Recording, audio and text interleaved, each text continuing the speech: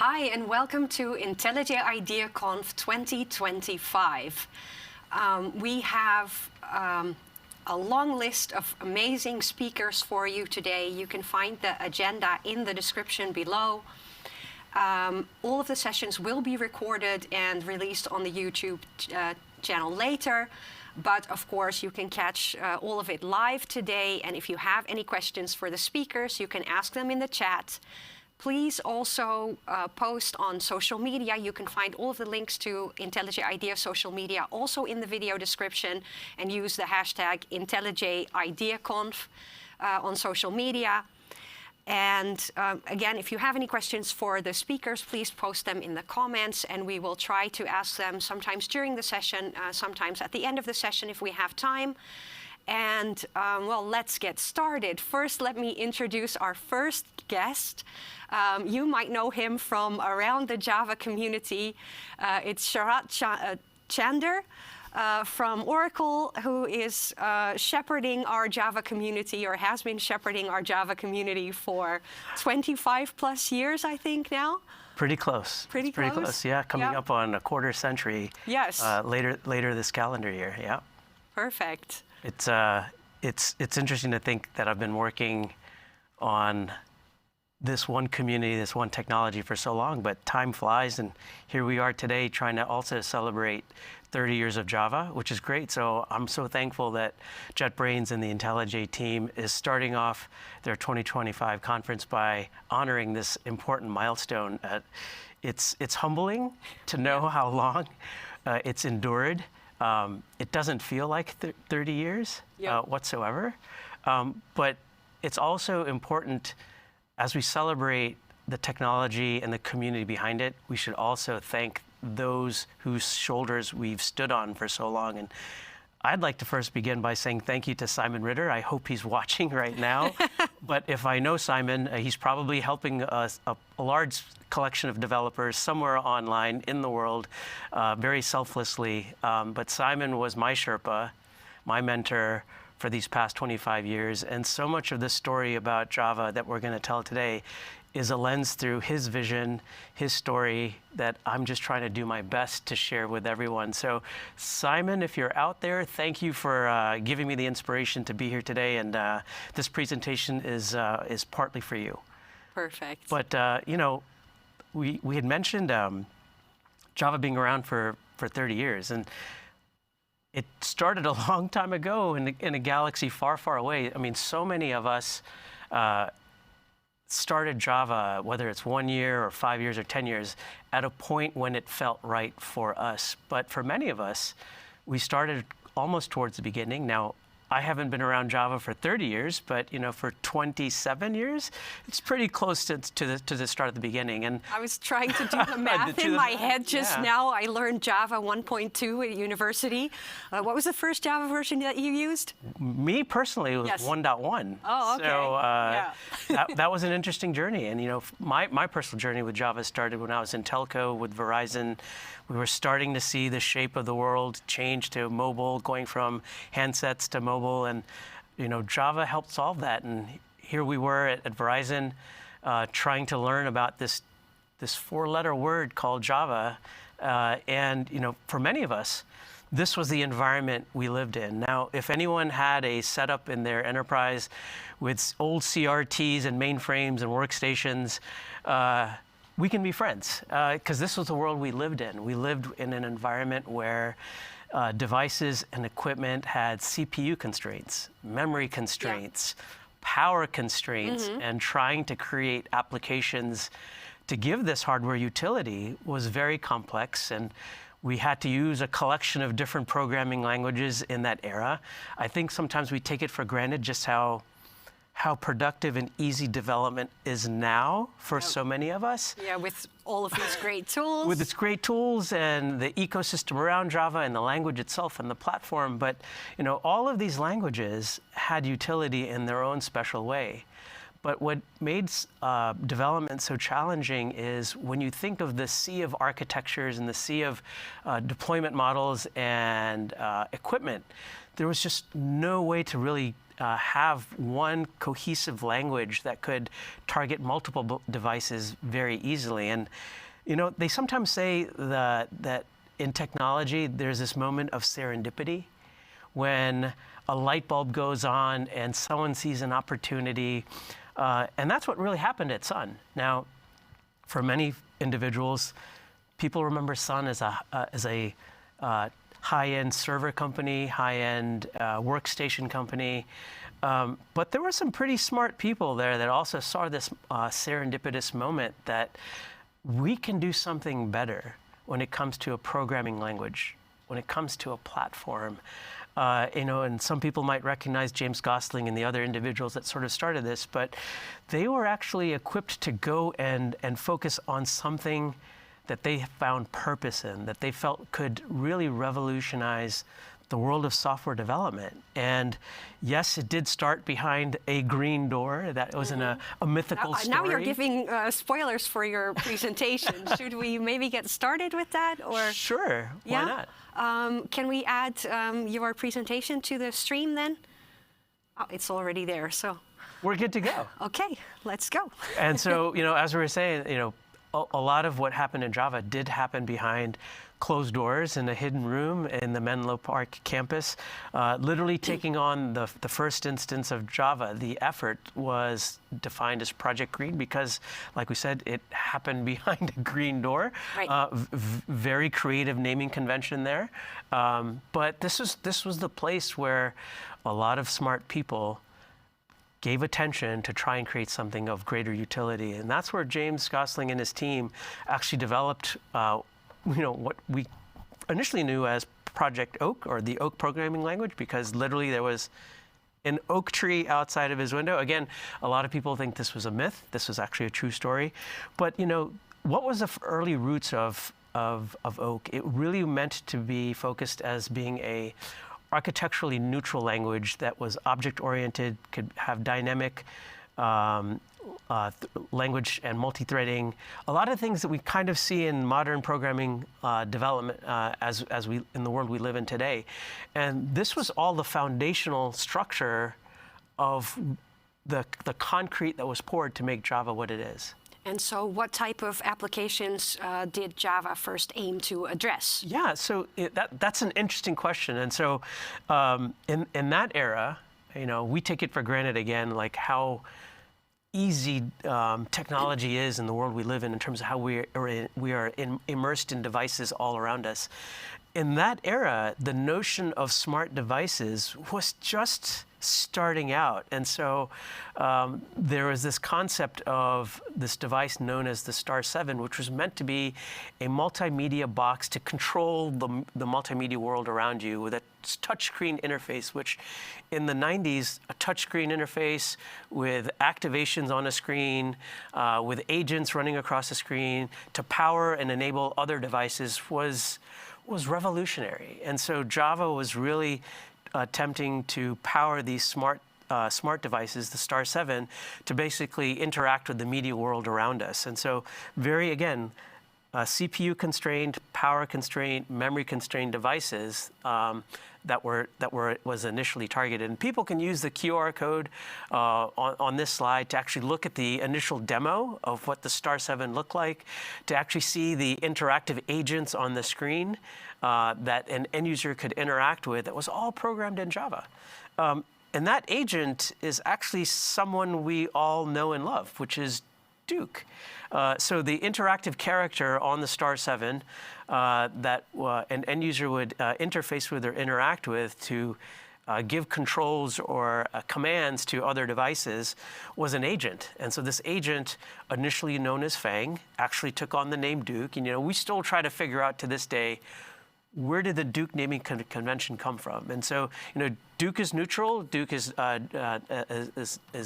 neither male nor female. Duke is Duke. Duke is the embodiment of the Java programming language from a community standpoint. And so what we saw was an opportunity. And the great minds and great thought leaders at Sun said this device could be revolutionary in terms of how it can enable consumers to engage in the world around them from a media standpoint. And so the Green team incorporated themselves as first known as First Person Inc. Another nugget of historical facts that I hope someone will remember in the annals of time when it comes to Java. But Sun tried to actually sell this in a contract with Time Warner to empower the Time Warner world of devices. And unfortunately, it didn't work out. And a lot of times your first failure is your first step towards success. And so you learn from your failures, because if you learn and move forward, it's actually an opportunity and a learned experience. And the world changed in that time. I mean, we take it for granted again, the interactive browser world we live in. In those days, browsers were very static. How do we bring a dynamic, interactive, immersive world to the browser? And so we saw things like the Mosaic browser and WebRunner coming forth in the mid-90s. And that was actually perfect timing, because the hot Java browser was really a collaboration with Netscape to actually power the browser world we live in. And Java was perfectly situated to bring that immersive, rich experience to end users. And the whole concept of write once, run anywhere was born from this, targeting the browser, targeting desktops, targeting other devices. And in terms of naming convention, can you imagine some of these other name options for what we now know as Java, like Silk or DNA or even Ruby, which, Ruby, we now know Ruby because, Ruby was birthed that same year as Java in 1995 and late in December. And I can't imagine a world if you had Ruby for Java, but then what would Ruby be called? It's creates a lot of conflict and, mental hurdles for us as developers. But, the name Java was settled on, and this 4-letter word is really something that took off at Java 1. For me, Java 1 was what gave me a connection to the technology. My peers from Verizon, we attended the very first Java 1, trying to learn about what is this 4-lettered language, what does it do, how can it empower telcos like us or other industries around the world. But what was so interesting about Java 1 was it wasn't just a conference for learning how to better utilize the technology or how to become more efficient in being a programmer writing Java code. It was also the beginnings of community. I think sometimes we, again, take it for granted. So many technologies around the world have embraced the power of what community can do to move technology forward.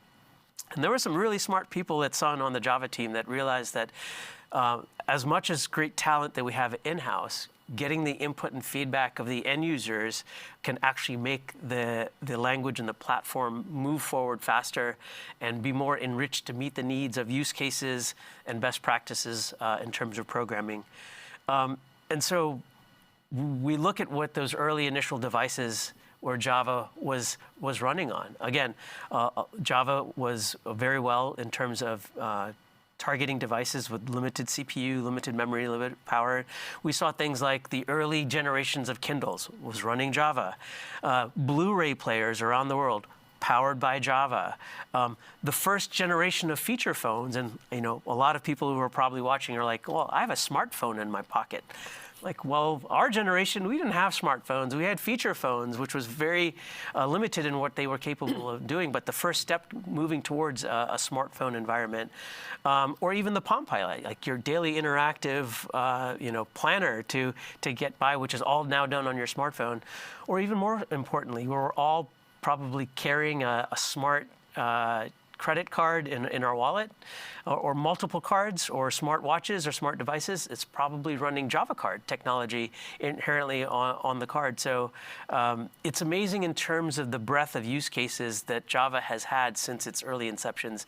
Now it's very well known in terms of powering enterprise applications in the back end, desktop applications, and it's just because of of the thought that went in to develop the language that could evolve over time. But I kind of look at, there's a fun aspect to this as well. I mean, early versions of Java all had a code name, and a lot of other programming languages have sort of embraced that code name paradigm. And I just was kind of interested to see if people kind of remember the naming conventions that we had for code names around some of our releases. We have a few here. 1.2 was known as Playground, 1.3 is Kestrel, 1.4 is Merlin. But does anyone who's watching the live stream know what Java 5 was codename? Is there... and we should say, I don't know if anybody noticed, but we have these little dukes. The first one to get what was the next version? 5? 5. The first person in the chat to know the name for 5, MK10 is already saying Tiger. Oh, I didn't even have to give a hint. Exactly. Tiger is right. But so Tiger is the correct answer. So we're going to follow up with that respondent. Yes. Yeah? Okay. So I think the idea was, MK10, who was the first person to say Tiger in the chat, congratulations. If you contact Sharat on social media, send him a DM with your information. He will send you one of these dukes. Yes, preferably over Blue Sky. But if you're not on Blue Sky, you can find me on places like LinkedIn or Mastodon. It would be great if they can connect with me, drop me a DM, and we'll put a Duke in the mail for you. But perfect. We have another Duke to give away. Do you want to, who's the first person to know what the name was for Java 6? 6 and 7, although I do think I saw someone knew where we were going with this. And do I have to give a hint? Playing already said Mustang, and Daniel with some name I won't try to pronounce, also said 6 Mustang, but I think Playing was the first person. So congrats to Playing. There we go. Contact Char to win your Duke. And then Java 7. Yes, so Barath said 7 Dolphin. Dolphin. So people actually know these code names. I thought I was going to have to give clues like, types of animals, a ferocious feline, or wild horse, or an amphibious mammal, but people know their Java history. People know their Java history. Perfect. You can't move forward unless you understand the past. So this is great. So for all of the 3 people that got the names right, please find me on LinkedIn or Blue Sky, and I'll make sure to drop a Duke in the mail for you. But going into history, one of the most profound things that really changed the direction for Java was written on open standards. But 2006 was a monumental year when we created the OpenJDK project in the community, because that was the first step towards open sourcing Java entirely. And a lot of great thought leaders eventually at Oracle on the Java team completed that mission not too far back. But the fact that we can now have something that was built on open standards, but also pursuing an open source dream came to fruition. But it started all in 2006. And why is OpenJDK so important? OpenJDK is the place where the collaboration happens, where Java is developed. Now, we have a lot of great engineers on the Java team, a lot of great talent with great ideas in terms of how to shape and frame the language and the platform for the future, but it also became the place that galvanized the community to contribute, and that's where the community plays such an important role. Participation can happen in many forms, many dimensions, but definitely one of the important starting places is in OpenJDK. So I encourage anyone who's watching, please go to openjdk.org, sign up for the mailing lists. More importantly, look at the projects that interest you. Maybe you'll have the courage to participate and give us your feedback, or join some of these projects to actually give input in terms of taking the Java language into a new direction. But like everything, Java has evolved. The logo has evolved. Duke has evolved. There's been so much enrichment in terms of that evolution. And I think when you go mainstream in terms of media, you are popular. To see Java in the New York Times crossword, or seeing Java referenced on sitcoms like Big Bang Theory or Silicon Valley, I think some people might watch those shows. Maybe? I've seen some of Big Bang Theory. Yeah, yes. Right. It's a little cheeky, but to see Java referenced so publicly it's humbling. But for me, the first time I saw Java reference was on the quiz quiz show Jeopardy, and to see an actual question come up where I'm like, I already know the answer before the contestants, and these are world-class talent people that know their trivia, didn't know the answer was Java. It's inspiring to see how much publicity Java has gotten through the mainstream media. But we can't just rest on our laurels. We've seen Java progress and evolve, and it continues to be a very popular programming language in the world. Whether you're 1 or 2 or 3, it still remains sort of in the top tier because it provides developers a language that can, again, be architecturally neutral, offer object-oriented programming. It's dynamic in nature, and more importantly, it provides performance, stability, and security in the development process. And that's so mission critically important for so many enterprises around the world, is of having applications that can run at scale and be performant at the same time, but also make developers, giving them inspiration to try something new. So it's really important upon us as the stewards and leaders of Java to take into account how the world is evolving. And I mean, the reality is the pace of innovation around us is happening at lightning speed. We're not talking about 3, 5, 10 years of innovation. Things are happening in months, if not weeks. Yep. And we need to ensure that Java can take into account that rapid pace of development. And so, we call this sort of the tip and tail model, where we want to make sure we're innovating for the future and we're offering developers access to that innovation faster than ever. But we also want to make sure that enterprises that have been using Java in production can maintain that stability with their applications, because a lot of times, in many companies, if it's not broken, don't fix it. You don't want to touch things that are working in production. And so we have to take account of changing chip architectures, changing CPU designs, making sure we're fundamentally looking at what are the inherent problems across a wide range of use cases and scenarios. We don't want Java to be just good in one thing. We want it to be able to address the challenges of software application development horizontally, across multiple use cases in multiple industries. And so where can we find the synergies across those use cases that we can then build in so it offers greater value to the largest set of developers that are out there? Yeah, so you're describing what makes Java, or what keeps Java vibrant. What keeps it vibrant. All of those things. Yes, and it oftentimes puts a target on our back, because even today, a lot of times we'll get comments, we're not moving fast enough, or we're moving too slow. But to be honest, that's a good... No one is saying you're moving too fast. Oh, you'll be surprised at how many comments we get. It's great to push the envelope, as they say, but you want to do it thoughtfully, because when you bring a feature into the language, into the platform, it's going to be around for a very long time. So you want to be as stable as possible. And so you want to make sure that all the questions have been asked, that it's met sort of the quality criteria and the tests and the use cases, such that once it is in production, it has a long shelf life for developers. And if we look at just a snapshot of where Java is these last 5 years, this is not the Java of the past. I mean, this is not your grandparents' Java, as we sometimes say. There's been a lot of innovation, and this just gives you a snapshot as far as where Java has evolved so rapidly, so quickly, in such a short amount of time. And so, what do these features really mean? First and foremost, we're trying to make sure the platform itself provides better efficiency. I mean, the JVM is the machinery that runs Java code. It also runs code from other languages as well, but we want the JVM to be better and faster and robust and secure. So we're making investments to make the JVM as strong as possible, but as efficient in terms of adoption. We're also looking at a data-oriented world. I mean, we look at Java, it's great at optimizing code, but we also want it to optimize data. And so looking at a data-oriented programming model is investments we're also making.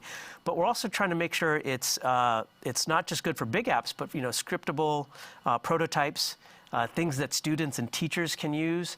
Easy to learn and get started with. Like some of the upcoming JABs. Right, exactly. And that, one of the things about that, which is so important, is one of those projects that started in OpenJDK, which was Project Amber. I mean, Project Amber to me is a game changer amongst all of the, I mean, we all might have our favorite projects in OpenJDK, but for me, Amber is really important because it's all about simplifying the programming language. How do we become more efficient developers?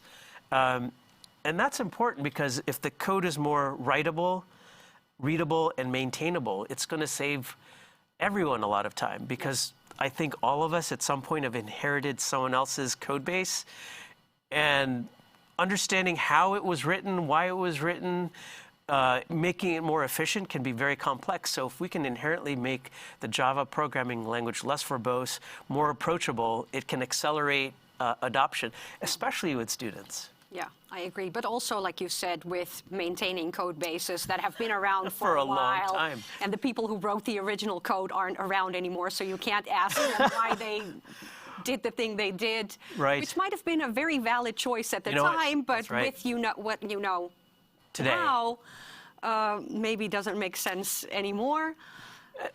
So readability is definitely, I know that both Brian Getz and Mark Reinhold mentioned this at the last Java one. So that's right. I mean, the reality is there's always going to be something to fix.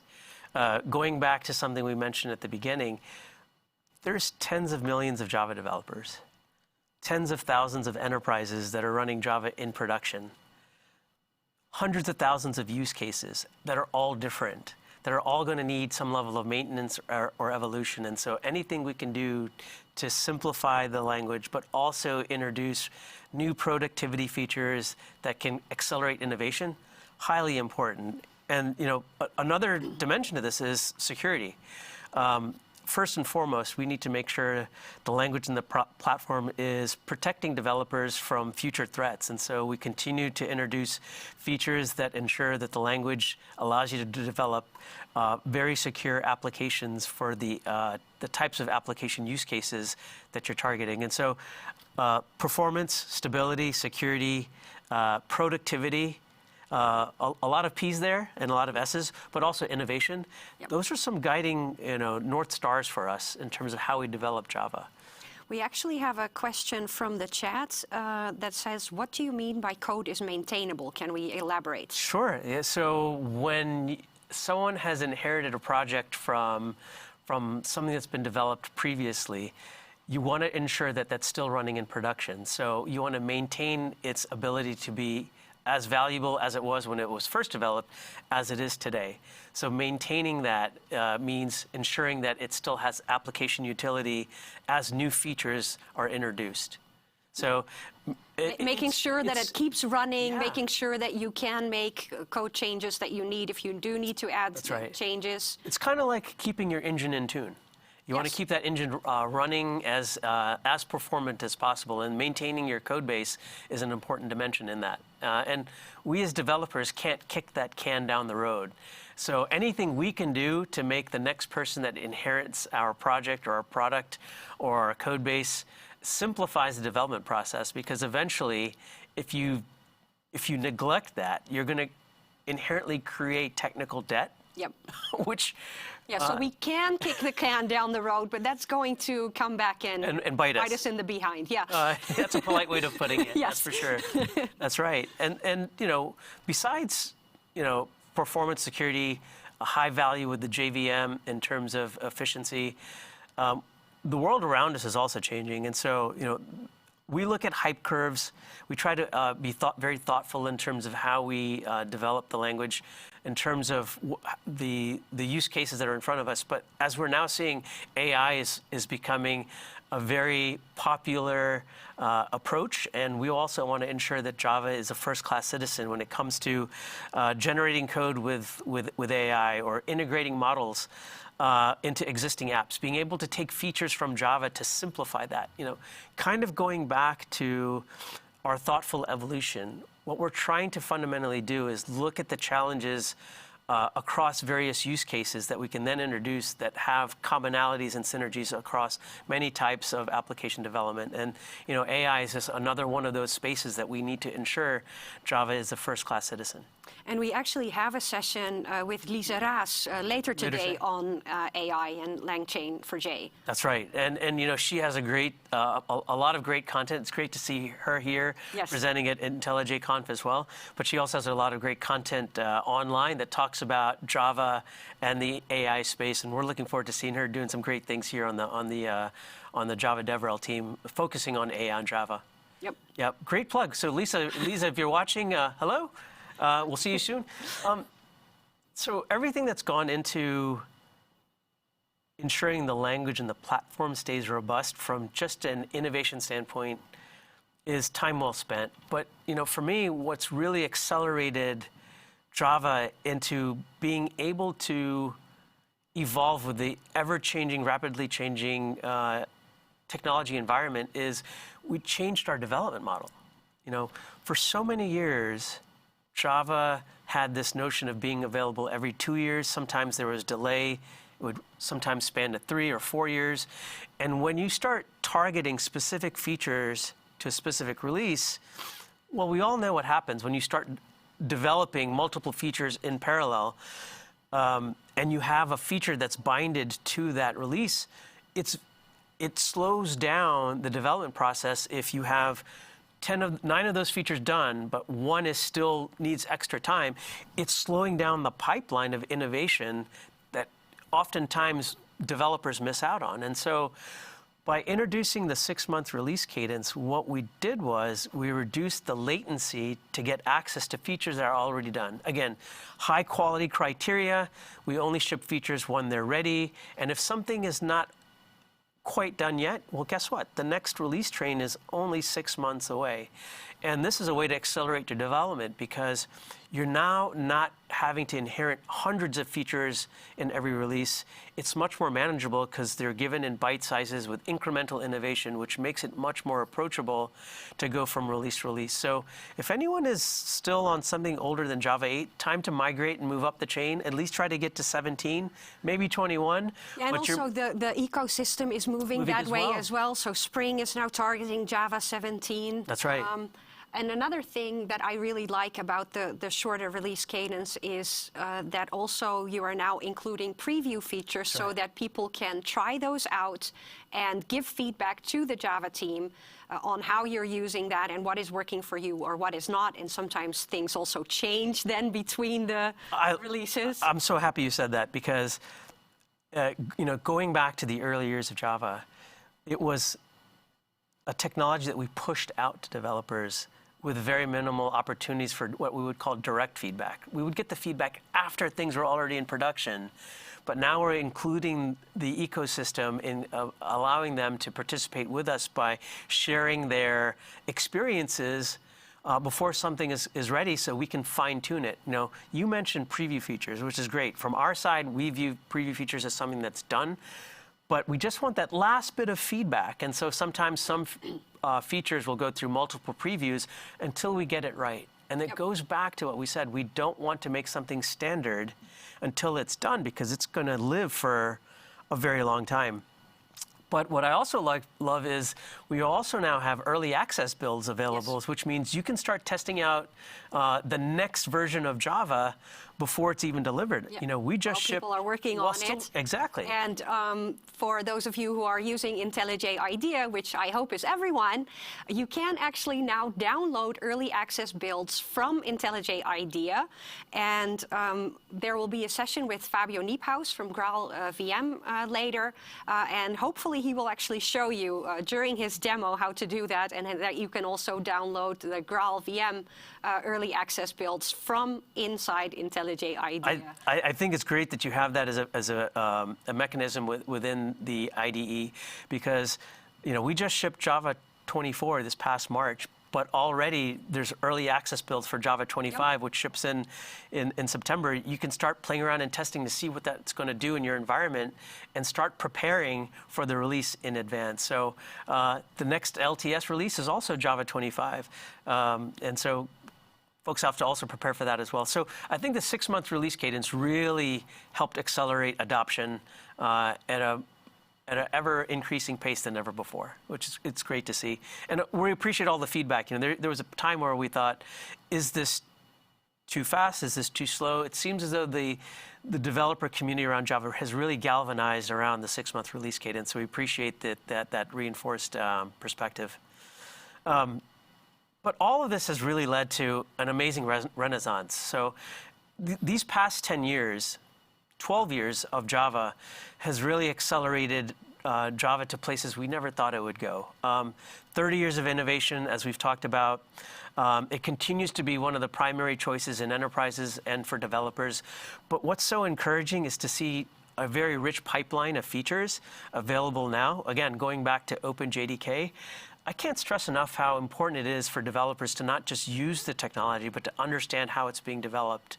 And so I'm going to reinforce this message quite often, but please go to OpenJDK, read the mailing lists, prepare yourself for features before they're ready. You just become more of a valuable resource to your enterprise with the greater knowledge that you have in terms of how things have been built or understanding why certain decisions weren't taken to move a specific feature in a certain direction. So we have this sense of empowerment in our enterprise. We have the ability to shape how Java is being used, and I don't think sometimes developers realize the power that they actually have inside their company. But you know, where does Java live beyond the early generations of devices that we had explored or desktop applications? You know, a lot of people that are probably traveling every day, taking Uber. Well, guess what? Uber runs on Java. If you're streaming and binge watching shows on Netflix, guess what? Netflix runs on Java. If you're making those personal connections on LinkedIn, which again, make that plug, please find both Amadit and myself on LinkedIn. We'd love to connect with you. LinkedIn, powered by Java, but there's just a sea of enterprises, named companies, unnamed companies that find and have utilized the value of Java to run mission-critical applications spanning various industries. We look at finance and banking. Trading systems runs on Java. Infotainment units running on Java. E-commerce systems running on Java. Social media platforms running on Java. I myself have worked both on the online retail platforms and the banking systems on Java. Utility companies, smart meters running on Java, right? Yep. So we should all have a sense of pride in terms of what Java can do, but it's also due to the creativeness of developers in terms of being able to take that innovation in Java to spin it up into interesting use cases and applications. So that really is why Java is so community first.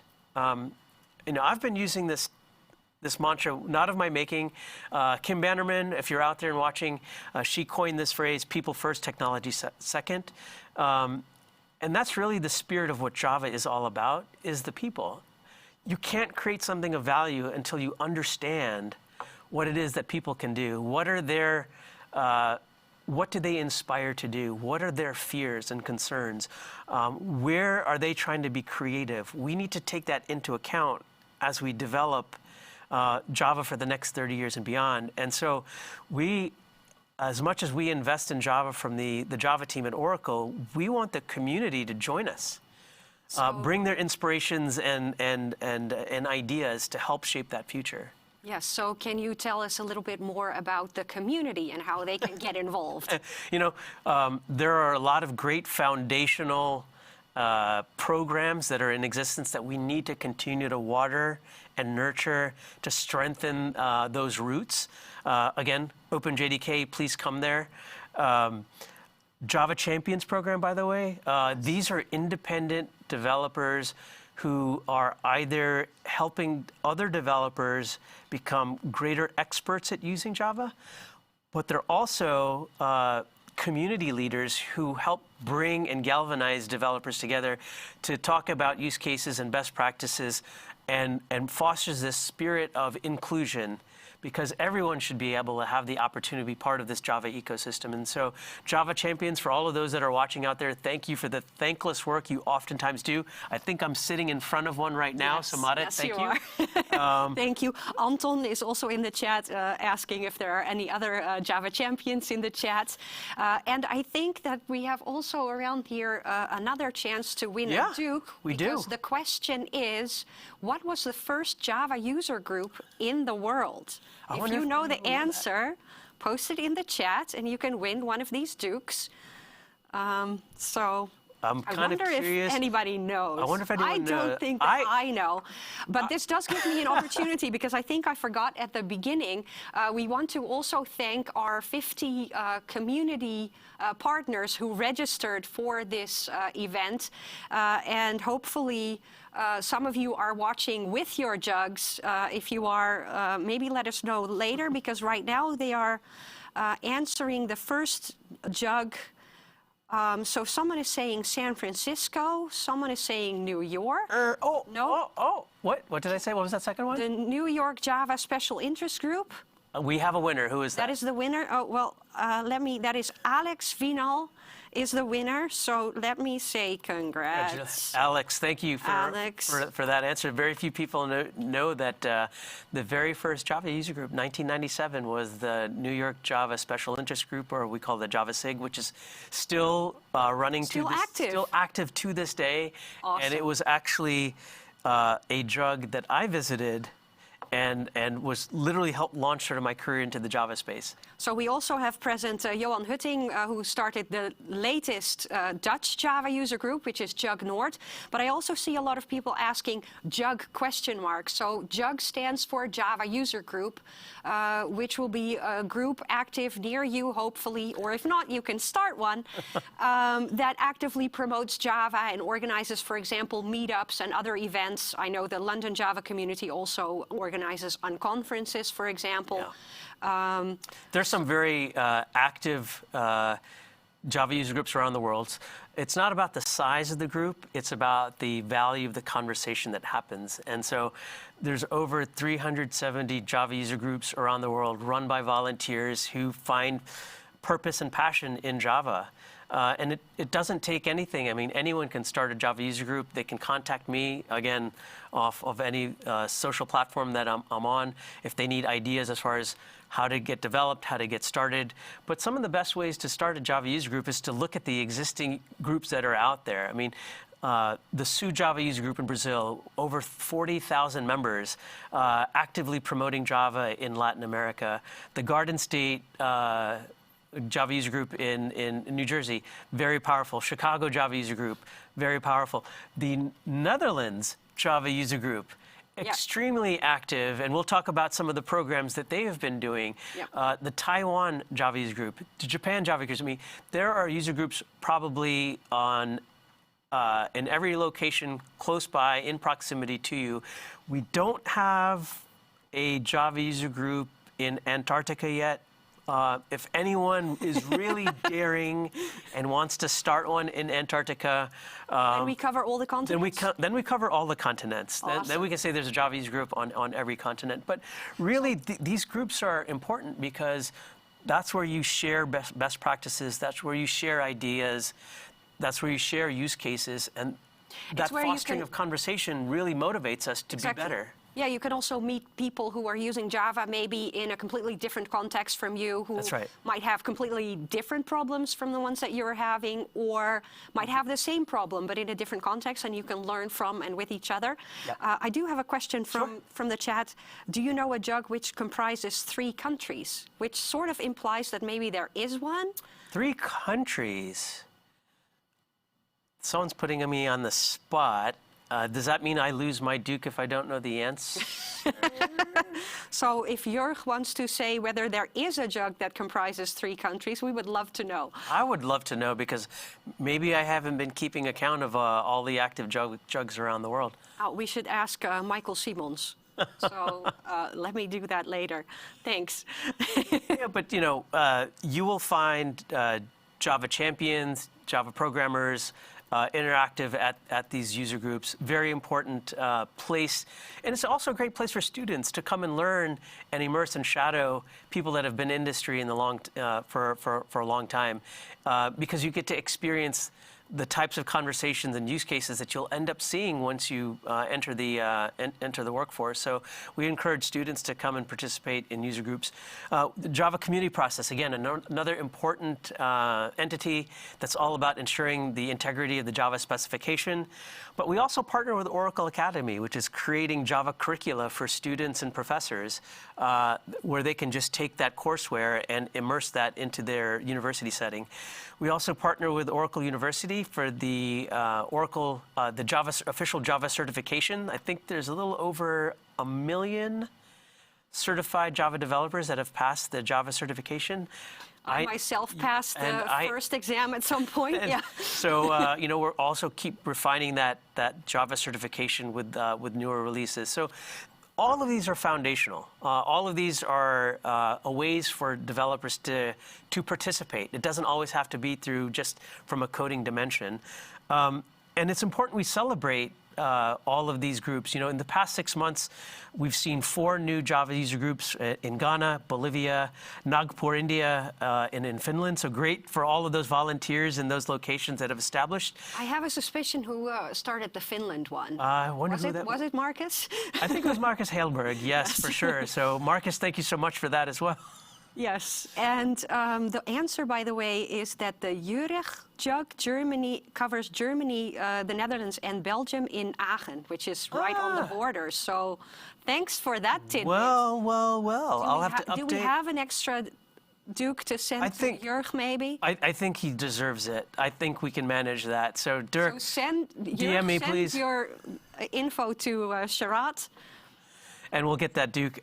We also had, these past 6 months, many new Java champions that have been announced. But, just recently, as of, this past little over a month ago, we announced a new Java champion at DevOps UK, Mauricio, and Patrick in,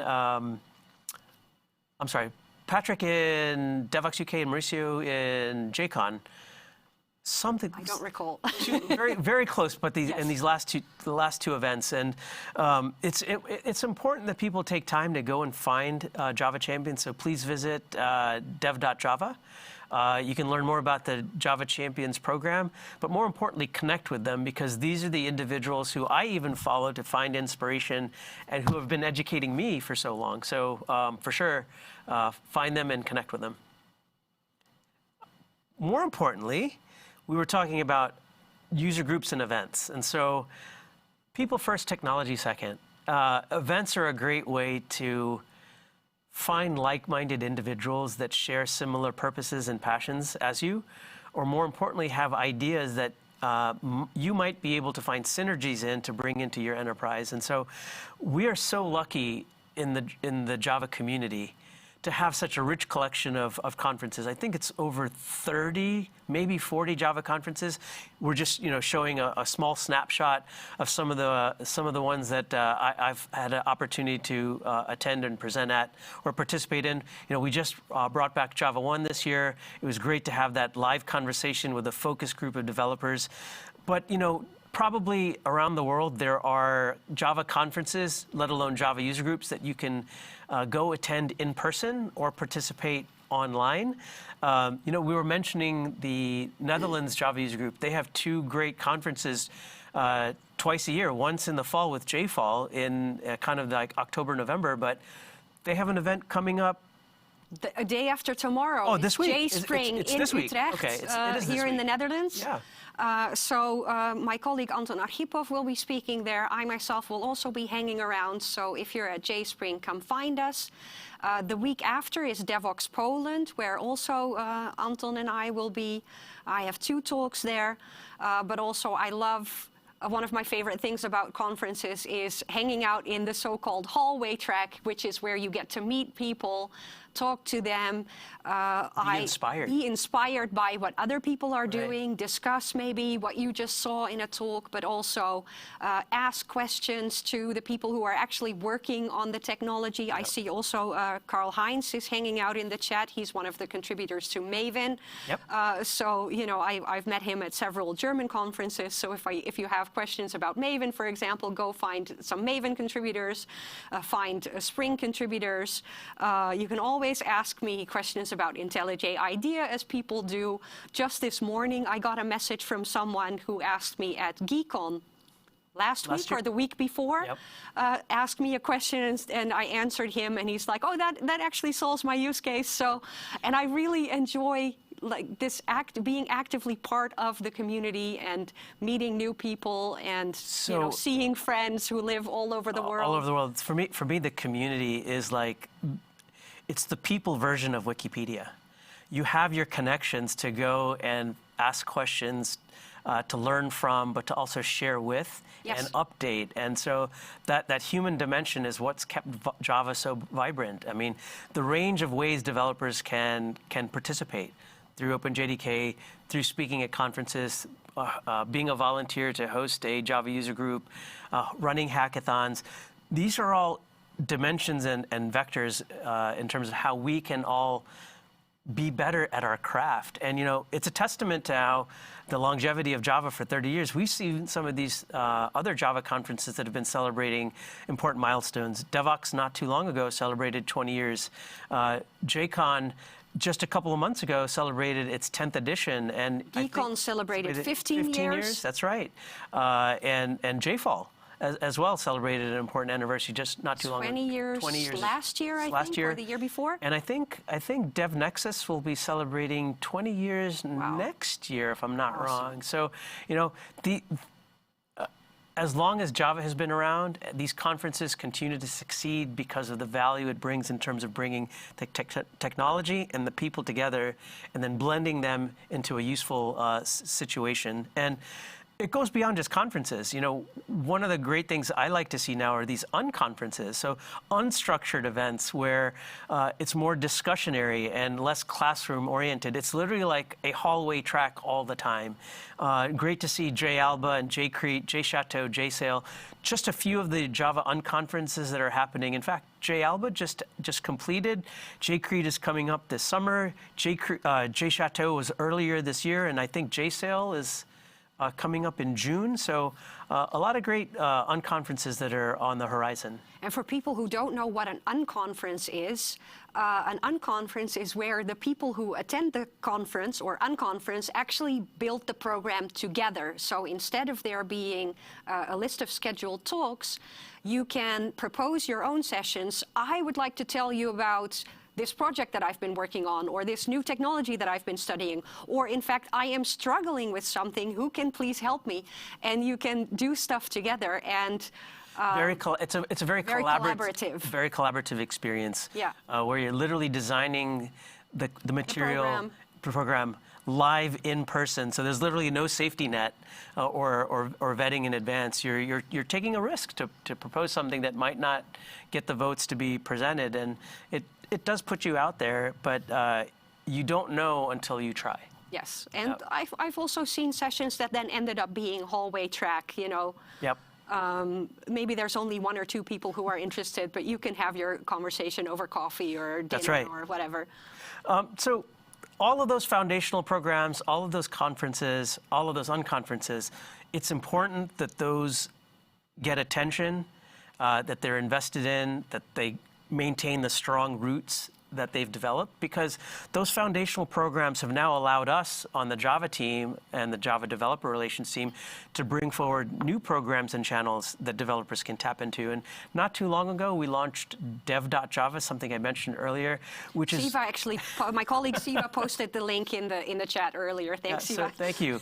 Dev.java is a place to get learning tutorials and information on how to become a better programmer, whether you're just starting out, whether you're intermediate, whether you're advanced, but also it gives you access to all of the community programs as well that we're investing in from the Java team. Inside.java, also an important resource. Yep. You might see a theme here, taking advantage of the Java TLD. Inside.java is an aggregation of all the publications from the Java team themselves, tagged by author, tagged by content, tagged by idea. So it becomes much more discoverable, but it gives you access into what the Java team is actually writing and talking about. Yeah, and there's great content there by the Java developer advocates from Oracle. Correct. And then Learn.java just launched this new initiative to pave the on-ramp, as we call it, for students and professors and teachers to become more versed in modern Java in terms of the evolution and shaping of Java, but also make it easier onboarding into the Java ecosystem. And so Learn.java is an area where just starting to invest in, and we're going to try and make this more robust over time to make it easier for students to become part of this great ecosystem that has been built and has been around for 30 years. But this doesn't happen overnight. There's a small but nimble and energetic team of Java developer relation participants that I'm proud to be peers of. These individuals do a lot of thankless work. A lot of these individuals are public and known in the community. Folks like Ana Maria Mihalceanu, Nikolai Parlog, Jose Pumar, Billy Corando, and others. Others are also now investing in community areas that are focused on education, like Heather Stevens and Crystal Furman. Jim Grzanzio, longtime member of the Open Solaris community, has also now been an important part to keep the conversation and the voice of developers active. David Delabase and Dennis Megagon focusing on the Java Playground. Chad Aramura, who sort of oversees this entire team and keeps us all functional, so we maintain our sanity. And as you said, Lize has joined our team and is focusing on AI and Java, and we're looking forward to her being part of this journey not too far in the future in August. So Lize, welcome aboard.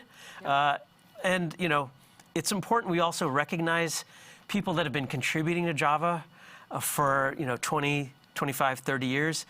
We just announced our most recent member, Kai Horstman, at JCon just a few weeks ago. We also announced Heinz Kubutz at Devox UK, Trisha Gee at JFocus, Matthias Carlson also at JFocus, Venkat Subramaniam at Devox UK a couple of years ago, and of course the very first recipient, Bruno Souza at Java 1 in 2022. Why is this important? Let me just quick plug. Venkat will also speak tomorrow at IntelliJ IDEA Conf. It will be the closing session, so don't miss that, because he always shares so much wisdom. And don't miss his Dev to Next conference coming up. Speaking of conferences. Dev to Next, again, has a dedicated Java track, building off the inaugural event from last year. Yeah, I was there last year. You were last year, it was fantastic one event. of my favorite events. Yes. It was small and intimate, and it felt almost like an unconference because there were so many amazing speakers there. Yes. It was very well organized. Colorado is gorgeous. Well, nothing is unorganized when it comes from Venkat. No. It's always top caliber, top shelf, precise. His precision is amazing, and it's happening in Boulder, Colorado. So please look up Dev to Next online. But these individuals and more have been giving so much of themselves to shape the future of Java, and especially to ensure that the community stays vibrant. And so it's important for us on the Java team to recognize these individuals. And so these are the first 6 recipients of the Lifetime Achievement Recognition. There will be others in the future. I hope we get to announce in downstream events. But a sincere thanks to Bruno and Venkat, Matthias, Trisha, Heinz, and Kai for just being a source of inspiration for so many in the Java community. And it goes without saying, it's all about the people. We have to ensure that individuals and developers are participating. It's not enough to just sit there and have hands on keyboard. You have so much more empowerment in terms of shaping the future of Java, whether it's giving a talk, participating in OpenJDK, orchestrating a Java user group, or more importantly, participating in some JetBrains programs, because JetBrains has mimicked in many ways the ethos of what has made Java so popular. And so maybe you want to talk about some of your JetBrains community programs. Yes, so we want to support, of course, developers with all of our tooling, but we also have some special programs to help. For example, we have a developer recognition program, so for Java champions, MVPs, Docker champions, if that's the name of the program, they can get free licenses to the IDEs. If you are hosting a Java user group, you can get licenses that you can raffle off to the members of your user group. We have a student pack for students where they can get access to our IDEs and other tools that might be of benefit to them. And they get to build out a portfolio of their work, because they can then showcase that as they go chase their first position. Yes, and we support open source as well with licenses and products. And finally, we have a content creator program where we collaborate with content creators who use our products. So lots of ways that we are also trying to support the community with our tools. Many dimensions in terms of how to participate, which is great, because so much of the language and the platform and the Java ecosystem has this uber community around it. You know, tools, libraries, frameworks, but then all of the providers around that and programs. And so to see JetBrains investing in the community almost in parallel to as we do things in Java is also a source of inspiration. And I just want to say thank you to the JetBrains team. Thanks for being here. We have to wrap up as it's almost time for the next session. So don't forget, if your name was announced, find me so we can get these Dukes over to you. Yes, and well, with that, it's time to head over to the other studio for the next talk. It will be hosted by my colleague Ruslan, and the speaker will be also my colleague Ignat. And I hope that you've enjoyed this session with Sharat, and I'll see you again in an hour with Fabio Niephaus.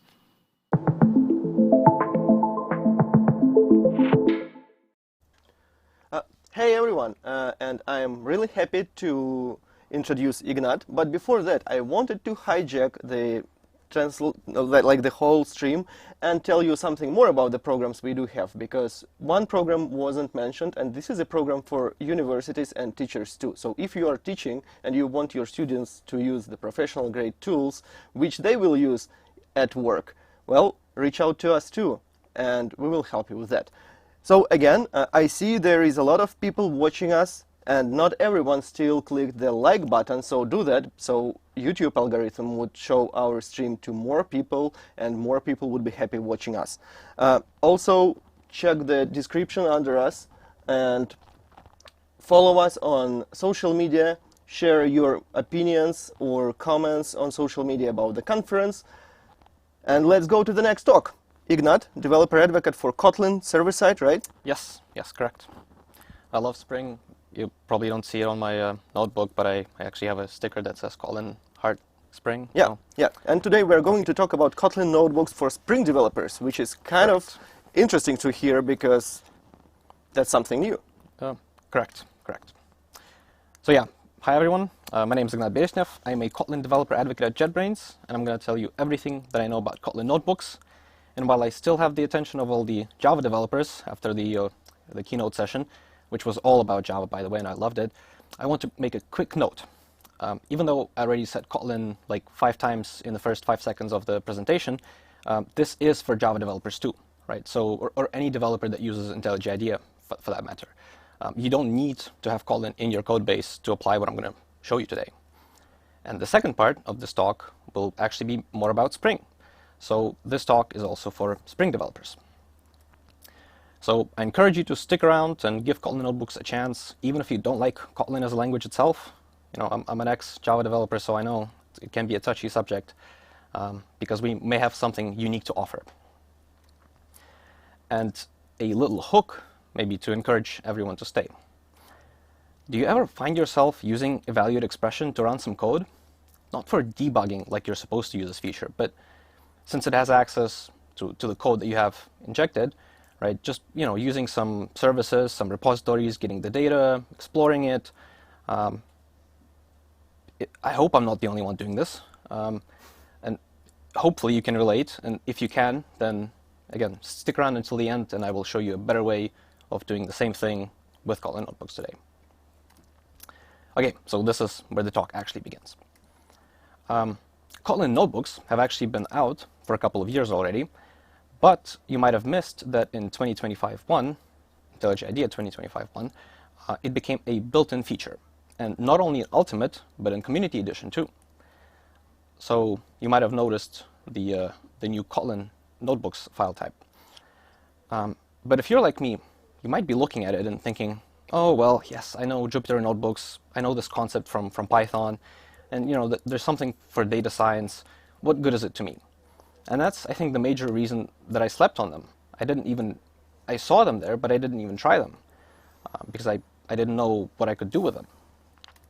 That is, until someone told me that I could use them with Spring. And that's when they got my attention. So that made me research what Kotlin notebooks were, what I could do with them. But we have to work our way to Spring, and first start with the basics, what Kotlin notebooks are in general. So when you create a Kotlin notebook file, this is what you're going to see. This thing is called a cell, and based on the name, Kotlin notebooks, I think it's not difficult to deduce that you can write Kotlin code in there. And the code can be pretty much anything that you want or need, right? You can declare variables, you can declare functions even, you can call these functions in the same cell, you can call other functions from your project, from the libraries that you use, and then when you hit play, the cell gets evaluated, and yeah, basically gets executed. So if you had a println in there, it's going to output something. And it comes with the IDE support that all of you, hopefully enjoy in IntelliJ IDEA. So all of the auto-completions, all of the, pretty much anything that you have in the editor, in average Kotlin or Java files, you would have in Kotlin notebooks here. If you press the plus icon or the code button here, a new cell will be created in which you can expectedly also write some code, right? And the nice thing is that you can use whatever you evaluated before. So if in the first cell we declared a function or a variable, then we can use that same function or variable in the second cell. Meaning once you run a cell, whatever was in there kind of gets cached, right? So, and not only the result, but everything declared as well. And it does not depend on the order either. So it only depends on the order in which you evaluated the cells. So you can write something in cell number 2, you can hit evaluate, then you can go back to cell number 1, and in cell number 1 you will see the stuff that you declared in cell number 2, right? So this allows you to basically chain, I guess, declarations together. But plain Kotlin is not as useful. You can get a lot of stuff done, but still, most of the time you actually need libraries to do things. And there is a special Gradle-like dependencies block, and note that it is not using Gradle under the hood. I don't want to stress anyone, especially Java developers who are used to Maven. This is not Gradle, but it is Gradle-like, just so that it is a familiar concept and it's easy to remember. So there is a special DSL that you can use to add dependencies. Here, for instance, we can add Jackson. We can execute the cell. We can create a new one, and in the new cell we can instantiate our object mapper. We can customize it if we want to, and then evaluate that cell as well. This can be useful if, for instance, you want all subsequent cells to use the same object mapper so that it's configured the same way, it has the same options. And then we can basically write some code that uses the object mapper that we declared in cell number 2. And also notice that we don't have to use println here, right? We just return the string, and Kotlin notebooks, again, they display the last statement that you have in there. In our case, it's a JSON. There's also a drop-down button here that will allow you to use the libraries and classes from your project, right? So not only the direct dependencies, but also all of the dependencies that you have coming from them, all the transitive ones. And so far so good. It's kind of like a REPL, an interactive shell, a Scratch file. But to me, this is actually already more useful than a Scratch file. I love to think about it as more of a collection of Scratch files in the same file, so to say. And that allows you to chain them together and compose great things. But I think the real power of Kotlin notebooks actually comes from the integrations and kind of hidden features, things that are not immediately obvious or noticeable. That's where I think the biggest advantages come from compared to Scratch files. For example, if you have a large CSV file, you can just drag and drop it into your Kotlin notebook, and yeah, it will get evaluated automatically. It will import the built-in library called DataFrame using this special syntax, the use command. Then DataFrame will read the CSV file and display it as a table. And if you use IntelliJ IDEA to work with databases, or if you've used DataGrip for that, then you might be familiar with the table.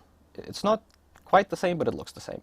So you can sort things. And yeah. Pro tip, by the way, you have the export button here. Again, same export as you have in the database tables, and so you can import the CSV, and then you can you can export it as some other format. And I think this is by far the easiest way that I'm aware of how to convert one type into another without using AI. Because the way that I converted CSVs into insert statements is just multi-lining like 200 lines at the same time. But I can now actually use this. And it doesn't even have to be a CSV file, right? DataFrame supports other formats as well, TSV and others that you might expect, but also files like Excel, as in like the Excel sheets, right? Or you could actually add a JDBC driver here and connect to your database and pull data from there.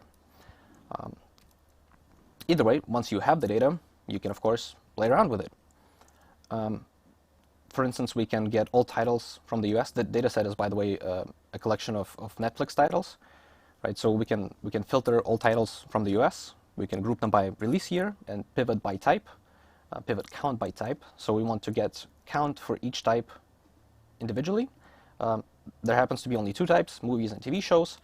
So yeah, we see the results. This is how many movies and how many TV shows were released each year that we have on Netflix.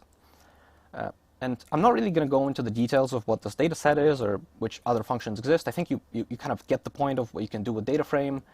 Again, if you're all backend developers, I assume you have to do it as part of your main job anyway.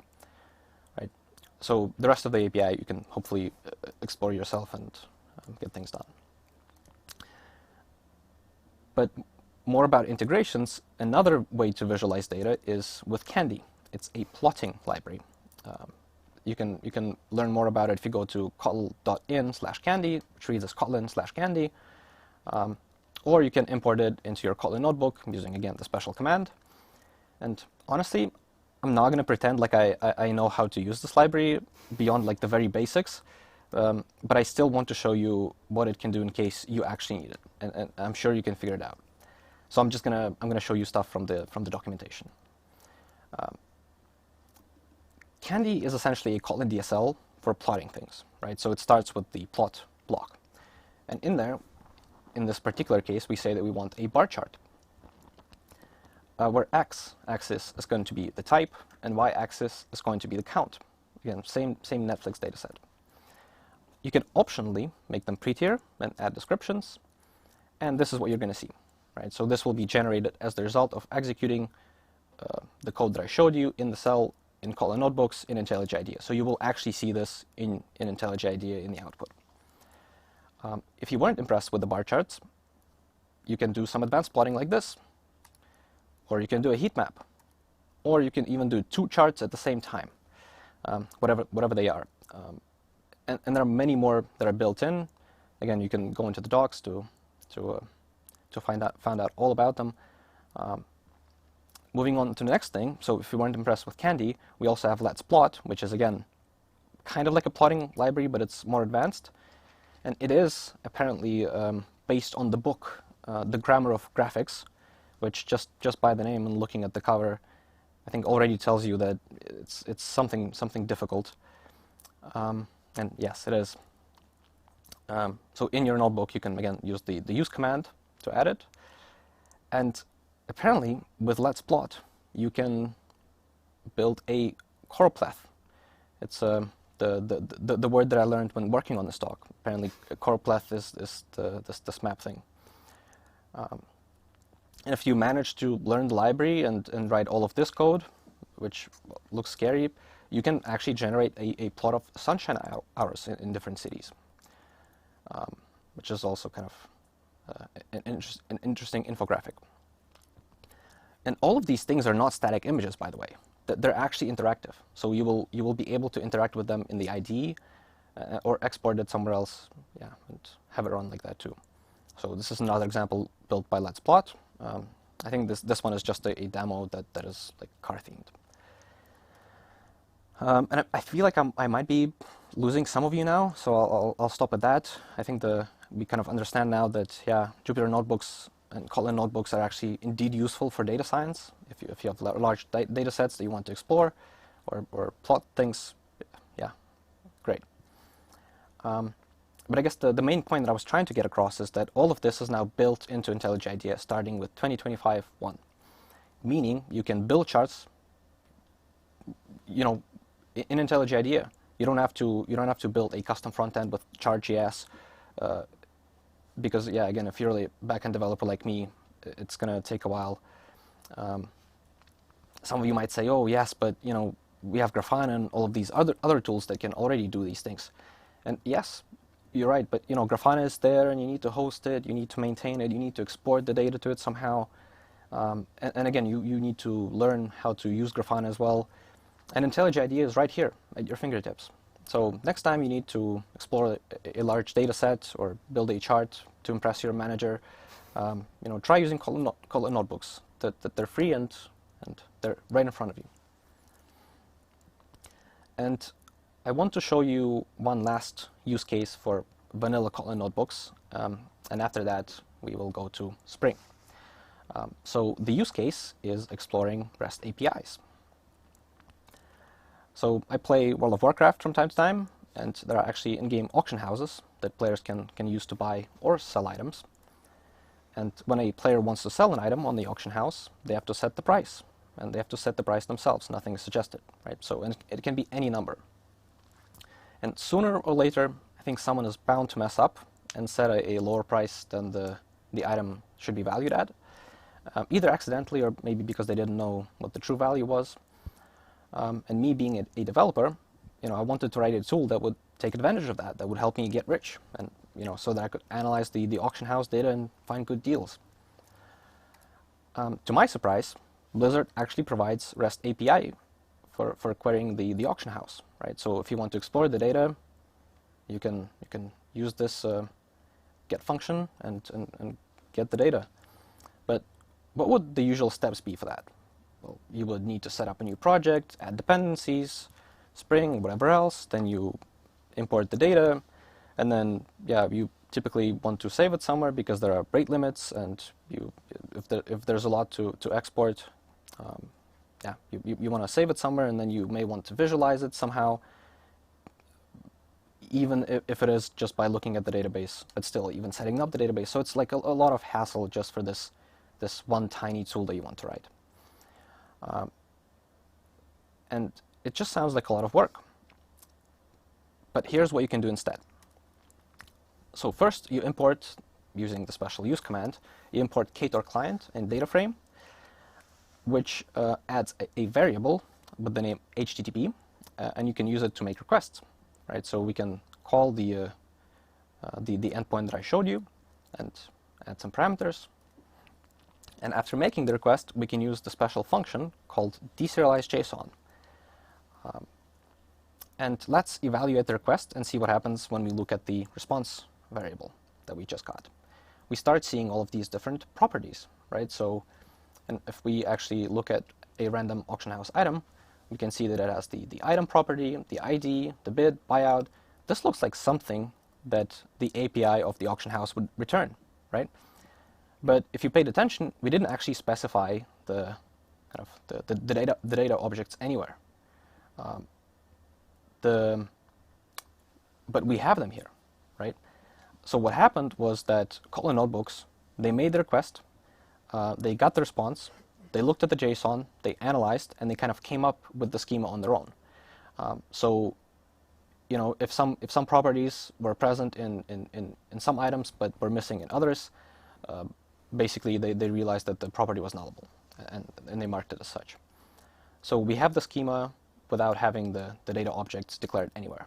They're kind of declared behind the scenes and injected into your Kotlin notebook, which again makes it very easy to explore APIs.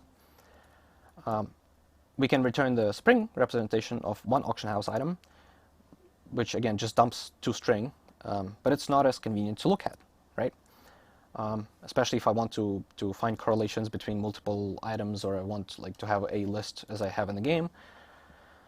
But we remember that we have data frames, right? And you can turn any list into a data frame. So if we look at the auctions list and use the function called toDataFrame, it generates the table that we saw earlier, right?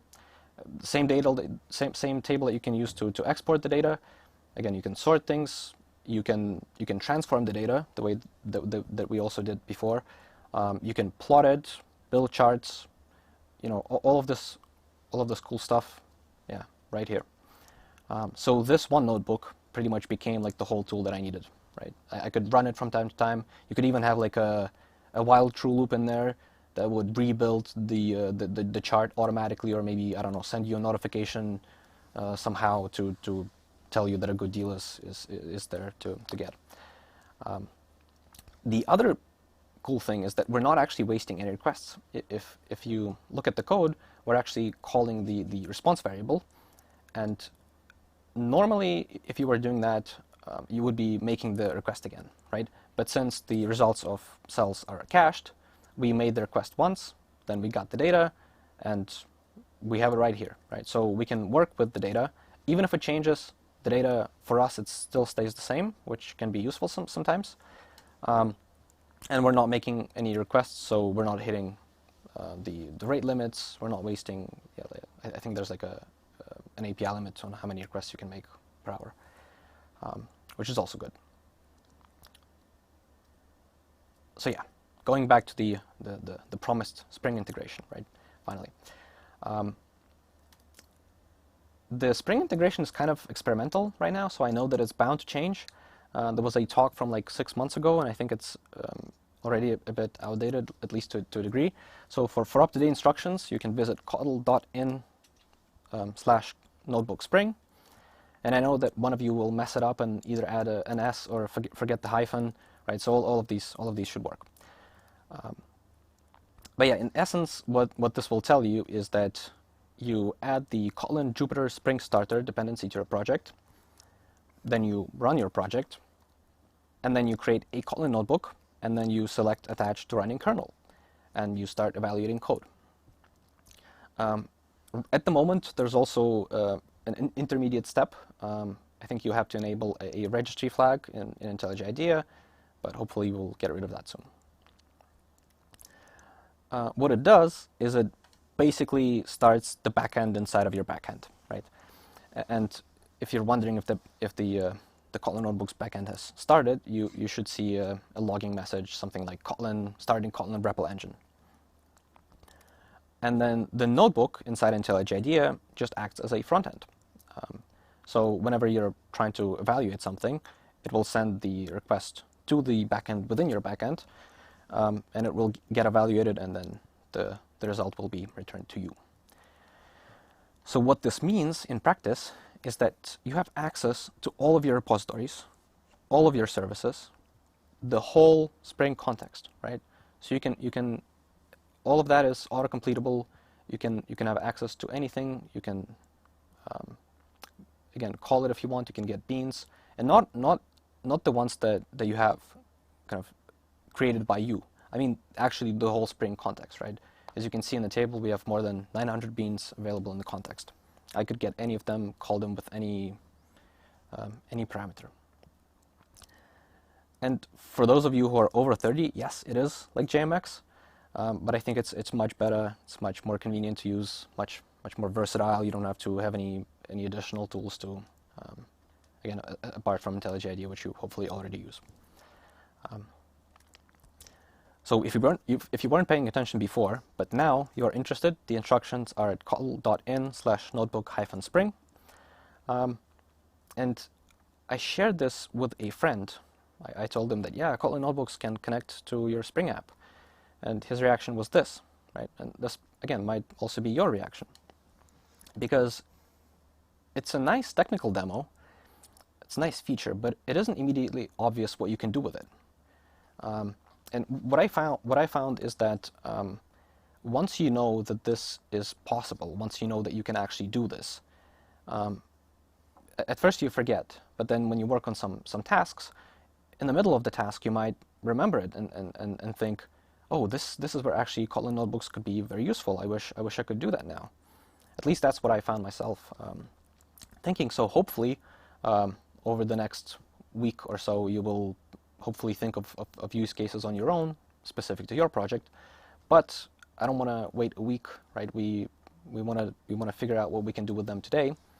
So I want to focus on the use cases and stories of how I either used or, you know, where I wish I had Kotlin notebooks available at the time, to hopefully inspire you and give you some ideas on what it is that you can do with them.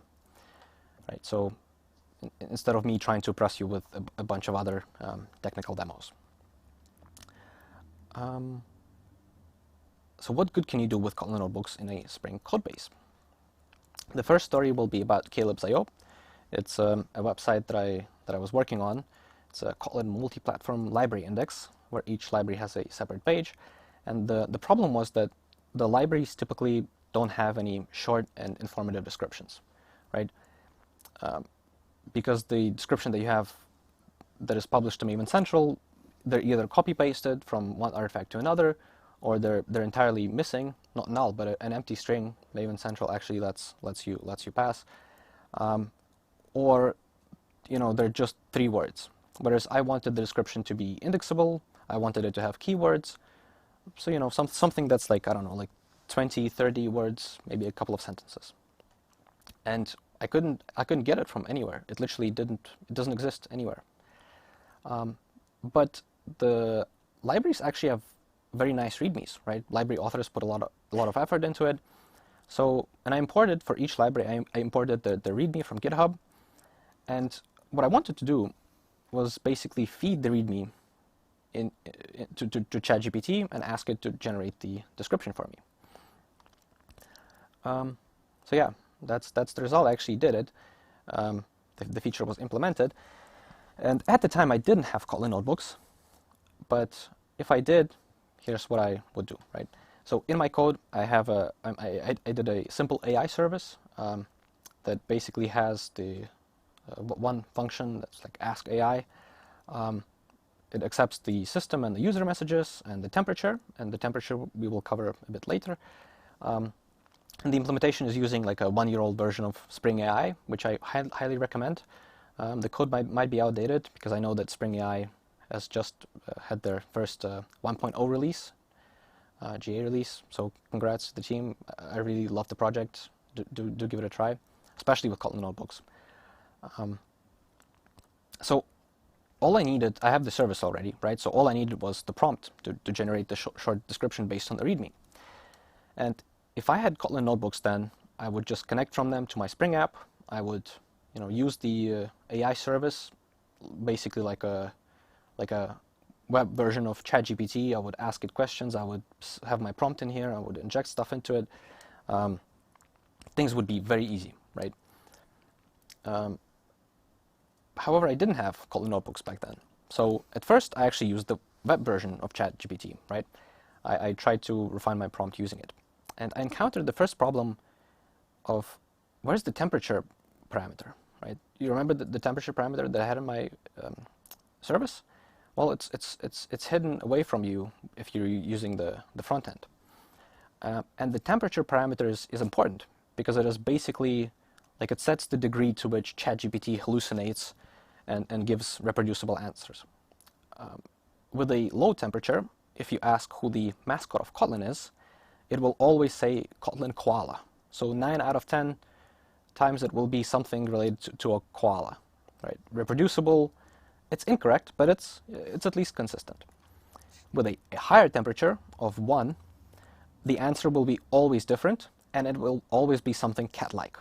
For example, I think the most creative one was Cody McCotface. Oh, yeah, Cody McCotface. Or I think it generated something about a fox as well. Both are incorrect, again, right? If you didn't know, the mascot of Kotlin is Cody, and I don't know what it is, but our marketing department is very clear. It is not a cat. But at least you can kind of see the difference between the different temperatures when talking to ChatGPT. Right, so I needed the temperature.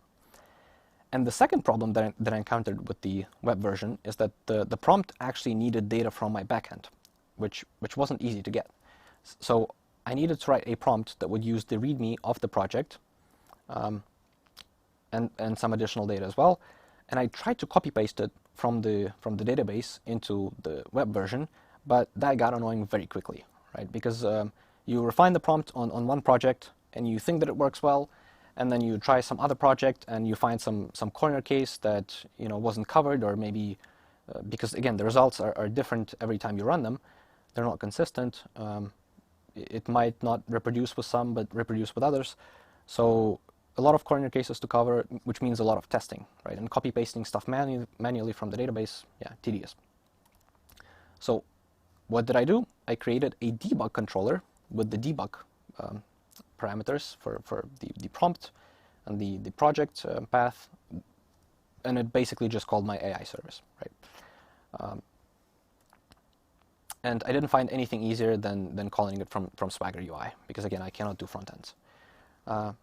And it worked kind of, but again, it wasn't as flexible, wasn't as convenient to use as it could have been. Because again, with Kotlin notebooks, you have access to the backend. You can just call the AI service. You have the data from the backend, so I can load the README. I can add the README as the user prompt. I can set my prompt in the system prompt. I can try it with different temperatures. You see the result immediately. Everything works great, super easy. I wish I had Kotlin notebooks back then. Some of you may argue that it could have been a unit test or an integration test, and perhaps you will be right. However, it is not the case for the next story, which is about Everland. So there's a game called Everland. It's a social MMO, and it was never finished. It was abandoned about 5 years ago. So the client of the game is still available, right? You can download it on Steam. It's there. However, because it's an MMO, so it's an online game, it had the game server, right? And the game server was, of course, closed source. It was never published, so there's no access to it. And if you run the game client and yeah, you type something in the account name and account password, it will try to connect to the original game server, and of course the request will fail because the game server is no longer available, right? It was taken down 5 years ago. However, what if I implemented my own private server? Basically a Spring Boot application, a Spring Boot backend, and then I would hack the game client to redirect all of the requests that it was sending to the original game server to my private server. So I would get all of the requests that the client sends, and then it's just a matter of figuring out what to respond with, right? Because the client sends some data and it expects some data in return, basically exchanging DTOs, right? Which is essentially just reverse engineering the protocol and the messages, and yeah, the game will work. I'll cut long story short. It took a lot of experimentation and trial and error, but I actually implemented the server almost in full. And the biggest problem was the following. I'm going to show you my typical workflow of before Kotlin notebooks. Because I needed to experiment a lot. So let's pretend I changed some code. I have the game on the right. Then I restart my backend because I changed something. And then the game kind of goes into loses the connection, right? And it hangs for about 40 seconds until it goes into this inconsistent, invalid state and nothing works. So you have to actually close the game. You have to start it again. You have to type in your account name, the password. You have to wait for it to do all the checks. And only then you can actually see the results of what it is that you changed in the backend. And given that I didn't have any documentation, I didn't know anything about how the original server worked, yeah, it took a lot of trial and error. With Kotlin notebooks, however, I could connect to the backend, right? And I could send stuff from it. So the protocol of this game was basically exchanging protobuf messages over WebSockets. And I knew the DTOs that the client was sending to me, and I knew the DTOs that the client was waiting from the server, was listening to receive from the server, right? So it was basically a matter of sending different requests, sending different events to the client and seeing how the client reacts, and then maybe playing around with the parameters. So let's see what happens when I send the player dense updated event. I'm connected to the backend. This one is, I think, kind of obvious, but still, we set dense index to 7, and we see that our character starts dancing. Yeah, so it was literally as easy as that. Before Kotlin notebooks, I would have to add, again, either like a debug endpoint, or I would have to add some sort of a utility function that would trigger if I wrote something in the chat, and then it would send the event. Yeah, it was very, very tedious. But here I can try things, right? And one example that is a bit more difficult than that is a lot of things on the client are initialized by the server, which I didn't actually expect.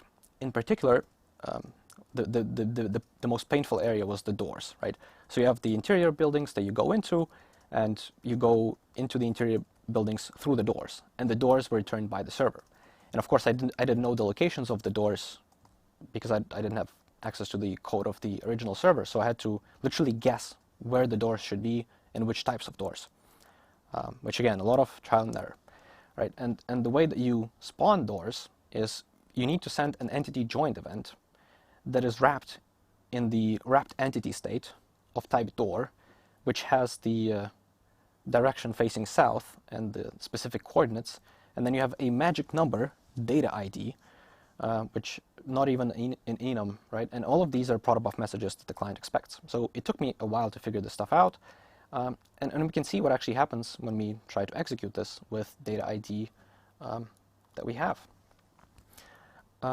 First we will spawn the door, you can see it on the right, then I change the data ID to the second, it spawns a piglet, right? And then I change the data ID to something else, and it spawns a whole entire interior, like the interior of a room, even though the door entity type is still set to door, right? So you can see that this one message can actually instantiate 3 types of things, which again, took a while to figure out. But if I had that, I could experiment very, very, very easily, right? So my life would have been much easier. In that sense, that use case was more like kind of like hot reload, but you weren't actually reloading anything. It was more so that you could try to experiment and try things online without losing the WebSocket connection. And you see it all over the place, not even with the games, but just typical backend services. So this, unfortunately, also couldn't be a unit test or an integration test because I needed to see what was happening on the client, which is also, again, the case not only with the games, but if you're a backend dev, you sometimes need to debug things and work with the client locally, so that might help you. And debug controllers were just not basically flexible enough to save much time. But imagine if you could hot swap entire services with new implementations, and maybe you can. I haven't tried it, but there is a hot swappable target source that acts kind of as a proxy. You can look into it. I think you can use this to hot swap services and repositories in any bean that you want from your Kotlin notebook, right? But there are also other use cases.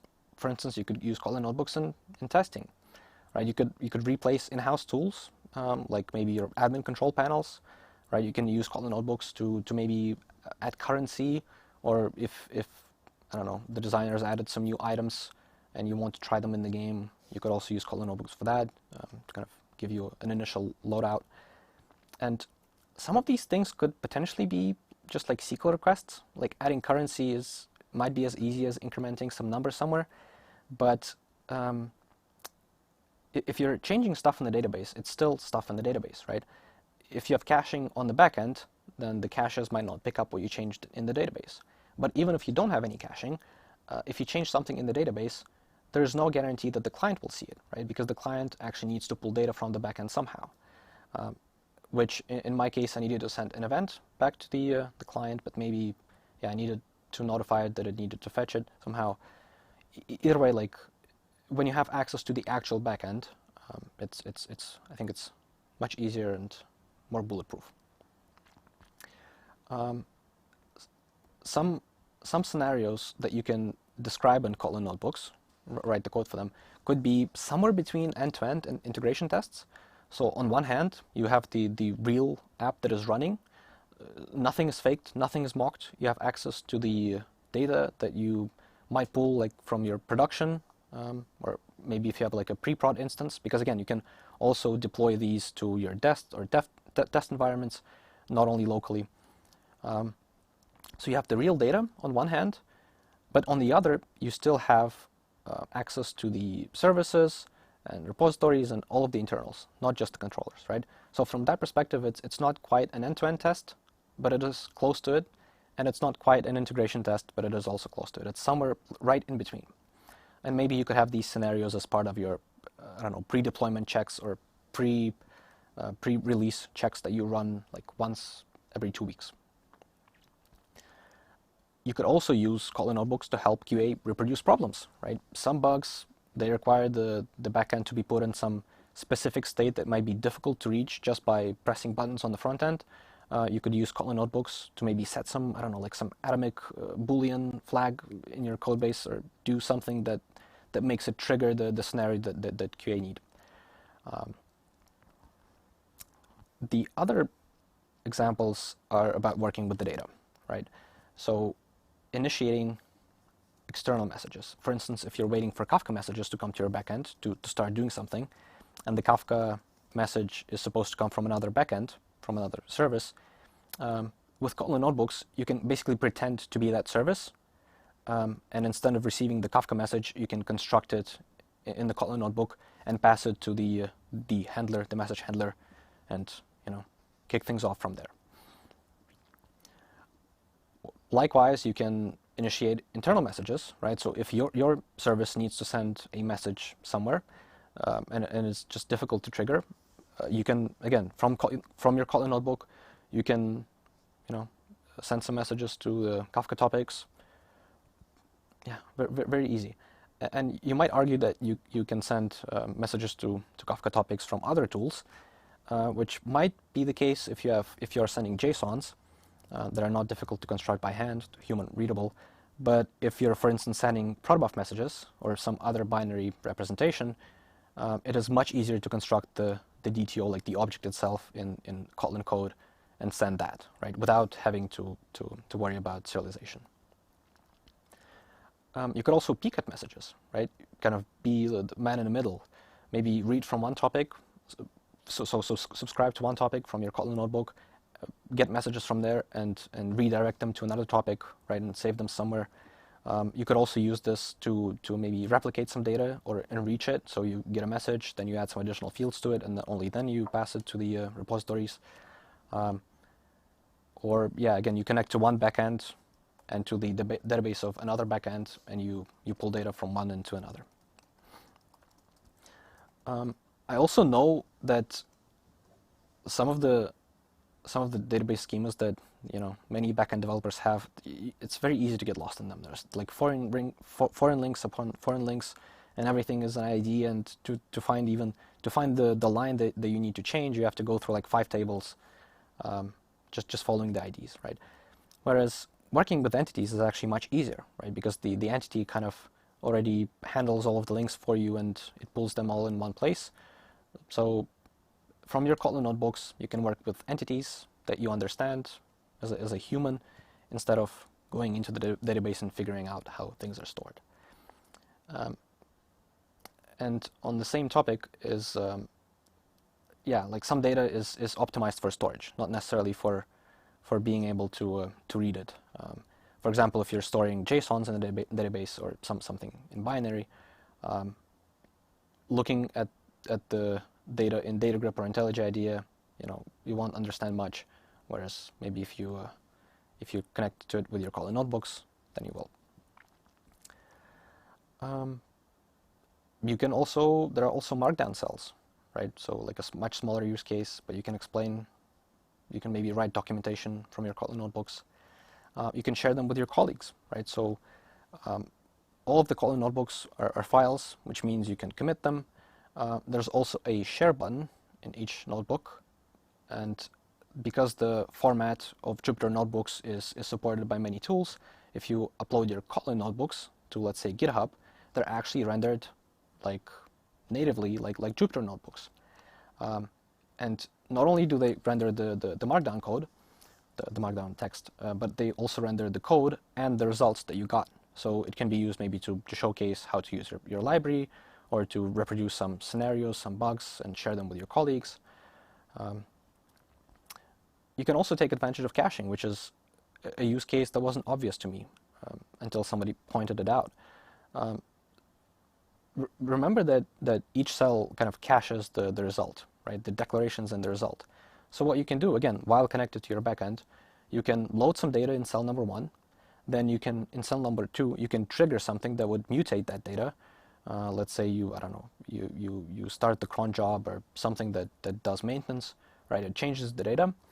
And then you, in the same cell, you pull that data again. And what you end up with is in cell number 1, you have the previous state of some data. And in cell number 2, you have the new state, right? And you can compare them in cell number 3 because you still have access to both, which again can hopefully simplify debugging, because before that, you would have to dump either the two-string representation to a text file and then compare them using IntelliJ's diffs, or do something along those lines, but not here. And this is just like an interesting use case of using the features of Kotlin notebooks to your advantage.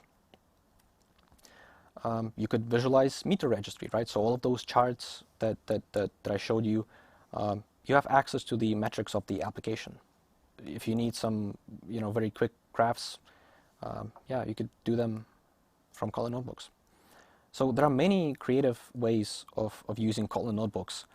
Hopefully you now already have some use cases that you maybe can apply to your production code base. I wouldn't advise running it in production, but yeah, to your actual code base at work, yeah, sure, why not? So yeah, just knowing that it's possible will hopefully open the many exciting doors for you, right? So let it grow on you.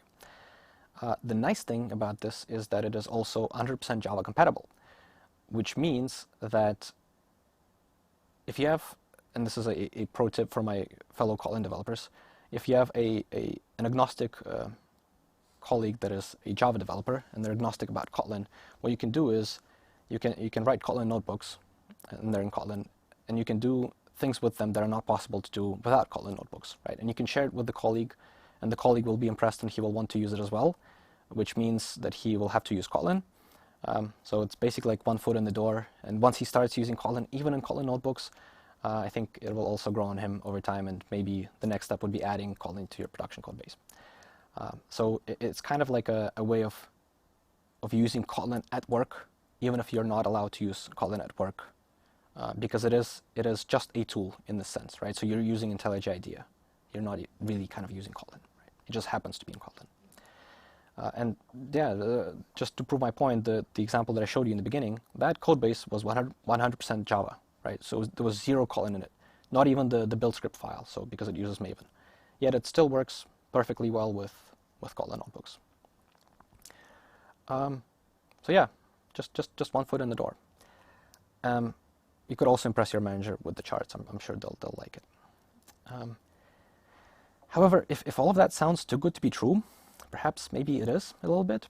And I don't mean Kotlin notebooks themselves, but I mean the Spring integration in particular, at least right this second in 2025, because it is more of a proof of concept at the moment, right? The Spring integration. And I wouldn't be a developer advocate if I didn't try to sell you a POC as like a production solution, right? So you perhaps maybe lower your expectations a little bit, because I know I don't want you to start trying it and then start hitting all of these different problems. The problems are there, but we will polish them. And if you have any feedback, please leave it at kotl.in/notebook spring feedback. There's a UTrack issue for that. Any thoughts that you have, please dump them there. Your use cases of what you wish you could do, of what you tried but it didn't work, that's in addition to submitting individual bug requests, of course. Because yeah, it is rough around the edges, especially with cases that we didn't think of. For instance, JPA and how it should work with entities and caching and transactions. But yeah, I'm sure if you start trying it, you'll see. But just don't get your hopes up too much, but also don't get discouraged. Give it time. It is a new feature. The integration is just yeah, it's basically just released. Yeah, thank you for your attention. Again, the link to try Kotlin notebooks for Spring. Thank you. Thank you, Ignat. That was amazing, I believe. So, do I get it right that the notebook Spring feedback link should lead to the UTrack issue? Yes. I'm posting this link to the chat in our under our YouTube stream, and actually, there was a lot of discussions in the chat about using Kotlin when JetBrains gets a free AI tier. And actually, this is something I would like to comment by myself, because answering the question of a viewer called MS, we do have a free tier for AI Assistant in IntelliJ currently, so just Google it with the words AI Assistant JetBrains free, and you will see how to start using it. That's it. That's done. So the second question I've seen, which I guess would be logical to ask, is do you have a Git repo with the code you've been showing? Because I do believe that if we share it, the Everland client downloads and Steam usage in SteamDB will just skyrocket after this talk. Unfortunately, not the examples that I was showing, because again the backends are private. Because I know as soon as I publish my backends to GitHub, I know some of you will find not even the embarrassing code that I don't care about, but I know that I have bugs in there and I don't want to get hacked, right? But if you go to the repository of Kotlin Jupyter on GitHub, or if you follow any of the links that I showed you before, like kotl.in/candy or /let's plot, then you will see the examples there. Again, same example. There are actually a number of data sets, and it's like huge notebooks to showcase the features, all rendered by GitHub, so you don't even have to import it into your IDE, but there are definitely examples out there. Okay, thanks. So the next question was the first one asked, and thank you for asking questions in the chat. Keep doing that, and keep pushing the like button, because I still see the number of viewers is far more larger than the likes. Basically, the first question was, how does Kotlin Notebook connect to Spring? Is it JMX? Because I've seen there was a slide, it is like JMX, but... No, so what happens is when you add the Jupyter starter, it essentially starts I think it uses even like 5 ports. It starts the part of Kotlin notebooks inside of your app, right? And then what you do from IntelliJ IDEA is that you connect to the kind of the backend of Kotlin notebooks that was started within your app, and IntelliJ IDEA acts as a front end, and all of the requests to evaluate code, they get sent to your app. They're kind of, I think a part of them is executed within your app, and then the results are returned back to IntelliJ IDEA to display to you. Well, I mean, it's just kind of a special protocol, and that's it. Pretty much. It's not. I don't think it's using JMX. I don't think it's using anything. Well, I mean, it's obviously using sockets and kind of like that standard, but not anything like high level. Yeah, cool. Do Kotlin notebooks support Apache Parquet files also?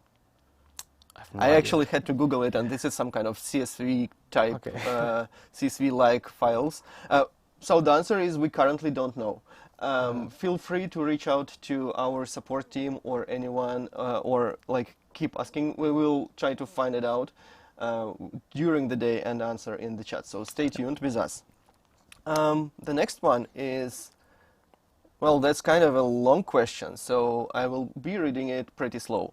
So how IntelliJ IDEA Ultimate is being deployed with atomic Kotlin script function connected with GCP Cloud Shell with parallel null object finder through one AI ML file type in operational system. It feels like a troll question. Yeah, I don't think it's related to Kotlin notebooks, honestly. I got like a half of it, but yeah. Yeah. Sorry, I also just don't get to the very meaning of the question. So if you want us to answer it, stay in the chat. Try to maybe put it in an easier way. So because we are here live, and we go to the next one. Do Kotlin notebooks support Spring Web Flux? So Kotlin itself, if you look at the integration of Kotlin inside Spring, then you can actually write your controllers as suspendable functions, right? So all of the request methods you can write as suspendable functions, and that will automatically be kind of bridged with Webflux. So if that integration works, then I would expect Kotlin notebooks to work the same way, to have the same type of integration. But even if it is not there, I think it should be added. It shouldn't be that difficult, because again, I think the groundwork for it has been laid in Spring itself. But we may need to adjust it a little bit. But I think it should work. But yeah, that's one of the use cases that I actually haven't thought about, and I don't think anyone has tried yet. So you can be the first and, you know, give us the feedback on how it went. It might work. Yeah, thanks. Great. I actually wanted to share the news that Parquet support in DataFrame is on its way. So we have an open pull request, as far as I see, which tries to add Parquet support via Apache Arrow integration. So this is the technical question now. So stay tuned and wait for it. The next question is, and I do believe that we can start answering in a speculative way here. Will Java get a notebook like that? Okay, yeah, that's a difficult one, because I actually wanted to cover it in the talk, but I didn't for some reason. Like why Kotlin notebooks? Well, aside from the fact that we actually have a team at JetBrains that does Kotlin notebooks, but I think another part that helps is that to have Kotlin notebooks, you need some stuff. You need some holes in the compiler APIs, and you need some holes in tooling to make it all work. Because again, Kotlin notebooks are based on the same tech that Scratch files use, right? Which is basically like the REPL, right? Kotlin REPL. So yeah, that I'm not sure if Java has quite the same holes as we did for Kotlin to be able to do that. But if it does, then it might be more difficult to add, because again, Java being a very community-oriented language, might take a while. But with Kotlin, we can just do things. We can try. We can experiment. The Spring integration wasn't even planned, as far as I'm aware. It was born somehow, and we'll see what it turns into. You know, if we should continue investing into it. So if I had to speculate, I would probably say that, yeah, maybe not in the near future, but maybe at some point. Maybe someone else can be inspired by this and pick it up. Why not? Yeah, so the basic answer is because we at JetBrains do believe that Kotlin is great for ad hoc developer tasks. Like, it has a lot of tooling built in the language itself, so it helps you to get more productive with ad hoc tasks. And Kotlin notebooks are built for ad hoc tasks for developers and data scientists, I guess. So coming back to that, I've seen one more question, and we have a couple of minutes too. So if I am a Java developer, how do I jump into Kotlin development? It's actually much easier than you would expect. I think the easiest way to jump into it is just like kind of like throwing the baby in the pool. Just start writing Kotlin code.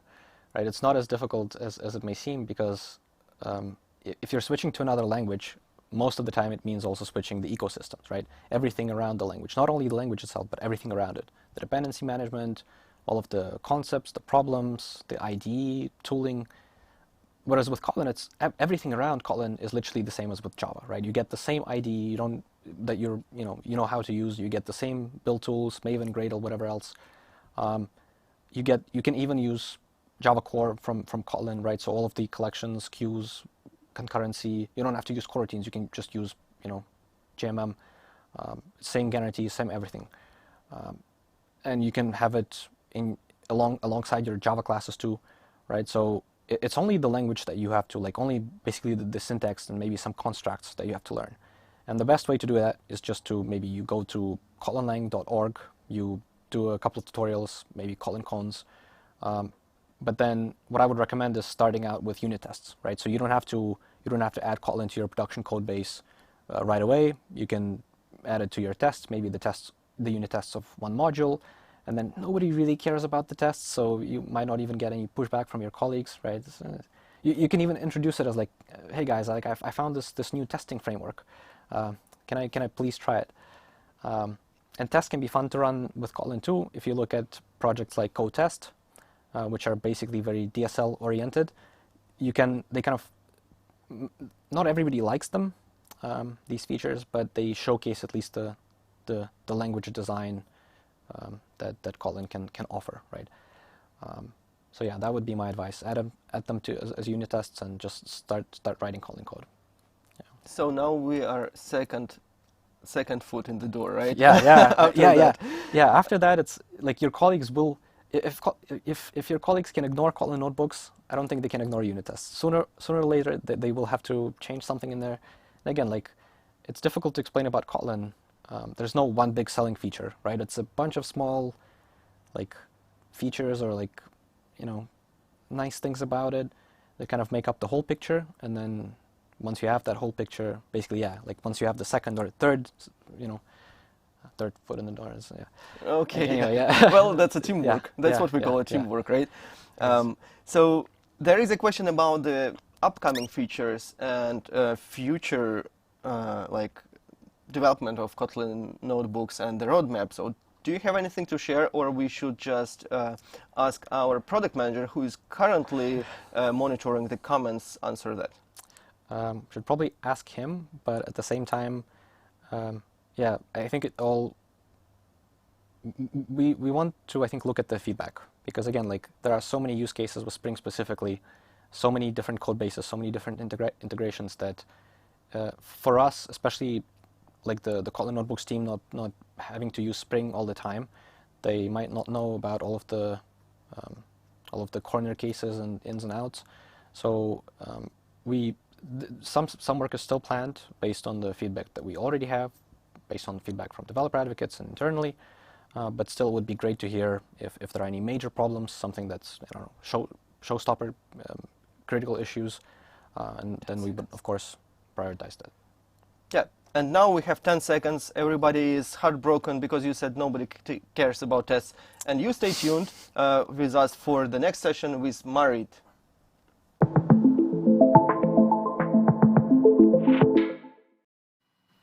Hi, welcome to this next session. With me here is Fabio Niephaus, who is a research manager on the GraalVM team at Oracle Labs, and he works on GraalVM languages or Graal languages. Yes, Graal languages. And as well as the GraalVM developer experience. And I think you've prepared some pretty nifty demos for us today to show us all of the cool things that we can do with GraalVM and Graal languages. Yes, thank you, Marit, and thanks for having me. The title says Tips and Tricks for GraalVM and Graal languages.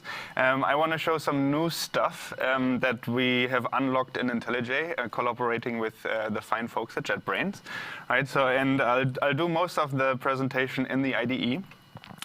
Because it's a fantastic IDE, right? And it works really well with GraalVM. Yay. So why don't we get started and take a look at what's in here? Well, in December, I already did a live stream. So if you want to see some of the things that are already working fine, take a look at the December recording. Yeah, as I mentioned, I want to show some new things that you can do. So let's get started. Well, first of all, of course, in IntelliJ IDEA, you can go into your project settings and go to the Download JDK tool. And in here, you can find GraalVM Community Edition, but you can also find the Oracle GraalVM Edition, with additional features like G1, GC, PGO, etc. And what's really cool and what's brand new is you also have access to GraalVM, Oracle GraalVM EA builds in this tool. So you can just press the download button and install it on your machine and get started. Well, as a GraalVM developer, I already have that set up. I actually have a bunch of different JDK set up. Hopefully, I'm not messing anything up today, but fingers crossed. Okay, so if you want to build with GraalVM and you want to do a native image, then we provide you with Maven and Gradle plugins that you can add to your Maven or Gradle projects, and those are all nicely supported in the IDE. There's Maven and Gradle integrations; they work really well. And if you're using one of those microservice frameworks with GraalVM supported built in, then you get the same experience as well, sometimes even better. Just as an example, I can start a new project in the IDE, and I can, for example, choose a Spring Boot application, but I can also, which is using the Spring initializer. And in here, you essentially start a project that has built-in GraalVM support, but you can also start a new Micronaut project. Let's say I just want to do that here, and then I can choose different features that I want in my Micronaut application. And when I search for Graal, you can actually find a React server-side rendering component, which is baked by our GraalJS engine. And there's also a GraalPy integration to do Python and Micronaut. So this is all integrated in the IDE. I can create a new project here, and then off you go, and there's some sample code that comes with it, and then you can start building your microservice. Okay, so the first new thing that we recently got working is heap dumps. And I actually prepared a little demo for this, and it's actually a fun topic to talk about. So all you do is you add this enable monitoring heap dump to your native image build arcs, and then you build your application with it. We are asking our users to opt into this, because every monitoring feature that you enable adds to your overall file size, and it also adds to your potential attack surface and whatnot. And we want, by default, to provide you with the best security settings and the smallest file sizes, right? So in this application, I'm actually using Spring Petlinic. And I haven't changed it. All I have done is I have injected this flag, so we can take a quick look at my build, my build script. So I actually use an env to set and inject additional vars. And all I have done is I've set the enable monitoring to heap dumps, JVM stat, which is another monitoring features, and JCMD, because I want to show you how I take heap snapshots with JCMD, which is also a new thing that you can use in GraalVM native image. And that's how I build Spring Petlinic. So now I can run Spring Petlinic on native, and it starts up really fast in 0.18 seconds, right? And now I can go into another terminal, and I can dump the heap using this script. And this script just gets the process ID and runs a JCMD Petlinic application gc heap dump. That's the command. And that will give us a new file. So I actually have a couple of heap dumps in here already. So this is the 711, and when I double click on it, it will open up. Right, so before we take a deeper look at the actual heap dump, let's, for comparison, also do that with OpenJDK. So I can run on OpenJDK. This is using OpenJDK 21. And now the service has come up, 2.5 seconds, not too bad. Okay, and now let's dump OpenJDK. It's also using JCMD, and it's also using GC heap dump, and it has also created another file, which is the OpenJDK 5.4. So I can open that up in the IDE as well. So now let's take a look at the heap dump, right? I'd like to start with the summary, because the summary tells us how big the heap actually is. So if we look at the OpenJDK heap dump, it's actually something around 32 megabytes, which is not too bad. Right? It's pretty good, actually. And if we now take a look at the native image summary, then it's 107 meg. Right? But that's a bit surprising, because we tell our users that native image is great for memory consumption. Right, so that's a bit odd. So the reason for this is actually there's multiple reasons for this. So one is when you build a native image, we load all your classes, and we include everything that's reachable inside the binary. So that means everything is already there. It's already snapshotted, and there's no more class loading going on, which means on the OpenJDK side, this memory usage will actually increase the moment we do something with the application, because more classes will be used, more classes will be loaded, right? And we haven't done that so far. I've only started the app and took a snapshot immediately. So the next thing is that the OpenJDK is actually lying at us to some extent, because in the heap, we only see the Java heap, but we don't see what the VM also uses in terms of memory behind our backs. And typically, the compiler and GC runtime components, they use off-heap memory, so you don't get to see that. That's all hidden from the user. On the native image side, you can actually see everything. So if I search in here for gen scavenge, I should find gen scavenge classes. Gen scavenge, yeah, and here's space. So this is the old space object used by the garbage collector in native image, and because the GC is written in Java, just like our compiler and everything, you can actually see the runtime components in the heap snapshot. So that's why this appears much bigger. And another reason why the heap dump is now bigger than OpenJDK is actually, well, it has to do with the object header size. The object header size is not reflected in the heap dump, so tools like IntelliJ, they have to guesstimate how big objects actually are, and the heap dump file cannot tell how big the object headers are. In a native image, they're much smaller. So, well, of course, these are the two heap snapshots side by side, but maybe we can also quickly measure the memory consumption. So this is OpenJDK running, and I can print memory stats.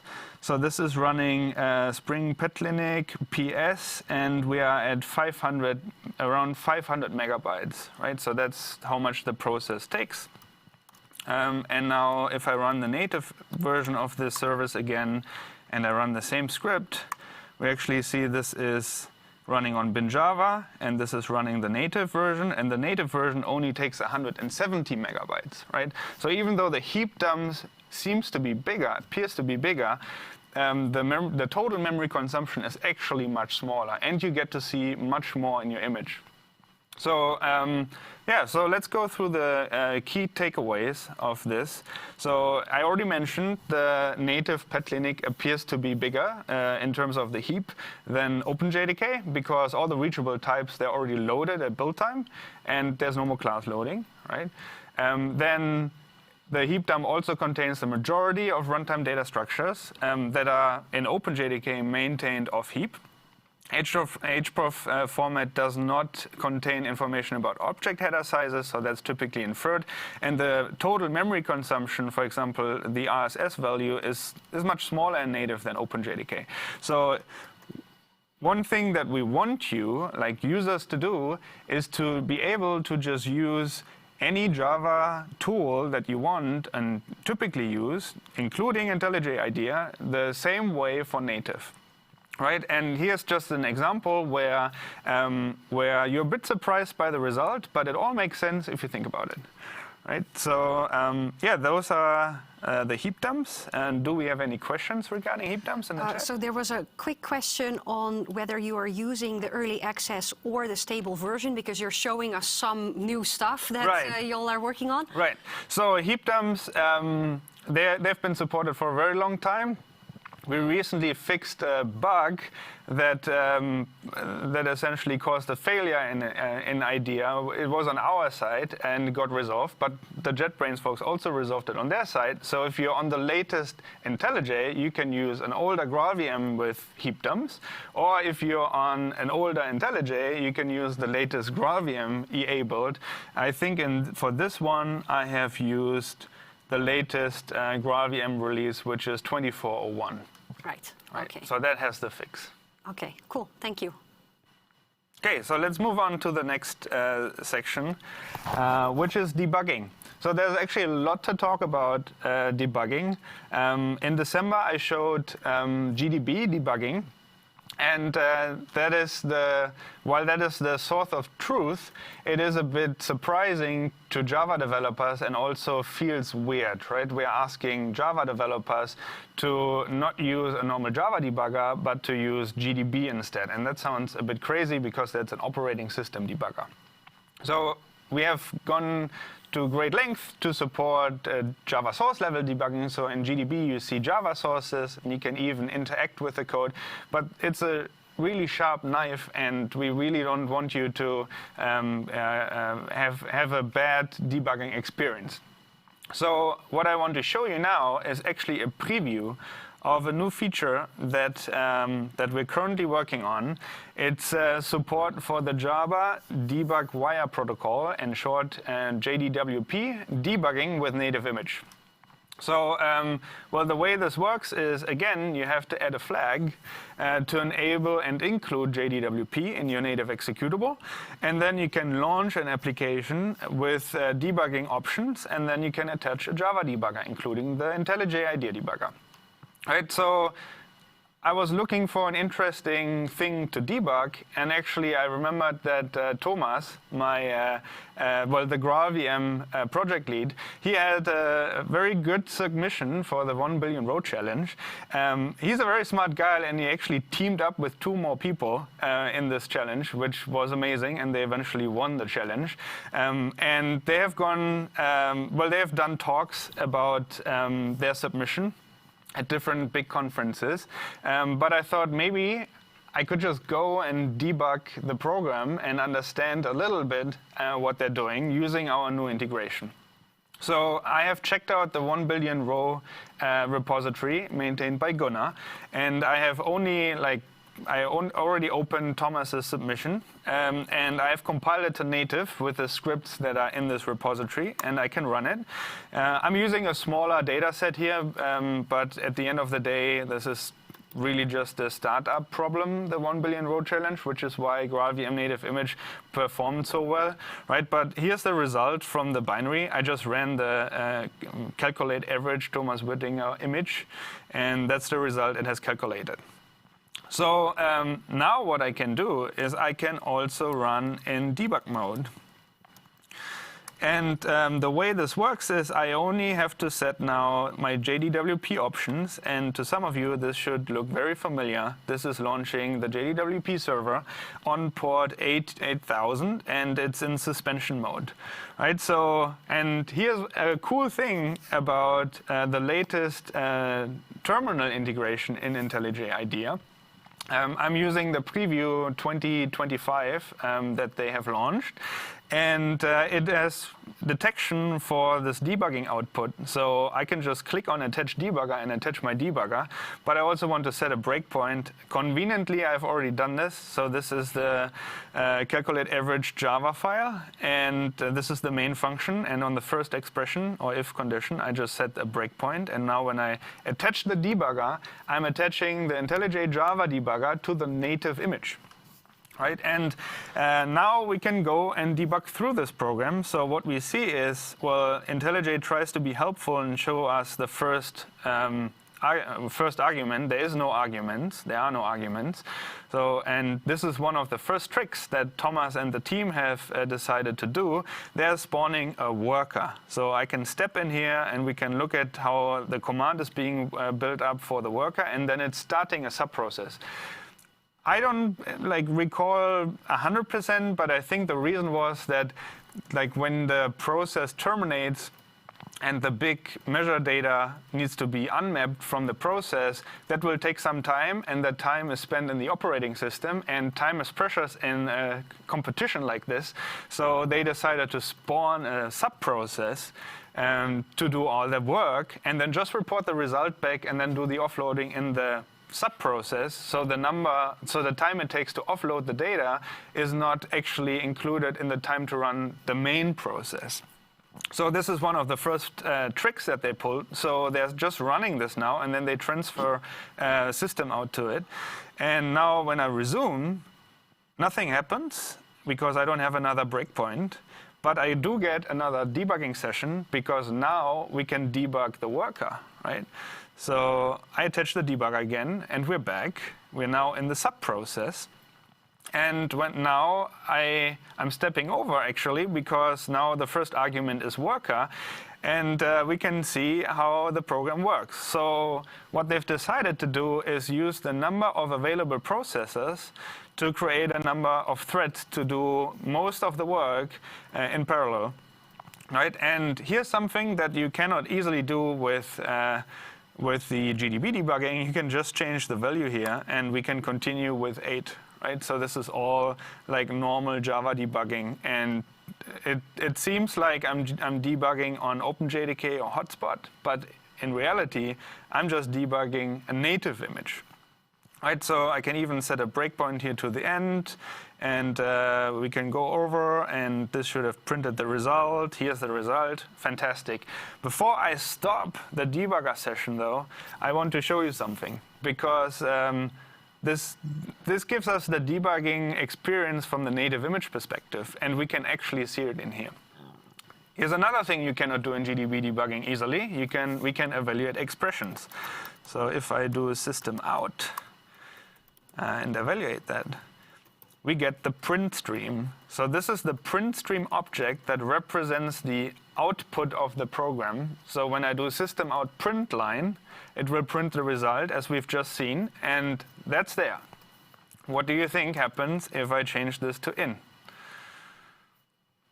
Well, if I evaluate this, I get no such static field, in, right? And the reason for this is that in is not used by the program, and GraalVM native image, when it was building the application, determined this field is not used by this application, so it's not compiling it into the executable. Right, so the debugger is not lying here. The field really does not exist, and native image cannot just remove fields. It can also remove classes, it can remove methods, and that's how we can make really compact native images that are efficient to run, right? But if you're debugging, you have to keep that in mind. If something is not there, then it's probably because it was removed when you built the application.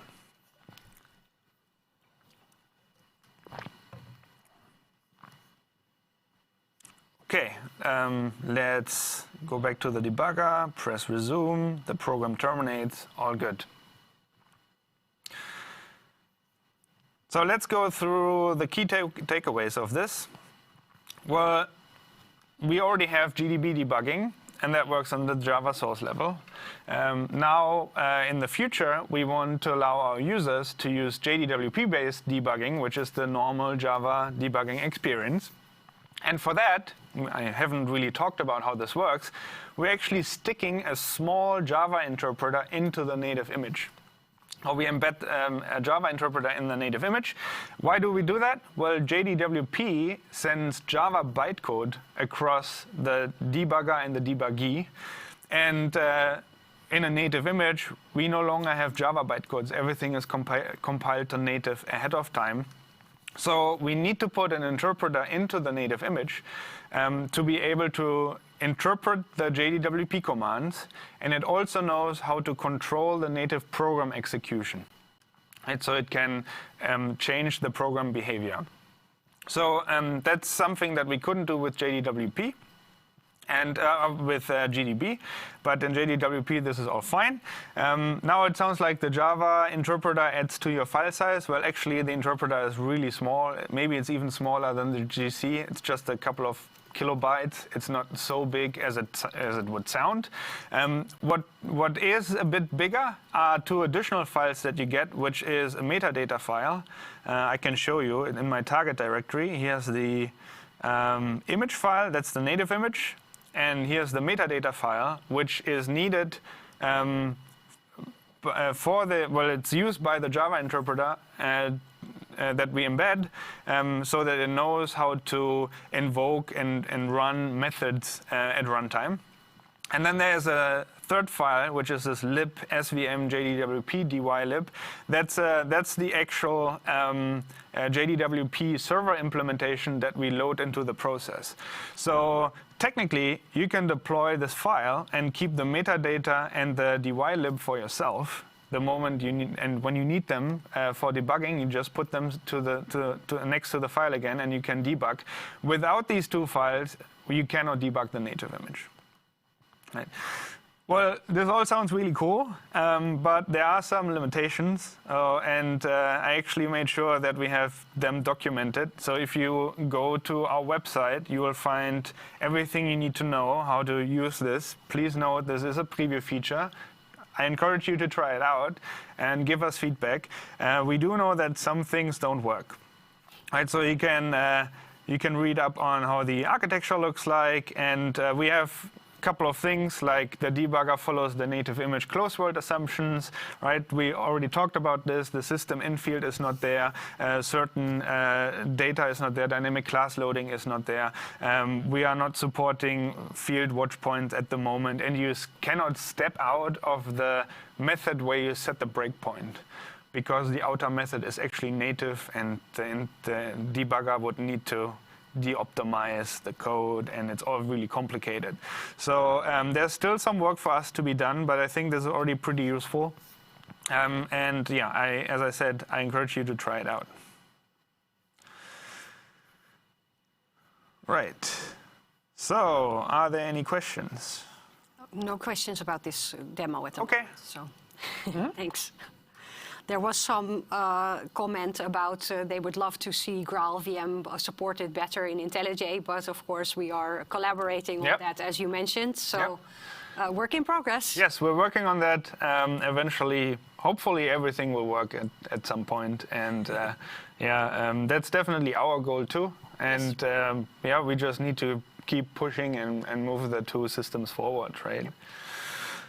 Okay, so that's it for GraalVM native image. Now we can talk a little bit about the languages. I actually like the languages a lot because they turn all your applications upside down. They can do some crazy things. In the past, we have talked about polyglot programming.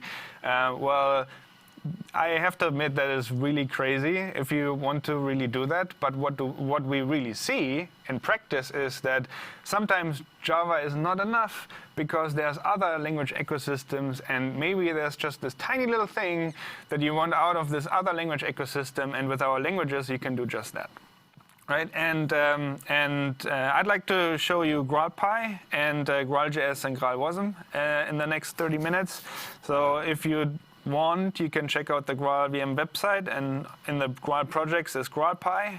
You'll find it there, and you'll find everything that I'm going to show you on this page, and even more. Right, so why don't we get started with the GraalPy demo?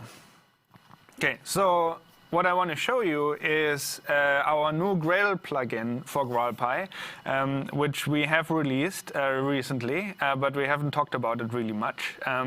We are still, we have been polishing it, but now it's in a really nice shape, and it can do pretty cool things. So what we aim to do is make Python embedding in Java as seamless as possible and as natural as possible to Java developers. And I hope you'll see what I mean by that in just a second. So what I want to do now is I want to create a new module in this project, which I've already set up in here. Let me just quickly double check because I'm paranoid. Yeah, this is GraalVM 24. Okay, so now we create a new module. And this is just a plain Java module. We call it GraalPy QR code because we want to do QR codes in this demo. I'll leave the rest to the defaults. We're using Gradle and Kotlin and Java GraalVM 24. So I create the project. And now it's setting up my Gradle project, and everything is looking good. So now I can go and run my main, and the sample code works. Fantastic. Right. So now we want to do some Python. So what do we have to do? Well, we have to add the GraalPy dependencies, which are 2. So I go into my build Gradle KTS file, and in here I just add them to the file. Conveniently, IntelliJ has told me that there are changes, and I should sync my Gradle. So I will sync my Gradle changes. And now I can go and copy this code. And we can replace everything that's in the main with this, get rid of the debugger breakpoint. And now we need to import this context class, and we can choose, well, we don't want JavaX naming, we want the GraalVM polyglot context. So that's the context that we need. Let's get this out of the way. So, and this does context evaluate Python print hello world from GraalPy. Hello from GraalPy. Let's run. Let's see what happens. Oh, we get lots of warnings. Oh, not good. Well, this is expected. This is fine. If we scroll up a little bit, here's our hello from GraalPy. Well, why is this expected? Well, the OpenJDK is being more strict in the future, and they have introduced these warnings. The one warning says native access is prohibited to some extent and will be blocked in the future.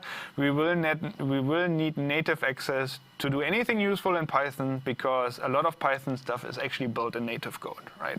So we can disable this warning, that's fine. And then there's, of course, unsafe. Well, to make our languages perform very, very fast, which they can, we're using unsafe in places where it is actually safe. So yeah, we can disable that warning too. So I have a little cheat sheet here, and I can just copy this here and go to my run configuration, and then I modify my VM options, and I paste this in here, and then I press OK, and I go back to my main and run it. And the warnings are gone. Perfect. Well, they will show up again, but not when I run the main. Okay, so didn't I say I want to do like a QR code thing, right? So let's work on that, right? So let's take a look at the QR code example. And there's this QR code example package, or QR code package, and this is the examples, and this is their first example, what you can do with this package. So, and if we scroll up, we can see all kinds of different things you can interact with that package, but that's the example, right? So I'm just gonna steal this, and I'm just gonna put this in here. Oh, and because it's multi-line, I'd like to use a multi-line Java text block. Okay, so that's there. Okay, if I run it, it won't work because right now we don't have a dependency on this QR code thing.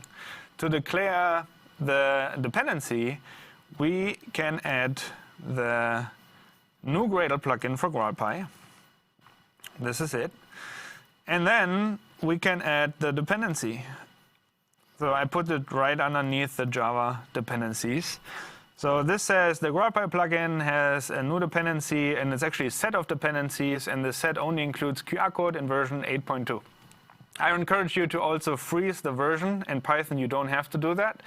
But if you don't do it and you try to build your app again in the future, maybe something breaks because you get the latest, right? So this is where we're starting to get into the Java way of doing things. You always want to choose a version, and we encourage you to do that here too. So now this is red. Well, because we have added the plugin and we now need to sync our changes, right? And once I've done that, everything is fine. The IDE is happy. Great. The last missing piece before I can run this is one more thing. Well, Python is using a virtual environment, and this virtual environment, which will be set up for us, needs to be connected to the Java code.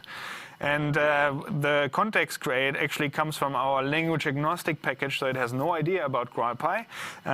But for convenience, we have a GraalPy resources and a create context, which will also give us a context, but this one will take care of the marry my Java code with my Python virtual environment. Right? So that's the only thing that we need to do. So now if I run this, it will not run immediately because there's now a new step, GraalPy resources. And we can see those warnings here again, but if I scroll up, this is creating a GraalPy virtual environment. You can think of it as like the class or module path in Java, right? And it installs packages in there. What is it installing? Well, the first thing it installs is setup tools and pip, the Python package manager, because that's what you need to install packages. And then it installs the QR code package in version 8.2. That was successful. Warning, warning, warning. Fine. Okay. So now the program has terminated. It has created a virtual file system actually for Python. And then it has processed the resources, packaged them all up, compiled the classes, ran the main, and here's the QR code. Let me actually change this to something more useful. So let's say graalvm.org/Python. Run it again. Here we go. So now, if I run it, it it has detected that the resources have not changed, the Python dependencies have not changed, so the virtual environment doesn't need to be rebuilt. Right? And now it's just running the main again, and here's a slightly larger QR code now. You have to trust me on this, or pause the video, go back and scan and compare with this. Right? But yeah, if you scan this now with your mobile phone, it will take you to the Graal. It should take you to the GraalVM or the GraalPy website. So that was very easy. But well, you know, people would argue there's still something wrong with this, right? Like as a Python developer, like I would be unhappy because now my precious Python code is just a big string in a Java application, right? And here is where IntelliJ actually has a really cool feature. So what I can do is I can go into this blob of text and say inject a language, and I can choose Python. And when I do that, I suddenly get warnings from the IDE. Okay, something has happened. Well, it wants me to configure a Python interpreter. So what I do is I click on this, and then I say I add Python, and conveniently I already have a Python virtual environment set up that I'm going to use. And now it's somewhat happy. Of course, IntelliJ IDEA has a slight opinion on this example code. Let's not worry about that. But it has like collapsed the import statements already. And now I get not only syntax highlighting, but also I get code completion. So look at this. There is f get value, which will be important later on in the demo. Right, so the IDE can autocomplete all of this, and of course you can also like add a comment to your source code, like language equals Python, and if you do that, then IntelliJ should automatically do this and inject the language injection. It's actually called language injection, this feature, right? And now it's a code comment, so if I share this with, let's say, Marit, and she opens up the code, she will get the same experience, right? Yep. And you can go even further with language injections. You can even say, whenever I use context evaluate with this signature, I want this parameter to be this language, right? And then it will always automatically do all of that. So as a Java developer, this is now, as a Python developer, this is now kind of cool because I get like a Python IDE inside a Java IDE, right? Of course, you can also put the Python code into a Python file and just evaluate the Python file. You can do that too. But it's kind of cool that IntelliJ allows me to spawn essentially PyCharm inside of IntelliJ.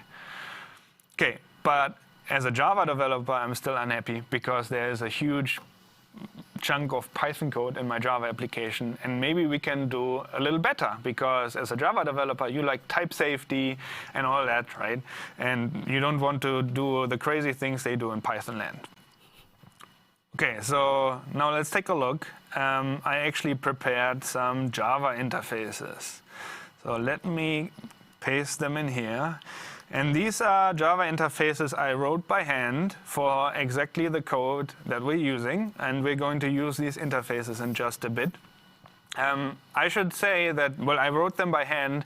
I guess a machine learning system can do that for you these days. But we're also working on a little tool that will allow you to generate Java interfaces for Python packages. It's work in progress. We'll get there, but that's the plan. So now I have a bunch of Java interfaces. How do we connect that to Python, right? Okay, so let me get this out of the way for now, so we have a bit more space. And in here, I'm just going to port everything to Java. So I say IO equals context evaluate Python import IO. Well, actually, we want IO to be returned. So I not only import it, but I also return it in one line.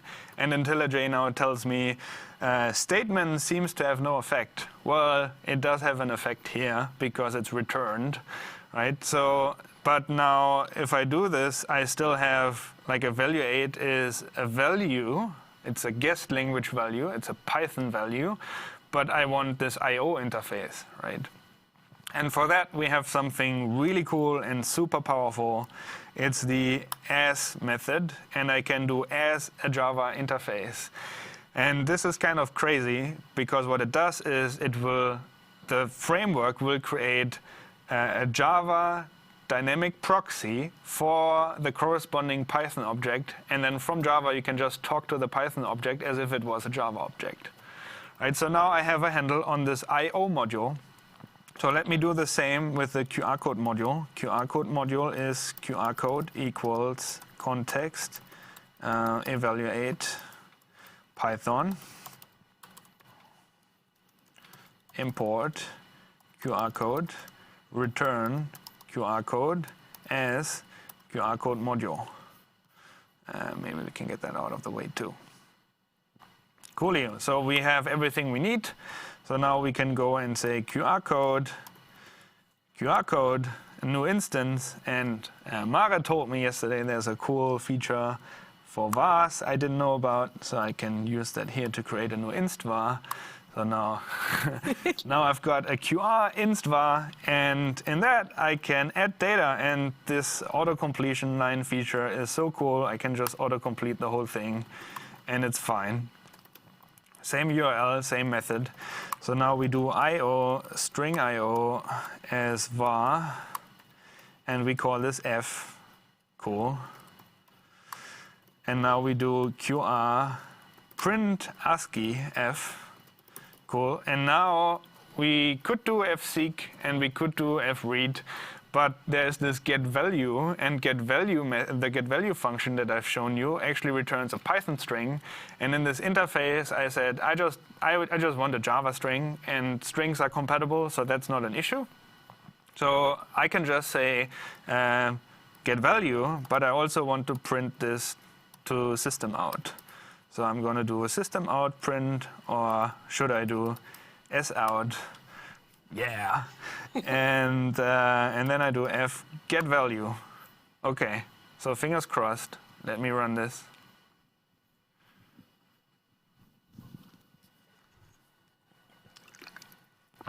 Hooray! So we've got 2 QR codes. And they are identical. Again, you can pause the video and scan it and make sure that we're not cheating. I trust the system. This should be fine. I also trust the IDE, right? So, yeah, so... We tried this yesterday and it worked. Yeah, so. we tried this yesterday and it worked.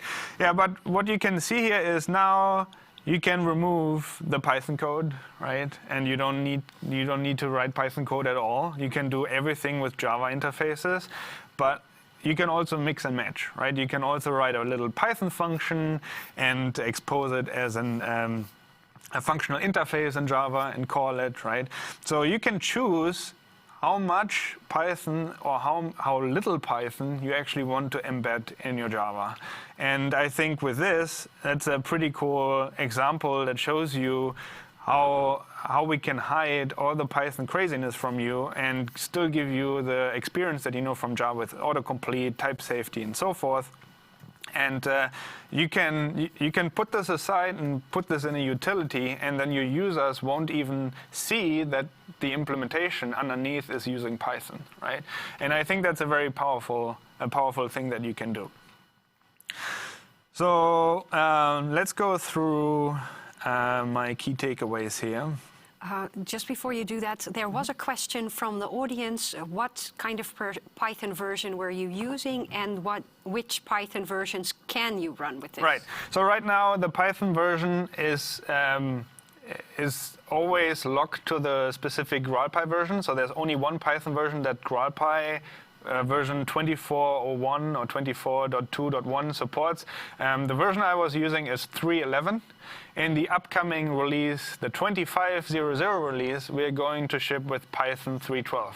It's not the latest Python version, but it's for a reason, because the Python ecosystem lags behind the version a little bit, and we want to make sure that you have the access to the greatest amount of Python packages that run and are supported on a specific Python version. So 3.11 I ran today, 3.12 you can run in September. Cool, thanks. Right, so let's take a look at the key takeaways. So we have a Gradle plugin. We also have a Maven plugin. It works the same way. but the Maven way, right? It makes it easy to set up GraalPy and to install Python packages. I chose this QR code demo because it's a bit more visual, but you can also do AI packages to some extent. We are constantly trying to push the boundaries, right? So I think that's a really powerful thing that you can do. If you want to do the latest AI, then you probably need to do some Python somewhere. And with GraalPy, you can just use whatever you want, like PyAutogen, AutoML, all these frameworks, NumPy, and so forth. You can just use them in your Java application because the Java ecosystem, like they tend to port stuff to Java, and the moment they finish the port, the Python AI wave is already ahead of the game again, right? So with GraalPy, we just allow you to simply reuse the stuff that you can find in the Python ecosystem. IntelliJ language injections are super useful to embed Python code in Java applications. We've just seen them in action. You, as a GraalPy user, can choose how much or little Python code you embed in Java. We have this Python to Java interface generator, which we're working on. And if you go to our website, you will find a lot more demos and guides that show you how to use GraalPy. And I think that's it for the GraalPy demo. Yes, so someone did ask the exact same thing I asked yesterday. Why would I want to call Python from Java? But I think you kind of touched on that because there are lots of AI things happening in the... I mean, there's new AI stuff coming out every day. So a lot of that is also happening in the Python ecosystem. So if you want to take advantage of the latest stuff that's happening in Python, you can call that from your Java code. One of the cool things that we've seen recently is that Python libraries are adding Java SDKs using GraalPy. So instead of having to maintain two code bases with essentially the same thing, they're just generating Java interfaces and they package it up in a jar, and then you can program against the jar, right? And that's pretty cool. You can choose how much or little you want to use from the Python ecosystem. I'm not trying to convince you that you should do as much Python as you can. I'm just showing you that it's really simple if you want to. Right? Yes. And there was a question, does it actually install dependencies on your file system? Because you mentioned you're installing some Python dependency at some point. Yes, so it actually, in the build directory, there's a resources directory, and in the resources directory, the plugin creates the virtual environment. So this is all within your build directory, so this is just resources, and they will all get packaged up in your jar. And then there's a virtual file system at runtime that GraalPy is using to read those, right? So everything can be packaged up in a single jar, and then you can run it on Java. You can even compile it to native. I think you just also answered the other question by Matthias. The Python packages have been downloaded at runtime in this demo. Is there a way to bundle all Python dependencies? Yes. That's what you just mentioned. Yeah, exactly. So that's what the plugin does, yes. Yes, okay. Okay, so let's do the last demo. We have 50 minutes, perfect. Yes. Just enough. Yeah, well, hopefully. We'll see. So I'm trying to do something super crazy, but why not, right? No one stopped me. We can embed Rust in Java, and that is, why would you do that? Well, you can reuse code from other language ecosystems. And let me give you an example. Here's a library called Photon, an image processing library, and it's written in Rust. It compiles to WebAssembly, and it can apply different filters to images from within your browser, and that's kind of cool. So in Java, you also often want to connect native code, like Rust code, and then you compile that to native, and then you need to use JNI or Panama to connect the code to your Java application. The problem is now you need to create different versions of the application, the Rust application, for every platform that you support. So you compile it to Windows, you compile it to Mac, you compile it to Linux, all the operating systems that you need to support, and that is really annoying. With WebAssembly, you can just compile a library from Rust, Go, C++, C to WebAssembly, and you can use that as a portable native library, essentially. This library will just work on any platform. And yeah, so what I've done here is I have created a little Spring Boot application which I can compile into a native image even. So maybe I should stop the other native image running. It is running in here. Yep. So let me just get that out of the way and run it again. Okay, so this is now up. And here's just an example image. And I'm hitting that server, and it's now still starting up. But this is flipping the image horizontally, and we can also flip the image vertically. We can do obsidian, and then we apply the obsidian filter. This is the original image with the obsidian filter. But let me show you how this works. So we can go and take a look at the Photon service. And well, maybe we should look at the demo controller. The demo controller has this photo endpoint with an effect name, and then it uses the Photon service, which has a process image. Process image takes a Photon object of some pool, and then uses that Photon object to check whether the effect is implemented. And if the effect is implemented, it creates a new version of the demo daisies picture. It applies the effect, it turns the result into Java byte array, it frees the memory, because this is a Rust application, and it's compiled to WebAssembly, so we better free it now. And then we return the result, and we put the Photon object back into the pool. So there's a lot of things going on here, and I could talk about it forever. You can check out this demo on our demo repository. I'm sure Marit has already shared the links. We've got this implemented in Spring Boot, but also a Micronaut version is available. Well, we're doing the pooling because the request handlers are run in different threads for best throughput. And we just don't want a single Photon instance. We want n Photon instances, so every thread can have their own and apply an effect. So this will increase the throughput of your application, and we can run WASM and JavaScript in parallel in multiple contexts. You can create multiple of these contexts that we have seen in Python, also for JS and WASM, and you can use them in separate threads, for example. So that's why that is implemented that way. Here I'm actually using a record, but it works the same way with interfaces and so forth, right? So it's all very similar to what we've seen in the GraalPy demo. If we head over to the pool, we can see how the pool is created and how a context is created. We actually use JavaScript and WASM. Well, we use JavaScript because JavaScript, well, when you compile from Rust to WASM, you also get a JavaScript file with the high language bindings.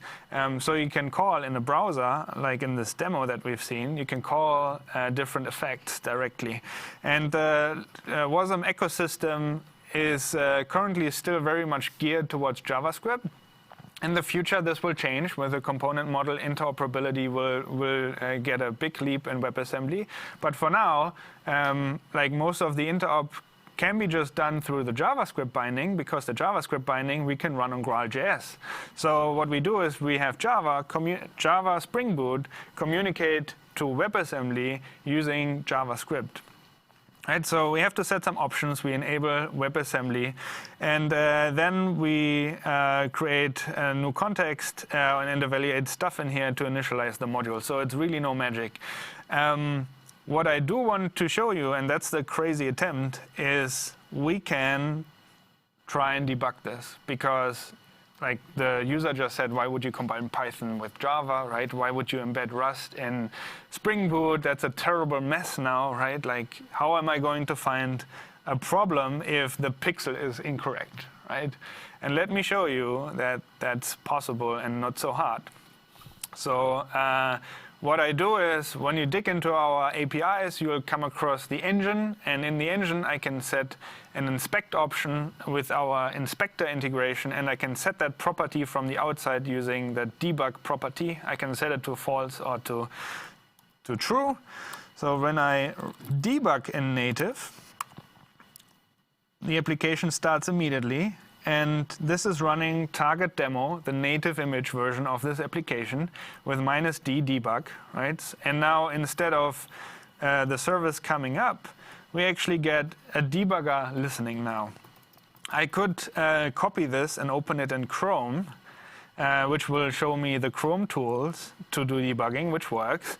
But IntelliJ has an integration of this, which is even cooler because all I have to do is like click on this link, I'm in the debugger. So this is kind of weird. We're looking at uint8 array, but it makes sense. If we look at the photon pool, the first thing we evaluate is uint8 array. So this is the corresponding request that has been handled right now, and there's a breakpoint on the first line it's executing, and after that the photon module will actually be loaded. So what I do is I go over to the script section, and there's only evaluate right now in this list, but when I resume, there's actually a lot more going on now, right? So if we look at this, well, some of them are unnamed.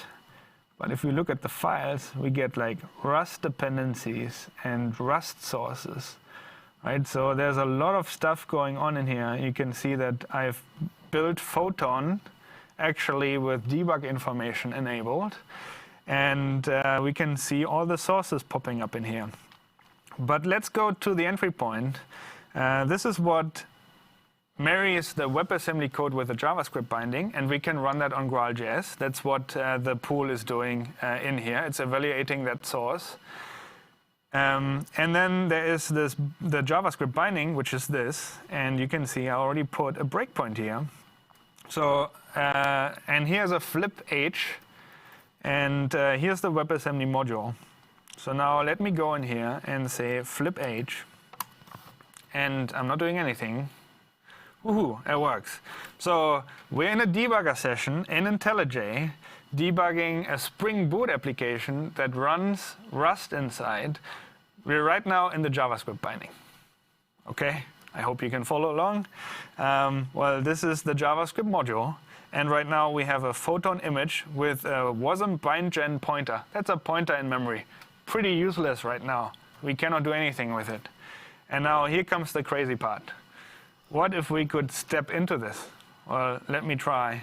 I step in, and I just step from JavaScript right into Rust in IntelliJ. Right? So actually, we're looking at wasm bindgen generated flip H. That's an injected thing from wasm bindgen. And we're already looking at some pretty crazy stuff. So the Rust compiler was forced to inline certain methods with this inline annotation, which is why I now need to debug through the inline annotations. But eventually, we are in flip H in the Rust file. And this gets a Photon image object, and that's a Rust instance with raw pixels that show that link into memory into some raw buffer. And that also has a width and a height.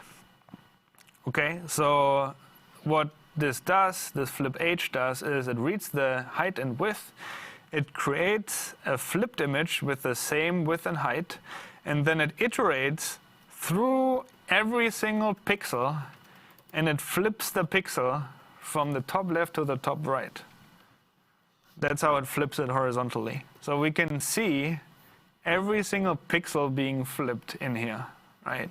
So this is the current pixel. We are at position 0 and Y is 4. And the pixel has 623 and alpha is 255, right? So you can see everything in here. And you can even like go through the stack and go back to JavaScript, all within IntelliJ. This is where we are pushing the IDE and our debugger infrastructure really to the limit. Hopefully in the future we can see debug adapter protocol. There things would be easier. One thing that we currently work on is adding support to changing the values. So I would be able to flip the pixel to red and we would be able to see that. But for now, that is something that we ship hopefully in September. For now, we can look at it. It's good enough. We can see every single pixel. So when I resume and I go back into the browser, we should see that the loading finishes and the flip H has just returned. In the meantime, there was a question: when would this be out? So people's minds are blown in the chat. Wow, this is great! It's like magic. So, which version of IntelliJ are you currently using? Is it the latest release? Yeah, I'm using the latest release, the 25.111. Yes. Right, so I'm using that. And the GraalVM. And I'm using the GraalVM, the latest GraalVM release. Actually, for this debugging demo, I'm using, of course, the 25 snapshot, which I built myself. Okay. But the demo that you can find, let me just pick the Micronaut demo here. The demo that you find does exactly the same, minus the debugging part. Right, so like if you just want to see how this works and run it for yourself, just go into our demo repository. You can see me working on these demos sometimes. And you can run them from here and understand how we did this. And there's actually a lot. So when can the people in the audience use this? Well, they can use this today if they want. GraalVM is a supported language, and so is GraalJS, so is actually Graal Python. So they're all stable languages. You can use them, and we've been using them in production, and many others have done that too. And the debugging, where you go from language to language? So multi-language debugging is also already supported in our framework. Debugging WebAssembly and Rust is something that we ship in September. Okay. I think so. So yeah, let me not try and find the changelog, but I think in the changelog we actually have mentioned this already, and some of this is already merged. Yeah, and you can try it out with an EA build of GraalVM and a snapshot. We do have Maven snapshot builds for Community Edition and for Oracle GraalVM available. Cool, thanks. Yeah, that's the end of the demo. I think I already covered everything. JavaScript binding, WebAssembly, you can use portable native libraries, high throughput thanks to context pooling, Chrome Inspector, and IntelliJ IDEA Debug Adapter Protocol. All of this works with native image, right? And you can check out our great demos online on GitHub. Yes, and are there any limits to what languages people can use with Graal? Because you mentioned Graal Py, JS, WASM. Well, those are the most popular ones. We have more. There's Ruby, for example. I happen to build a Smalltalk, if you fancy that, right, in my spare time. Okay, so follow Fabio for more languages. Yeah, well, but I think Python, supporting Python and JavaScript is already a lot of work. Yes. Right, and we are currently focusing on that, including WebAssembly. Yeah. Perfect. Thank you so much for these amazing demos, also from the comments from the chat. And then we'll go to the next session in the other studio, hosted again by Ruslan. Thank you, Fabio, so much. Thanks for having me, and enjoy the conference.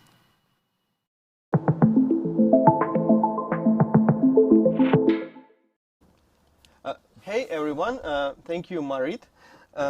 Today we are here for our second talk with Rémi Forax. We are going to talk about Valhalla. And Rémi is a Java champion, researcher, an open source contributor with a strong focus on JVM internals and stuff, programming languages and compilers. He's now an associate professor at Gustave Eiffel University in France, where he teaches and conducts research on Java optimizations and dynamic languages.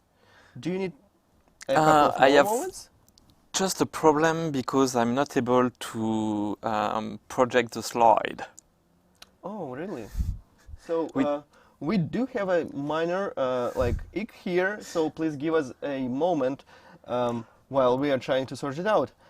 So we will be talking about analyzing the opportunities and limitations of enhancing Java's handling of null references through nullness notation, using the question mark or exclamation mark, providing insight into the future of the language. So, are we ready? Almost. That's great. Almost is amazing.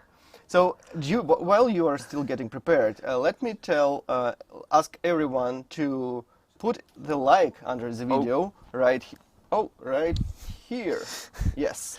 And join us on our social media, especially join us on our LinkedIn, which is just 3 weeks old. Let's ask our folks to help us. Yeah, so join us on our website, which is in description, on blog, Yes, on the X thing is- or Twitter, if you like it, still Blue Sky, LinkedIn, and Facebook. So you can also join us here on YouTube if you are not still subscribed, and drop your subscription and click the bell. Yep. And today we're like after this session, we will have more talks. I can take a look at them for us to know what's expecting for us in future. So basically, it's next level features of LangChain 4J for production ready AI applications. It will again happen under the Maritz hosting. And with me, you will hear also a talk from Zero to Hero, Java on Azure integration with IntelliJ IDEA. So we will basically be discussing all the modern actual topics with the best people out there. And tomorrow we will start with an amazing talk by Anton Arkhipov, like sudo make me a sandwich, a live coding session with agentic AI. Paul Merlin will tell, and Dmitry Smirnov will tell us about the IDE that speak Gradle, which is a tricky question. After that, we'll see Victor Gamov from Tower of Babel to Babel Fish, like speaking about Kafka, catching up with JUnit, with Mark Phillip, like, again, perfect choice for a speaker. And we'll talk about modern database debates like documents tables or documents in tables. Again, a tricky question. Yeah, so let me finish it because we will also have Sebastian Dilius and Venkat Subramaniam. So don't stay with us just today. Tomorrow is also going to be a great day, and Rémi is now ready. Yes. That's great. Let's start because Yes. we don't have too much time. So I will talk about Valhalla and the progress we have made in Valhalla. So let's start first. Don't believe what I'm saying. It's not that it's not true now. It's true now, but perhaps in 1 hour or in one day it will not be true anymore, because what I will demo is a prototype. So the Valhalla project was started in July 2014, more than 10 years ago. It's led by Brian Goetz, which is language Caesar of Java, and John Rose, which is basically the VM Caesar of Java. And the goal is, currently, if you take a look to Java, you have the primitive world, which is kind of nice, but quite of primitive too. And you have the class world, which is full of nice abstraction, construction, but they don't talk to each other. I don't know if you see there is no bridge in between them. And Valhalla is about trying to solve, at least build bridge, or better try to unify both worlds. So the first thing of Valhalla is to try to build a no-cost abstraction. Usually you have things like a class month, and if you want performance, you don't want to use a class, but just an int. And if you have a class, it's better in terms of abstraction, but it costs you in terms of performance. What we want to create is something where you code using a class, and magically at runtime it works like an int. The other thing is that when Java was created, basically doing a pointer reference to a value or doing a plus was roughly the same time. But CPUs has changed a lot. We now have a lot of caches and things like this. And currently in Java, it's quite hard to have a flat representation of things. You can do it in C, because in C you can say, I want a value using directly the value or using a pointer to the value, but you cannot do that in Java. By default, every object uses a value. So we want to try to be able to have a flat representation just because it's better in terms of performance. And the last thing is that currently, if you use primitive, primitive are like a second-class citizen in the language. An array of primitive is not an array of object, so you cannot abstract on an array of primitive. You cannot create an array list of int. It doesn't work with generics. For functional interface, you don't have a supplier of int, you have an int supplier. It's the same thing with stream and so on. So basically, you are using primitive because of performance, but your code is less clear in its intent than using a class. And you want basically the best of both worlds. So if we take a look of what is a class and what is a primitive, a class has an identity, which is for an instance, you have somewhere in memory where the instance is. So you can mutate fields because there is a place where the instance is. You can have fields, you can have methods, you can have interfaces. Your instances are nullable. You can initialize them with null. And you have encapsulation, private, public, and so on. On the other side, you have primitive. Primitive have no identity. The value 3, by example, the integer 3, have no location in memory.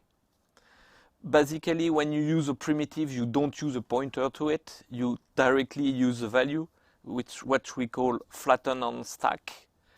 You are using directly the value. It's the same on heap when you have a field. There is something not a lot of people knows, but when you have a long on a 32-bit CPUs, when you read it, you will read it twice, in two times, because you have a 32-bit CPUs and you have a 64-bit value. So you need 2 load and 2 stores, which means that if you have a problem with the concurrency, you can have 2 threads that when one thread seeing half part of the old value and half part of the new value. So you have no integrity of the value for long and double. And a primitive as a default value, which basically goes against encapsulation. Because basically encapsulation say, if you create something, you have to go to a constructor. And default value say you have a default value without going through a constructor. So what we want first is to introduce the notion of value classes, which is right in the middle between classes and primitive, which is, it works like classes when you define them, and it works like primitives, or more like primitives, when you run them. So a value classes has no identity because you want to use value directly, not use a pointer to the value, which means that all the fields are to be final. Because of that, you cannot mutate something that doesn't exist in memory. They are flattened on stack, which means that if you are creating a method, basically you use it like a primitive in terms of runtime. They may be flattened on the heap. It's not that easy to flatten value classes on heap. I will explain why. Mostly because they may be nullable too. They may have no integrity, but we want integrity by default because we want to be able to have value classes with encapsulation. So We want to offer a trade-off for the developer, which is basically choose if the developer wants something which is nullable, but it will not be flattened on heap. If they want a default value, but they will lose encapsulation. So the first thing, Valhalla is created in different stages. This is the first stages, which is described by the JEP 401, sorry. And I will do a quick demo of it. So here we have a code. It describes the class complex. And if I go to the complex demo here, I can run the code and see. So I create two complex objects here, and I just print them and print if they are equals in between them. So my complex class here is just a record. So obviously when I run equals, it returns false because they are not in the same place in memory. But now with value class, I have a new keyword. So first you can see that IntelliJ mostly understands it. You have a partial support of it. And if you run the same example again, and we go here, you can see that equals now return true, because complex now, it's not a class anymore. It's not a class with an identity anymore. We call them identity class. It's a value class. And because it's a value class, what you have at the runtime is only the value of it. So if you ask for equality in between them, you will have the equality by comparing all the fields. And obviously, in this case, all the fields have the same value. So equals return true. We have a special problem with not a number. As usual, not a number is something awful. But if you take a look to this code, so I create a complex with not a number, and I create a complex here with not a number. I take the binary representation of it, and I change the last bit to be 1. So if I print it, it's not a number and not a number, because weirdly not a number has several representations, which means there is not one not a number. Not a number is a prefix for all the numbers. So if I just print it, I can see that I have two not a number, but if I use equals in between them, because they don't have exactly the same representation in binary, equals will return false. So basically equals compare all the fields bit by bit.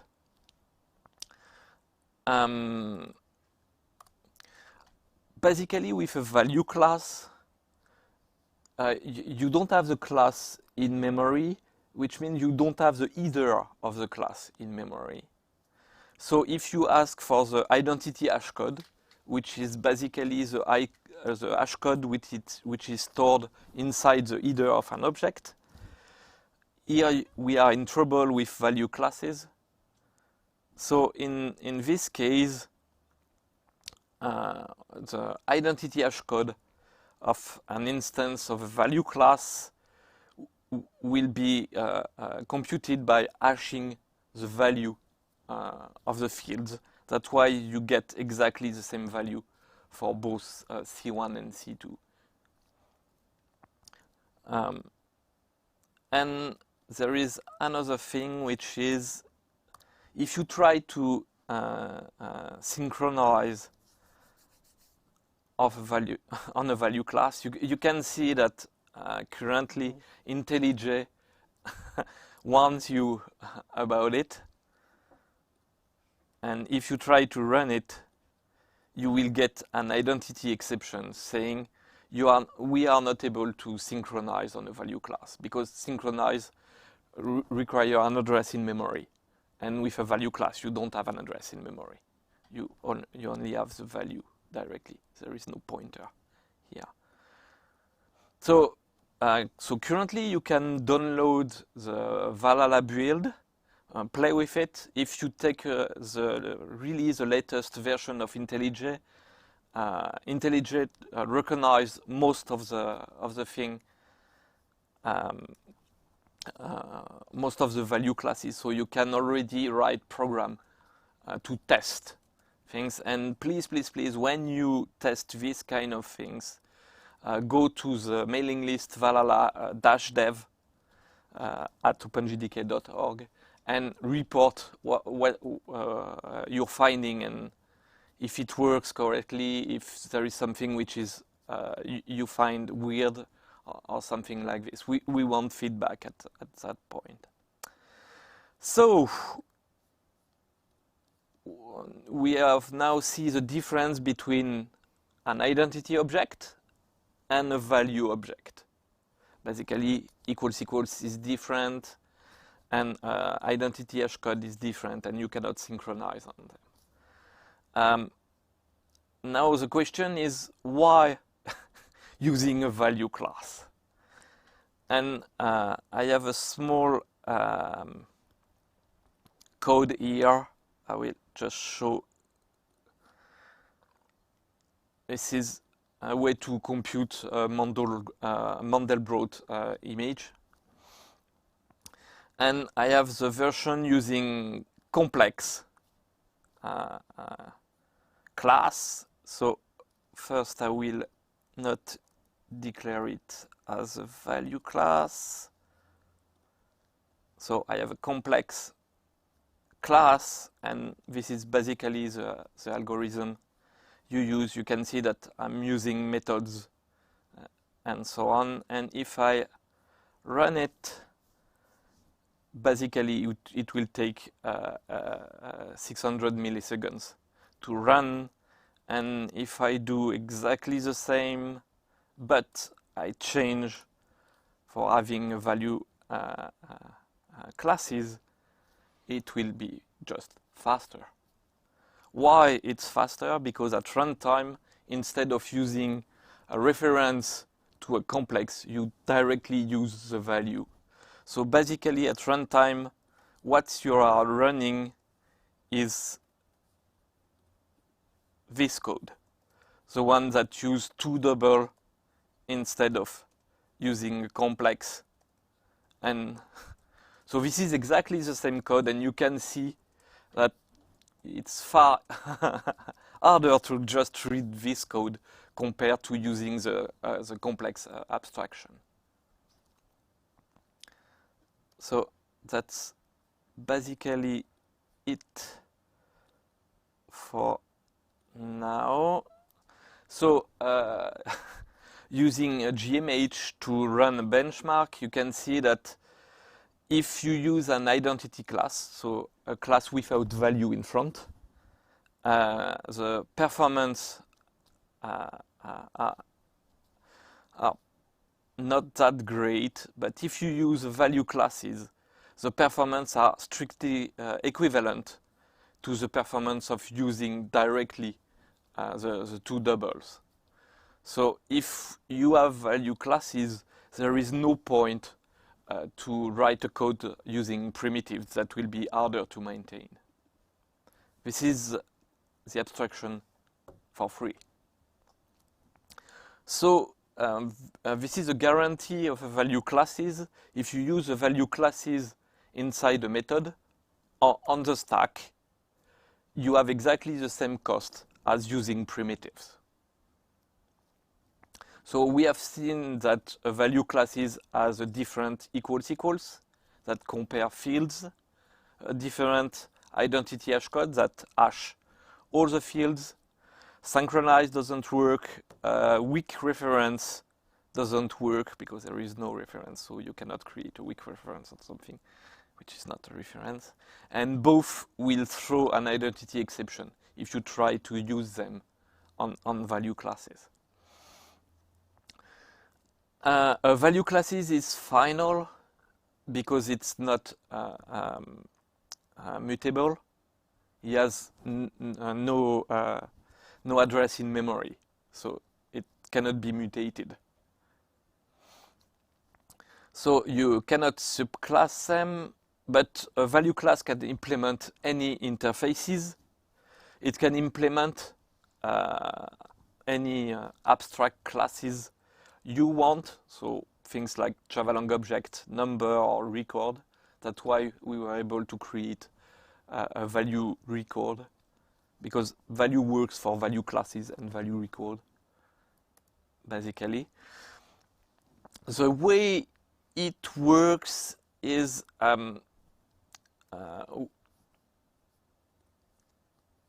so I want you to show you something which is here.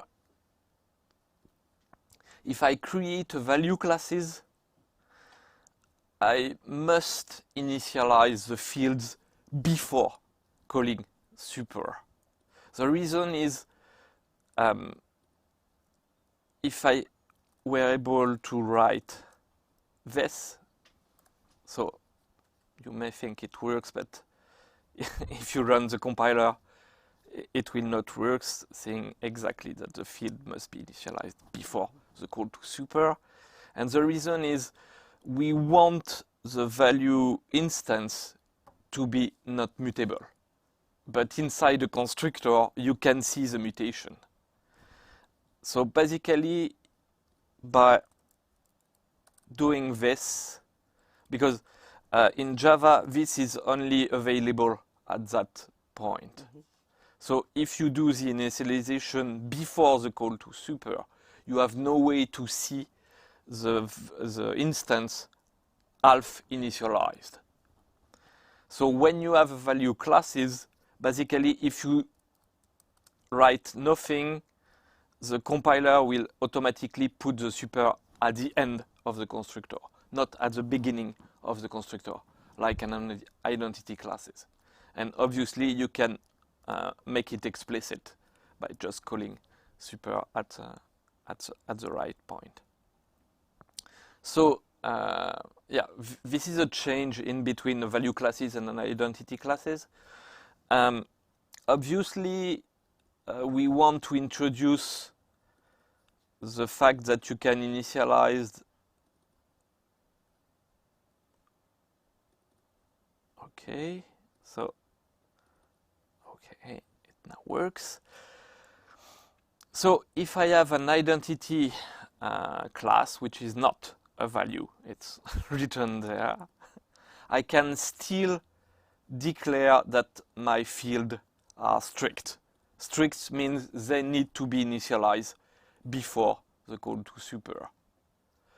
And this is important because it means that you will never have a problem of concurrency with them. Even if you have two threads, even if you start your thread inside the constructor, there will be no problem because you are only allowed to start it after the call to super.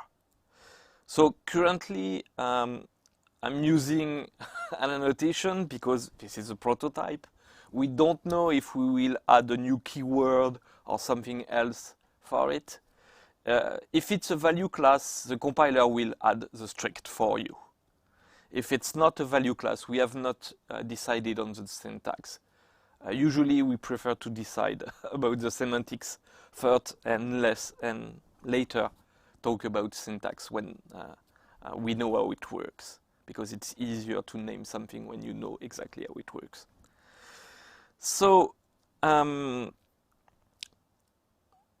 this is basically how a value class works. It's mostly compatible with a class. in fact, you don't have to recompile. So in my demo, I have the class. I have two classes. I have the Mandelbrot set and the complex class. Technically, if I want to change complex to be a value class, I don't even have to recompile this. It will be optimized. The trick to do that is because the optimization are done by the jet, not by the compiler. For the compiler, the class complex, if it's a value class, is just a bit saying it's a value class. Technically, it's the opposite. You don't have the bit saying it's an identity class. So, at runtime, the VM will see that complex doesn't have the bit saying it's an identity class. And so the JIT will optimize it, which is really great because it means you don't have to recompile all your code. You can just put value where you want, and all the code automatically will be optimized because the optimization is done by the JIT at runtime. So you don't have to recompile. So it's quite different from what you can have, by example, in C# with struct, where you need to recompile everything. So value class is fully backward and forward compatible with the identity class, which means that especially if you don't do a lot of equals and identity hashcode and synchronize on objects you don't know,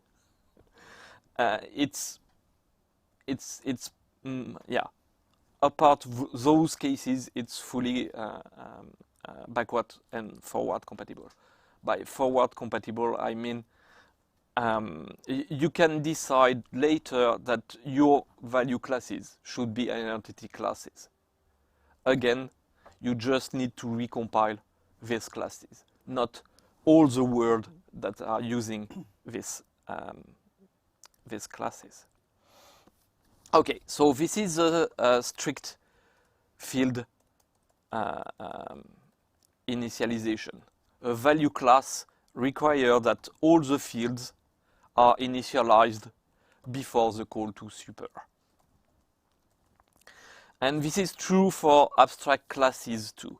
So a value class can extend another class, like an abstract class, but in that case, this class must have its field be final and strict, so initialized before the call to super.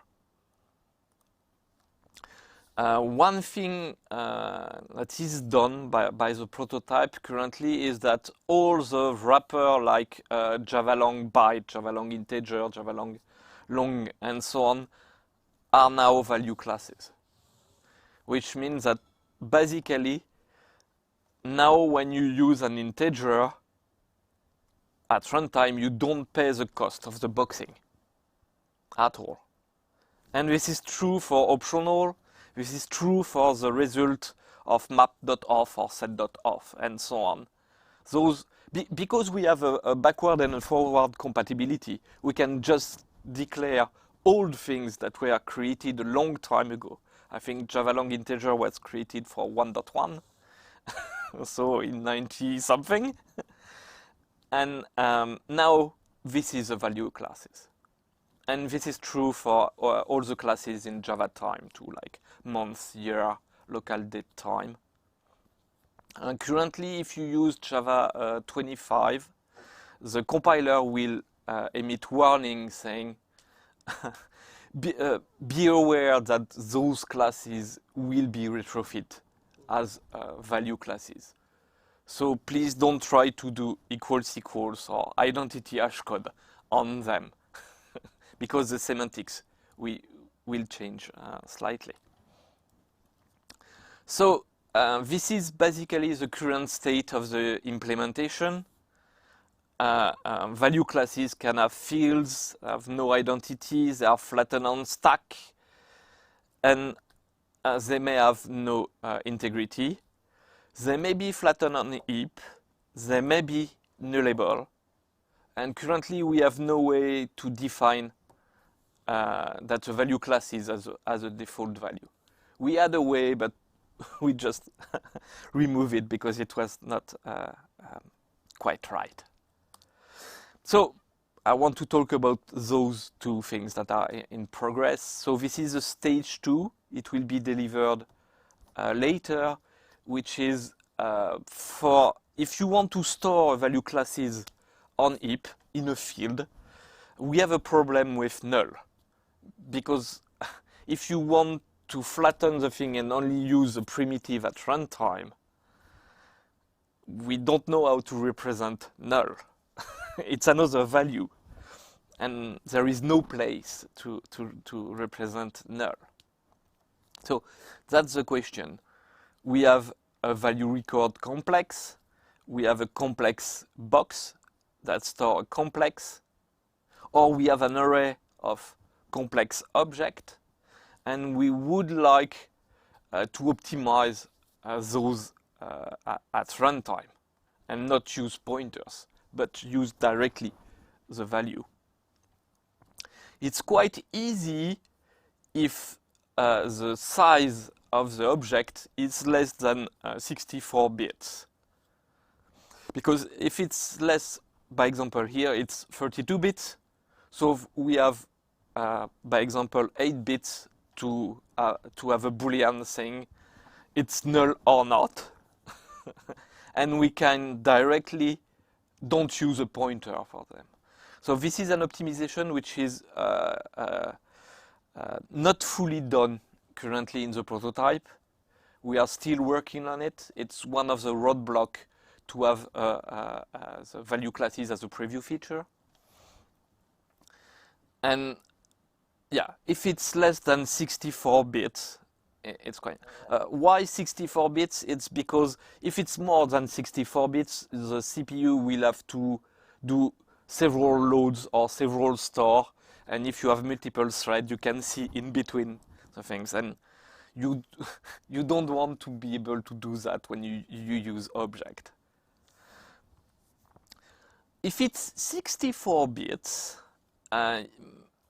we want to introduce what we call an emotion, which is say directly as a user, this field will never be null.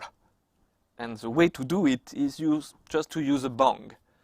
Yeah, it's a syntax which is familiar because you can find it in several languages.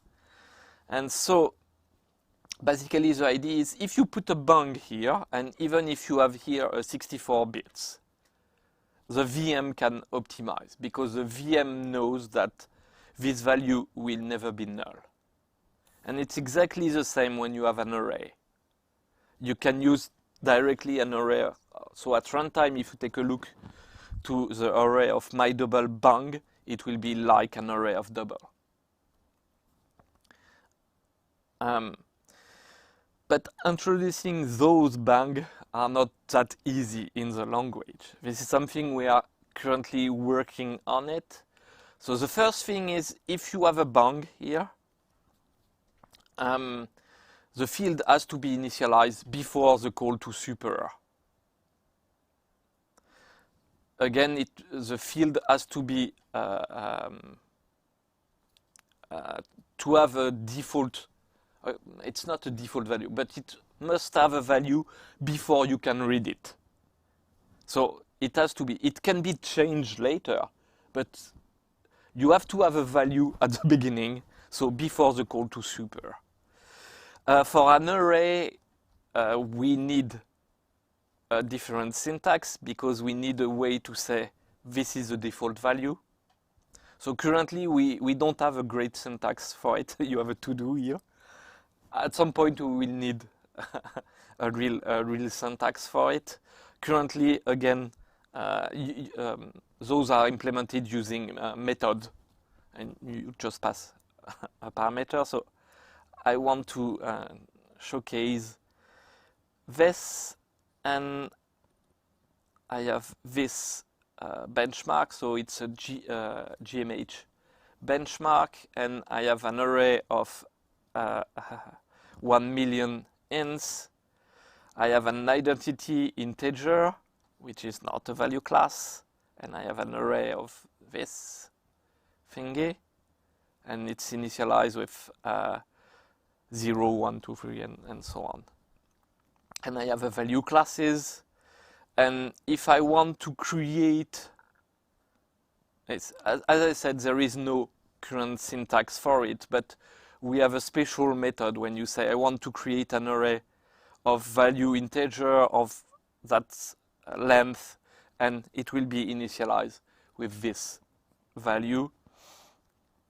And here you say it cannot be null, but it's still atomic, which means only one read, one write, not more than one. So this is the atomic part of it. And if you run this benchmark, I will not run it now, but if you run this benchmark, I have forgotten one part of it with it. You have this one, which is really great, which is you have a value integer box, which is a class that contains a value integer. And currently you don't use bang, it's not already implemented, so we have, for the prototype, a special annotation, which means basically bang, null restricted. You cannot put null in it. But if you try, the VM will throw a null pointer exception at runtime. And so if you run this benchmark, you can see that with a primitive, it takes some time. If it's an identity, it's slower because you have to dereference all pointers. If it's an array of null restricted value classes, it's the same times an array as an array of primitives. And if it's an array of value box that contains, each value box contains a value, which inside contains a primitive, there is no cost at all, because you are able to declare there is no null, so it can be stored as a primitive at runtime, basically, which is kind of great. So we need to add a null state analysis to the language. Currently, we will have something which is quite similar to Kotlin, which is basically you have 3 states. We have 3 states and a half because of the parametric thingy, the E or T inside the language that behave weirdly. But if we don't talk about them, basically when you have a type, it can be not null, it can be maybe null, or which means you can store null in it, and it's unspecified. You are interacting with a code that doesn't have those information in it. Old code, or currently all the code written in Java. And basically the null state analysis is, in Java you have a definite assignment analysis that checks that all local variables are assigned before being read. And this analysis can be retrofit to do the null state analysis, which is kind of cool, which means that it will not slow the compiler. It's done in the same path. And so it's not null if the expression is known to be not null. By example, if you do new something, you know that the result is not null.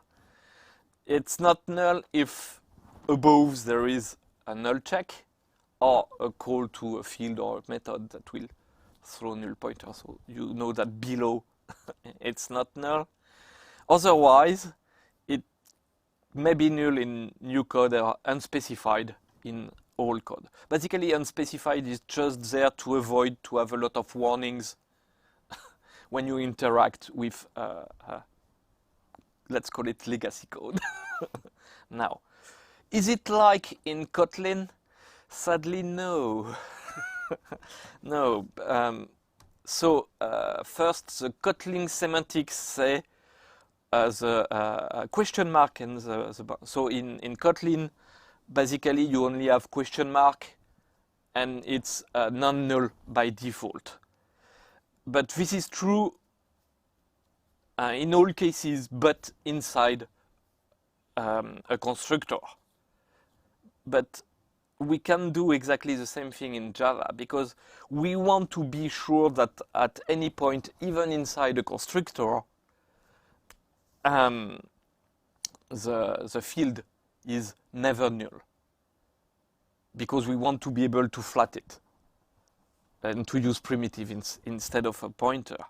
So basically, Kotlin erases the notion of is it null or not. It's just a type checking, and it's not something at runtime. But here we want to do it at runtime, so we have to be sure that it will never be null, even inside the constructor. That's the first problem, or why it's not like Kotlin. The other one is we already Kotlin starts by saying it's not null by default since the version 1.0 of Kotlin. In Java, we don't have that. We have backward compatibility, which means that by default it has to be nullable, which means that if we introduce an annotation, it will be bang, not the other side. Otherwise, previous code will not compile anymore, which is not a good idea. So the nullness analysis only produce warning, because otherwise you will not be able to call legacy code, basically. So only warning and null pointer at runtime, which means if you try to store null inside a complex bang, you will have more null pointer, which is kind of weird, because we want to be sure at runtime that there will be never a null. We have several ideas to try to make it great, to avoid to have a kind of a flag day of rewriting all the dependencies. So we want to try to have only 2 states instead of 3, which means that you only have to put bang, and all the other are question mark, which is inside a file. If you put a bang, everything becomes a question mark at the same times. And it's only unspecified if you call another class that was not written using bang or question mark. That's the first thing, which is the compiler has 3 states, but from the user point of view, you only see two states. The other one is something that JSpecify does. I don't know if you know, but it's a set of annotation you can use in Java. And currently in JSpecify, you don't specify the nullness on local variable. The compiler will infer them. And we may try to do that too. So in that case, you will only have to put bang on the signature of the method and on fields, but not everywhere else. So it will limit the number of bang that you will have to make. Because we cannot do like Kotlin and saying it's bang by default. Obviously, if it's bang by default, you write less question mark. But because it's in Java, we have to use bang. We try to reduce the number of bang that people will have to use. So yeah, having the local, not having to use bang for local variable may simplify the code, and it's also great for migration, which means that if you have a dependency to a legacy code and this legacy code now use bang, they will flow automatically to your code. You don't have to recompile them, which is again a quite nice feature. So this is the end for stage 2. We are actively working on stage 2. So a lot of air quotes, and it's worst for the next stage. The next stage is stage 3, which is, if you take a look to a value class and a primitive, you can see that basically a primitive is a subset of a value classes. So we don't need primitive anymore. We don't want to have a free kind of class of type. We just only want 2, and basically retrofit all primitive to be value classes. Primitive being a special cases of value classes. So no primitive anymore. Yes. What we should do for that, basically what we want is that int and integer bang to be equivalent. Sadly, we cannot do it fully because in the bytecode, those are 2 different representations. If you load an int, the small int, it's eload. If you load an object like integer.bang, it's aload. So it's not exactly, the code is not fully compatible, but we can try to soften the edges. So basically, we are thinking of things like be able to call a method on an int, being able to call a method directly on a literal. This require works because if the currently if the parser see 3 dot, it think it's a float so, or a double. So we need to change the parser, but it seems possible. We want to make new array of list being the equivalent of integer.bang.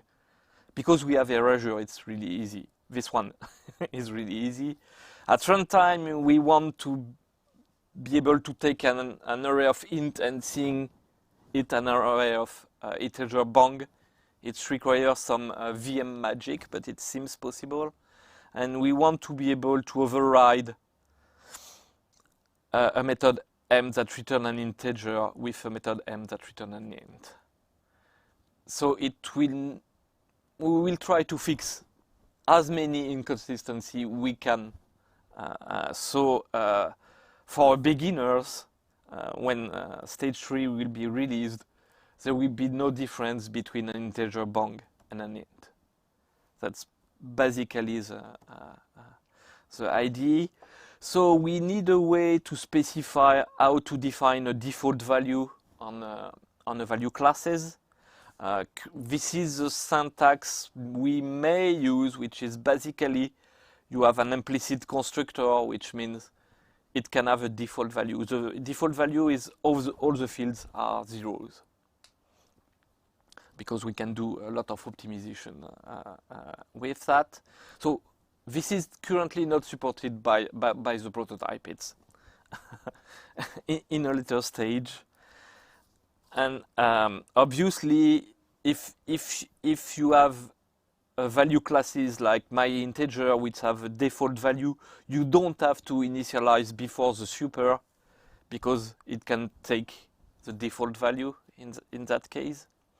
And again, when you create an array of an integer bang, myInteger being a value classes with a default value, you don't need to provide the default value for the array in that case.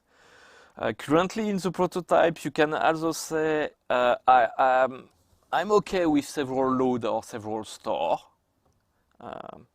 Currently, it's done by implementing an interface. We may change in the future. It's just how this is done, which means that even if you have a lot of fields, you can say, I want to see it as a value classes.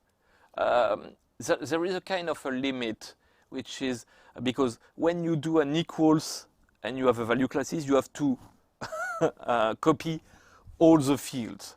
So at some point, if you have too many fields, it doesn't make sense to declare it as a value classes, because the traffic for loading and storing the thing will be too much compared to using a pointer, even if the representation is more compact.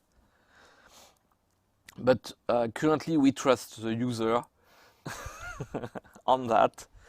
And this is basically my last slide of how we see Valhalla. So the first thing we want to introduce is the value keyword. we are missing some optimization, but once they are done, it will be released as a preview feature. Next will come the bang and question mark things, so adding nullness for fields and method parameters. Then we will try to retrofit primitive types and maybe add operator overloading, but only for value classes that have a default value, where it makes sense basically to have operator overloading. And the last part, which is there is something embarrassing currently, which is being a value classes or not, it's something that the VM check at runtime. But if you have a list of complex, at runtime you have no complex anymore because generic are erased. So the VM has no knowledge that your array of objects is exactly an array of complex, so an array of value classes, which means that currently, if you use collections, you will not have the optimization that you have if you are using an array. So we need to introduce specialized generics, which is basically, we still want a generic with erasure for backward compatibility, but have a way to propagate the type so the JIT can see the type at runtime and optimize it. Because being a value type or not is something that the VM only knows at runtime and not before. And that's all for me. Thank you. That was actually, I really loved the way you explained all the concepts, because I haven't heard about Valhalla for years, and now I actually managed to recall all the things I've heard before. And all the questions, like all the first questions, were related to when. And it's when it's ready. Yeah. So the thing is, value classes, especially if you just put value in front of it, is an optimization in terms of performance. Yep. If we release something where there is no optimization, there is no point to use value classes. Sense. So until we have all the optimizations we want inside the prototype, it will not be released. But once we have them, and we have most of them currently, then it will be released. Yeah, so that was So the answer is when it's ready. That would be my second part of the question, on more like, because I know these questions are kind of vague, because we don't know. But the question would be, how do you feel the progress? Like, are you progressing like, with a well-paced manner? I think on the first two items, so just value and the bang things, we have progressed a lot. So does it mean that the Valhalla will eventually be released in in milestones? Yes, like yes, in it will be. That's why we have stage 1 and stage 2 and so on. So these stages are, it's like this way it will be delivered, shipped, and so on. Exactly. That's great to hear. For 3 and 4, I'm not sure. Of course. Of the order, but 1 and 2. Okay, that's great to hear. I mean, like, we can expect it someday. Yes. Yes. I mean, like, in terms of times when someday is somewhere we can expect. Okay, got it. Because this next one was, so the value classes come with Java 25, right? And I'm not sure. And no, it doesn't come with 25. You can download a build called the Valhalla build that works, which is 25 modified. So I think the build is not public yet. Okay. Okay. But so currently you need to go to the repository. So github.com/openjdk/Valhalla and build from the sources. As I say, IntelliJ has started to provide basic support of it, which is really, really great. There is no read anymore when you write Yeah. value in front of a class. That's actually what we are trying to do during latest times. We want to support Java before it is released in public. So basically, our goal is to have everything for our users before it becomes like production grade. So yeah. When it's the one, yeah. Yeah. Okay. The next question is about Scala. So Valhalla value class can provide can they provide a way to implement Scala case class? So case classes are more like records.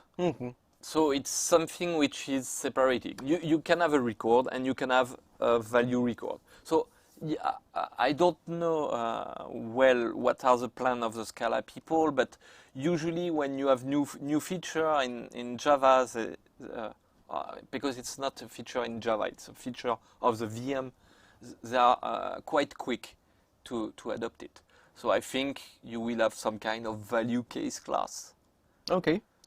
I think in Scala there is already, I think it's like in Kotlin, you already have a value classes, but it's limited to one field.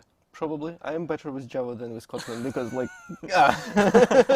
So I think that both in the case of Kotlin and Scala, they have already thought about it. So I think the transition will be kind of seamless like in Java. Okay, got it. Then there is one question about your presentation, and it would be great to have slides here because there was a int m override for integer m. Yes. So is it integer bonk m or like we would be able to override? Both. Both. Okay. Yeah. When you override something, as a compiler is a kind of lenient and lets you to forget the bang. Which means that you can have the main issue is when you have two libraries, one is written with bang and one is not written with bang. If you are in Python, yeah, okay. By example, you had to wait until your dependency were in Python 3 before you moving in Python 3, and we don't want that. So we are for overriding we are more lenient, which means that you can, in your code that implements an interface from an API, use bang even if the API don't use bang yet. Okay, got it. Got it. And we actually have 40 seconds. The question, I guess we will make it. Will primitives ever be nullable? It's Java long integer is a nullable primitive of int. So we already have it. And at this point, I guess I just want to thank you so much because I enjoyed the talk. I hope our viewers also enjoyed the talk. And as I say, always, drop your like here because the talk was amazing, the stream is amazing, and we are amazing, and you are amazing. And subscribe to us in our social media. And the next talk we are going to have will be in the studio with Marit, with Lize Raes, and they will be speaking about features of LangChain 4G for production-ready AI applications. That's it.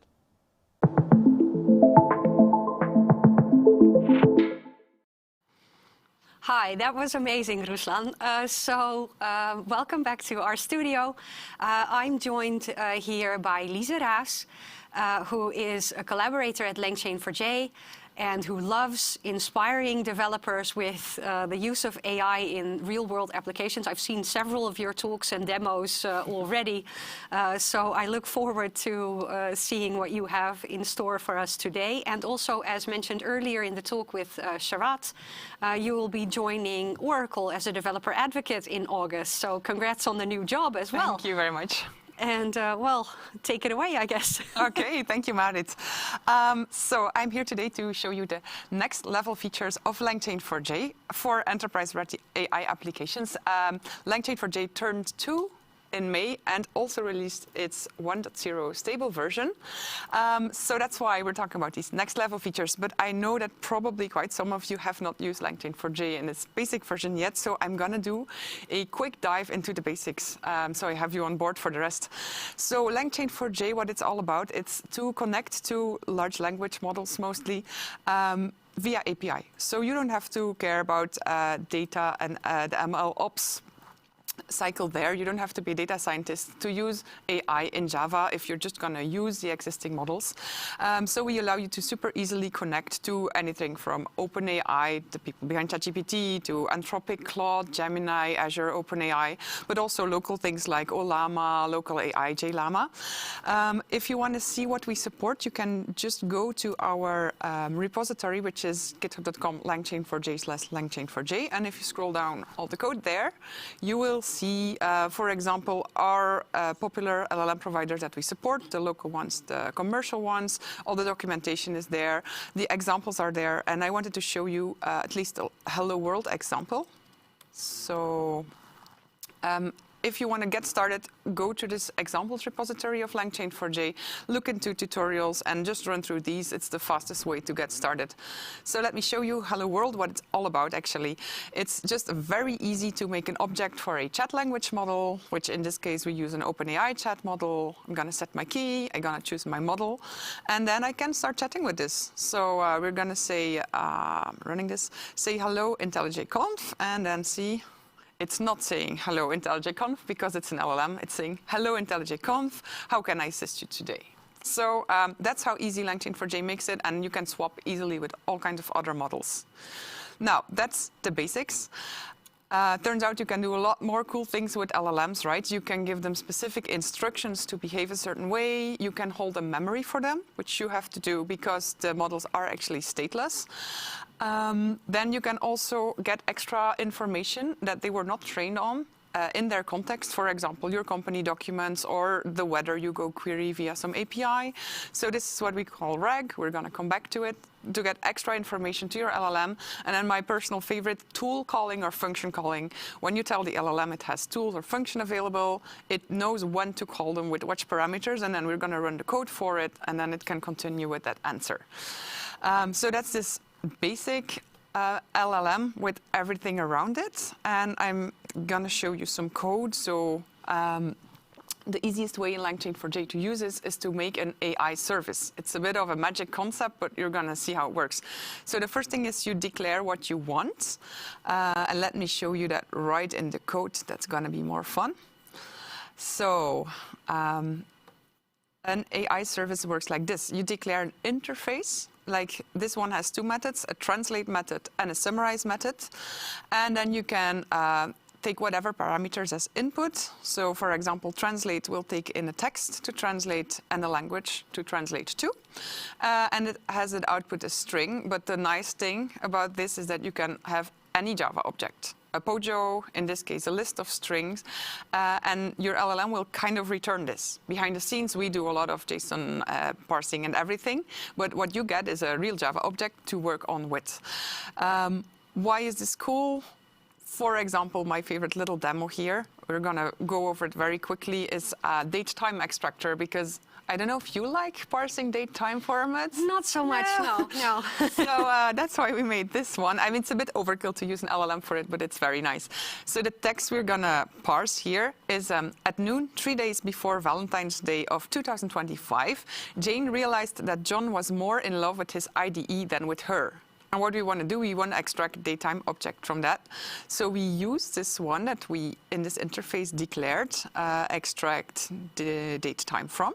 And we're going to really have a local datetime object. So let's try when we run this code. If it manages. There we go. So that's the 11th of February 2025 at 12 at noon. And we didn't have to do any thinking or parsing. So the way this works, this AI services, after you declare them, and you can specify a user message with instructions. You can also specify a system message with instructions. And a user message is kind of the thing you say as a user. You can add tools there very easily, memory, we'll see that later. And then you can do AI services.create or .build and build this whole thing up. And you don't really need to code what's going to happen there. It's going to be an LLM that takes care of doing it. Good. So for these basics that were the AI services, here's a little example where instead of local datetime, we're going to really return a Java object, like an electrical component data sheet with all kinds of fields. If we want to give it specific tools, like to calculate power from voltage and current, whatever domain you're in this case, you can annotate them with tool, as you can see here. And here we declare our interface for our AI service, saying you provide the user with information about electronic components, like it's a general thing that applies for the whole conversation. And the two methods has is a generate a data sheet for your electronic component, and it's going to give you some component data sheet object back, like we specified before, or like another like get manufacturer based on a component. So all these things you can puzzle together what you need. And then we do again like AI service.builder for this component info service interface that we declared, and we can add the model of our choice. We can add a content retriever which allow us to interact with the database here of the components. We'll show that in more detail later. And this is how you add these tools that we declared, and then we can start using it. And then I can say something to my AI service like generate datasheet method. I need a shift register with the last 8 parallel outputs. It will go look into the document it has. It will use those tools to do conversions, and it will give you a proper Java object back right there. All right, that's all the cool basic LangChain4j. What we're going to do today is we're going to dive into these next level features, which is a short touch on state machines and agents. Then we're going to look at advanced RAG, smarter ways of getting more context, multi-model architectures, if you want to call multiple models, and how you swap them, model context protocol, MCP, all the hype at the moment, so we're going to quickly touch on that, see how we integrate audio, guardrails and moderations, very important to have enterprise-ready things that are actually secure. And then observability, also again, very important, and evaluations. How do you evaluate things that never output the same deterministic answer? That we're going to see too. Good. Let's dive right in. These are the 5 levels towards general artificial intelligence, and we thought I made this application for the demo together with Mohammed Ait Abderrahman, and we thought let's just aim high. Let's aim at AI that can create new innovations, because at some point we run out of training data or it gets really hard. What if AI could create its own new data or research actually? So we inspired for our app of how humans actually expand their knowledge, which is like, okay, we figure out something that we don't know yet.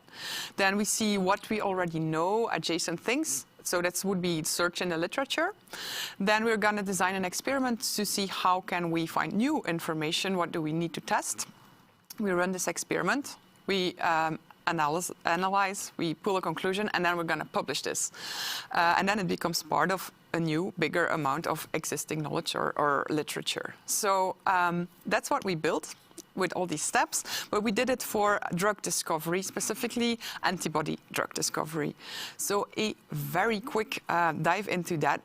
What we are making here is basically we want to design antibodies that bind to specific diseases. So our body has these naturally, but some diseases like cancers typically they don't recognize well enough, or they don't recognize.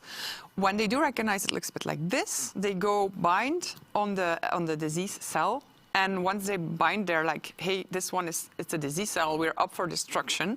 And then come white blood cells or killer cells, and they get rid of this thing. So it's extremely specific. There's not many side effects, and it's using the body's own process to actually get rid of the disease. Here you see Staphylococcus aureus being eaten, for example, by one of our body cells. I worked in bioinformatics for a while. I find this really fascinating. Now, the problem with these engineered antibodies is that they consist of many more atoms than these small molecule drugs that we usually know. So the one on the right is normal chemotherapy, and it has a lot of side effects. The other ones are better, but they're really hard to design. So once you designed one, like the whole sequence basically, then you also have to test like how well does it bind to my disease? Isn't it toxic? Is it stable? Things like that. So we drilled it down to this, and the details don't matter much, but we're going to choose a disease to tackle. We're going to find what this disease look like. We're going to find already known things. Then we're going to find what the sequences are of the known things. Then we're going to propose a new one, test the new one, and publish an article. So all of these steps are part of like a much bigger research cycle that's already happening, but a lot of it's manually. So actually AI has the potential, if we have the right models, to design better fitting sequences, or also to steer the robotics in the lab to actually test this. Good. So one option to run through all these steps is to let the LLM take care of the state machine. And it's very cool. You just tell the LLM, run through all the steps. Here are all the tools. Here is all the information you can use. And if it's not too complex, it's going to do well. The nice thing is when the user says halfway, oh, sorry, I made a mistake, let's go back to step 2 or something, the LLM will deal with it. You don't have to program much either. It looks like this, actually. You give all the tools, you give all the documents it can use, and then you say, like, run through all these steps. But it's not very secure, and sometimes things will happen you did not intend. The other solution for this is to let the code manage the state machine and run the LLMs in this specific steps only. So then you can get very complex, but you have a bit more programming work.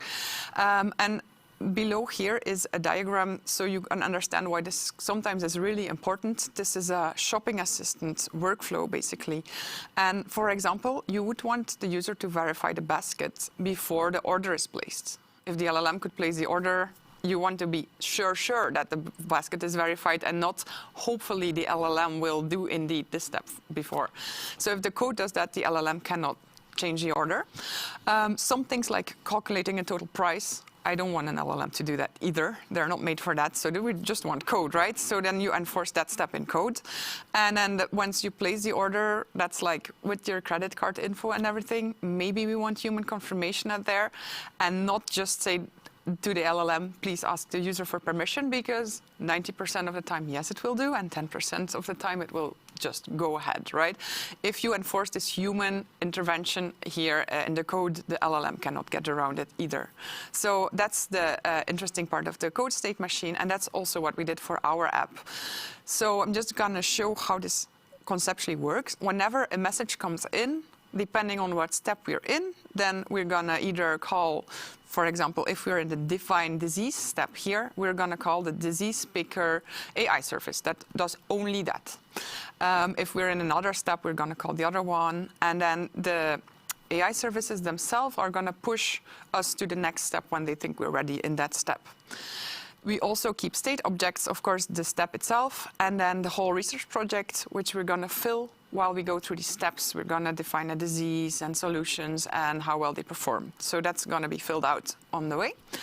And then these AI services for the different steps, they look like this. They are very different in what they have to do. For example, our disease picker, this first step, which disease do we even want to treat? That's a bit sparring with your LLM, so it has memory because it's a chat. It has no RAG, so no external documents because you're just talking there. And it has the tools to store the disease name once you decided on it. And that's where the trick is to jump to the next step. Once you store the disease name here, so the LLM knows, like, once they're sure, we call store disease name. It's stored on our stateful object, and we're going to push ours to the next step, which is find the antigen, find the disease cell, basically.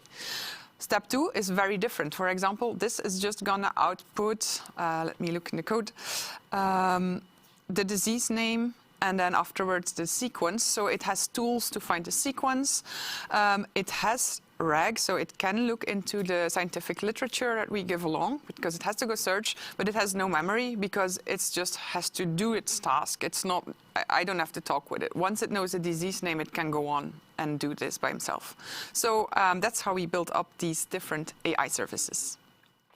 Now, RAG, Retrieval Augmented Generation, used to be a way to just chunk documents into pieces and find the right pieces that fit your question and add them with your question, so the LLM knows, for example, the terms of services said something about how can we cancel, and the question was about canceling, so we're going to only add those chunks, and then the LLM knows about our specific terms of service. Now that worked a bit, but not great, so that's why we now have advanced RAG. Yeah, everybody that tried it knows it. So let me dive a bit technically in advanced RAG, because it's very important. And why is it important? For example, while we were developing the app, at some point in finding the sequence, it asks, shall we proceed to the next step where we find known antibodies for this target disease and their characteristics? I said, yes, please. And all of a sudden, I see here in the logs that it finds like, yes, please, is a book, a big juicy stew of personal stories. And I was like, like, did we get strange PDFs in our resources or something? But no, it did a web search with yes, please, which can be very undesirable, especially in production. So that's why, for example, you will want a query compressor, and I'm just gonna explain right away what that is. So once your question comes in, it's often part of a larger conversation. And when I say yes, please, I actually mean the question, give me the antibodies that work well on this disease or something, not just yes, please. So Query Transformer will take care of making my question into the real question. Compressing Query Transformer just makes one thing out of the whole memory that makes sense. And expanding Query Transformer will ask it in many different ways. So you're sure you have all these parts that you might want to need.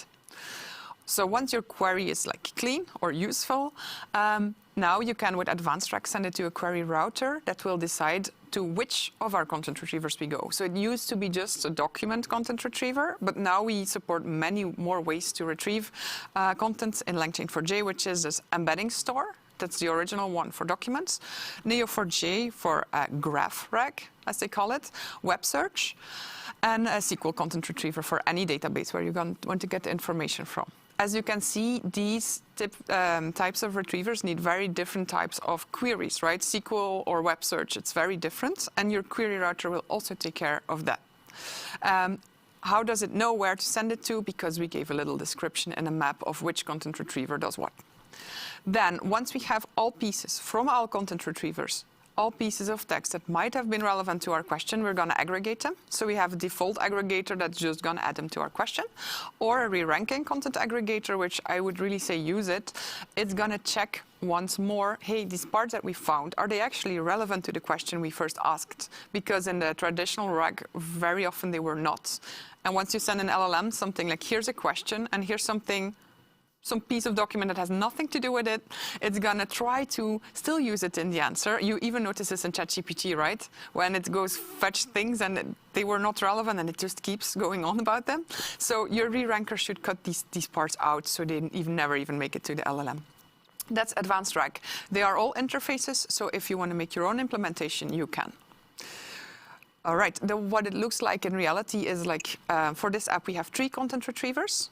This one is an embedding store content retriever here that's gonna load our documents, split them, and so on. But then we're gonna put them to our map retriever to description. So here is the retriever for our literature, and here is its explanation, scientific literature on diseases, and so on and so on. And that's what the query router will use to know we should send it there or not. The web search content retriever looks like this. In this case, we are not adding it because we are working scientifically. We don't want it to go find random stuff on the web to solve our disease problem here. And then a SQL database content retriever, we also add it to the list.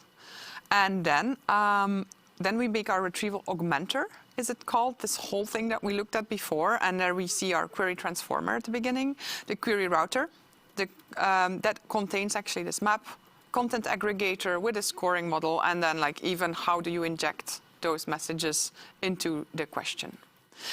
I'm showing you all this code so you know this is doable. You find examples of all of this, and I will also share the link to this repository if you want to make your own version. Good. Something else we're going to run into later is that we may want to call AlphaFold, which is Google's amazing model where you can see what the structure is of a protein of the sequence. And they even have Alpha Proteo now, which lets you design a protein that will fit on another protein, which is all we need now, but it's only for use for scientific institutes, which we are not. So we're just using AlphaFold there just to show you it's possible. The way you can use those very easily in LangChain4j is by wrapping them in a tool.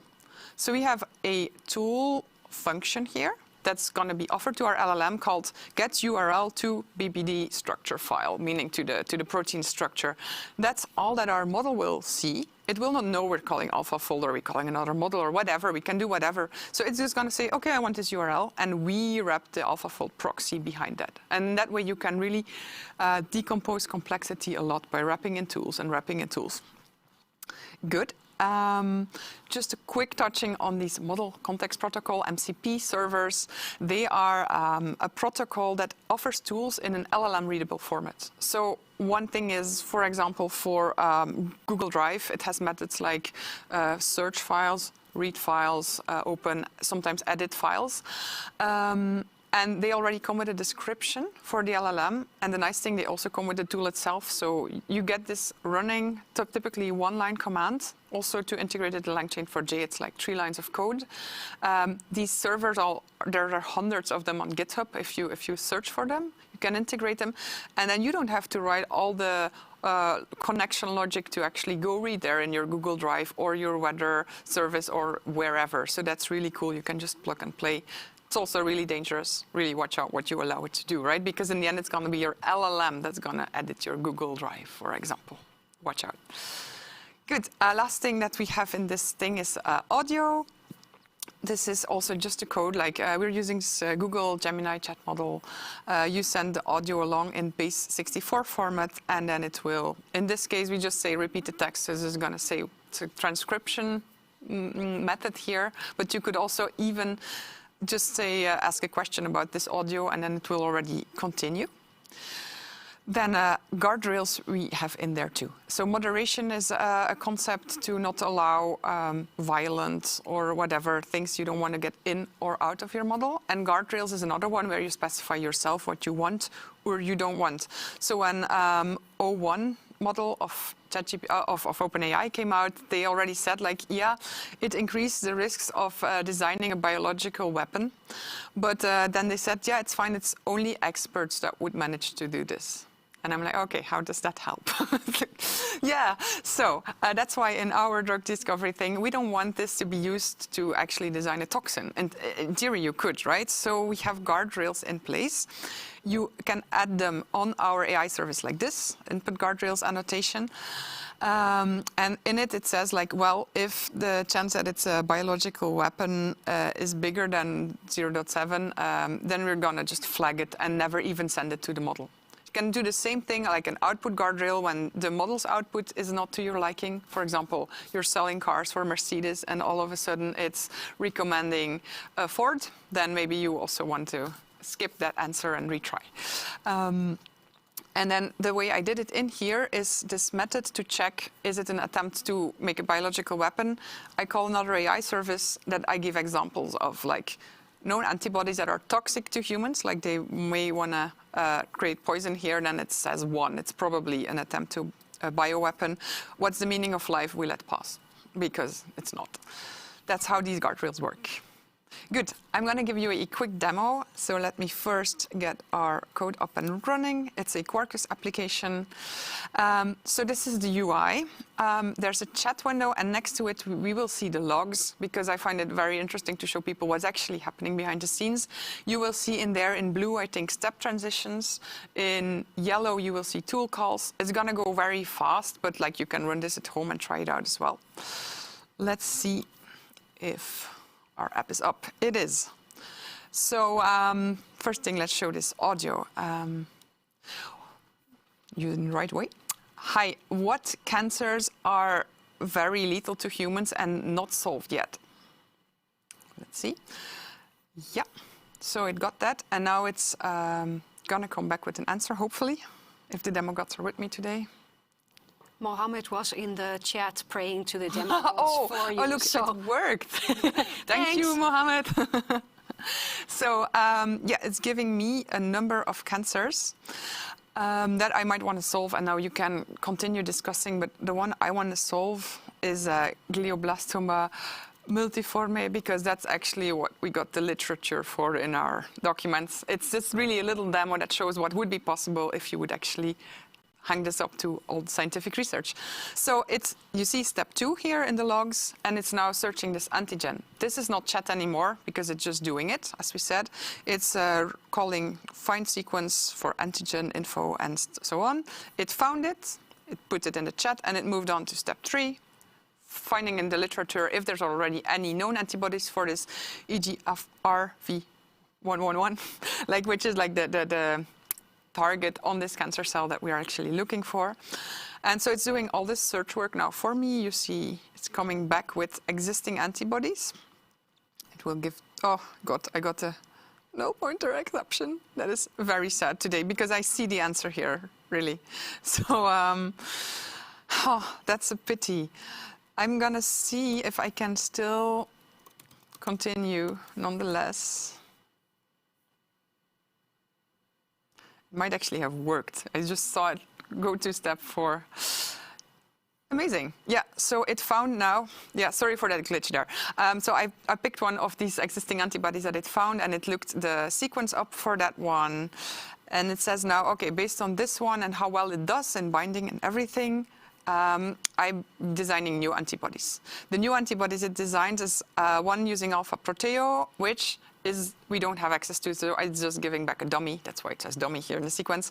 And then just to show you, you can actually call other models. It does a Claude call. Everything till now was with OpenAI's GPT-4. And now we made a Claude call in there, and it says, would you like to measure how well they perform? It's asking it to me because I specified there that there should be a human in the loop because it's costly to start measuring how well our new antibodies perform. So typically it's somebody that's going to do it in the lab or costly models to run that can predict it. And so we're just giving back random things. It's just a demo. But what is not random is their PBD structure file here that we got back. Let's have a look at it. Just takes a while to open this little program. And now all characteristics were measured. This is our structure file that we just got by tool call. We got the URL to it. And then we want to publish this in Nature or in the New York Times. I'm just going to go for the New York Times because it's typically shorter and funnier. So this is basically the whole cycle with a lot of dummies in there, but just to show conceptually this is possible these days. So yeah, we had a breakthrough. So Mohammed Software and Lize Dev have discovered highly promising antibodies, etc., etc. That was our app. So what else do I have for you? Once you want to take things to productions, you want to think about data privacy. So if you have user data or anything IP in your company, you don't want to necessarily just send it to OpenAI or somebody. Just check the small print of the terms of use. Or if you're big enough, negotiate zero retention strategies or something with existing model providers.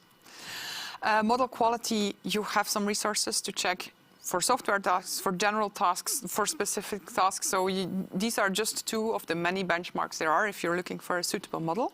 The smaller your model, the faster, the cheaper, typically. Model pricing, you can look at llmprice.com, then you know it right away. Observability, we support that in LangChain4j. We're like OpenTelemetry compatible, and let me show you if we measured something. Yeah, so this was what we just did. We ran through our program, and so you see these different AI services, they output different times. We have really many listeners and characteristics that you can output. You see token consumption. We have a little glitch here too. Anyway, you can see input tokens, output tokens, also for all steps, everything you want basically to monitor this app. Very important for production as well.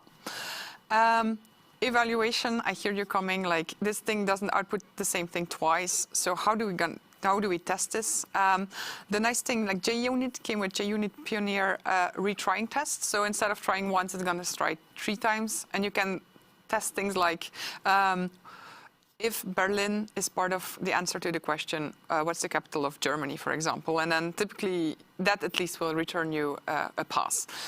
Now, very interesting, the Quarkus came with also a testing framework, which they call AI Scorer. I'm just going to show it. Wait, I think I have a screenshot here.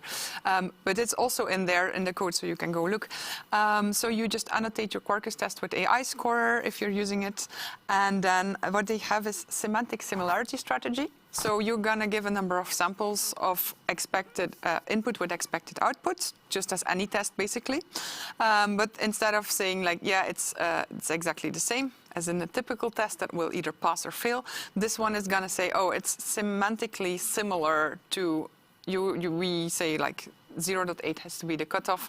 So semantically similar means the meaning of whatever was outputted by the model is so close or so not close to what we actually wanted in our examples.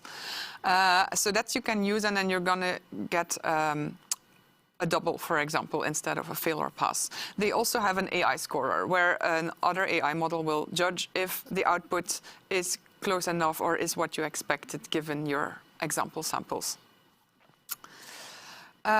Now you can test whatever you want. We learned that with LLMs, the scope of input that users can send into your program just got even so much worse. Like already with normal deterministic programs, users managed to do weird things and surprise you, that things that were not covered in the tests and never intended for. With LLMs and natural language input, it just got so much worse. So that's why already in pre-production, I get these thumbs up, thumbs down there, and especially thumbs downs with descriptions are interesting to see what your users are actually trying to do with your product. And then maybe you want to give more information what not to do, or actually support whatever they try to do. Once you take it to production, of course, it's often too much to manually process, so you can use actually AI and vector clustering to see which are the most common feedbacks and negative feedbacks, so what you should address first. Good. Last slide for you, the shiny new features that are coming. First of all, we're extremely happy that the stable version 1.0 is out. We put a lot of effort in it to make sure we don't have to make too many breaking changes, hopefully none. But once this one was out, so people can actually trust it. Now what we have upcoming is few-shot support. So that's a type of giving examples for the AI services, because LLMs work great with examples. Prompt caching for faster and cheaper interaction. We want audio support for more models. We're on it. I know Mohammed is on it. Then we want to extend this MCP support because it's extremely useful. I have a talk just about MCP servers at JSpring in 2 days for anybody going there. And then we also just had a pull request for AI services as a tool. So you can very easily just let your AI service be called by another AI service. And then you start to be in the agentic world where agents call agents. That was it. I have here for you the useful links that maybe we can post in the chat afterwards. I said I was open for questions during my entire talk. There weren't a lot of questions. There were also some compliments, like nice presentation, wow, I'm very impressed, super, and wow, very nice. But there were some questions at the end. So someone is asking, would there be LangFuse integration? LangFuse. LangFuse? Oh. I don't know what that is. New to me. No, oh, okay, I'm sorry. We will look into it and we will let you know. But I guess not, because I didn't hear of it. Exactly. So, and the other was about OTel integration, which you mentioned that you're OpenTelemetry compatible. Yeah. So the question, I guess that means, well, so yes. The question was just, is there OTel integration? Yes. Yes, so we have in Spring Boot and in Quarkus a way to easily, like the thing you saw with Grafana. I don't know if the question came before or after that. Sorry? So maybe the question... This was just at the end, because there weren't actually many questions during your presentation or your demo. So either everything was clear or they're completely confused. Or they're completely baffled. Sorry if that's the case.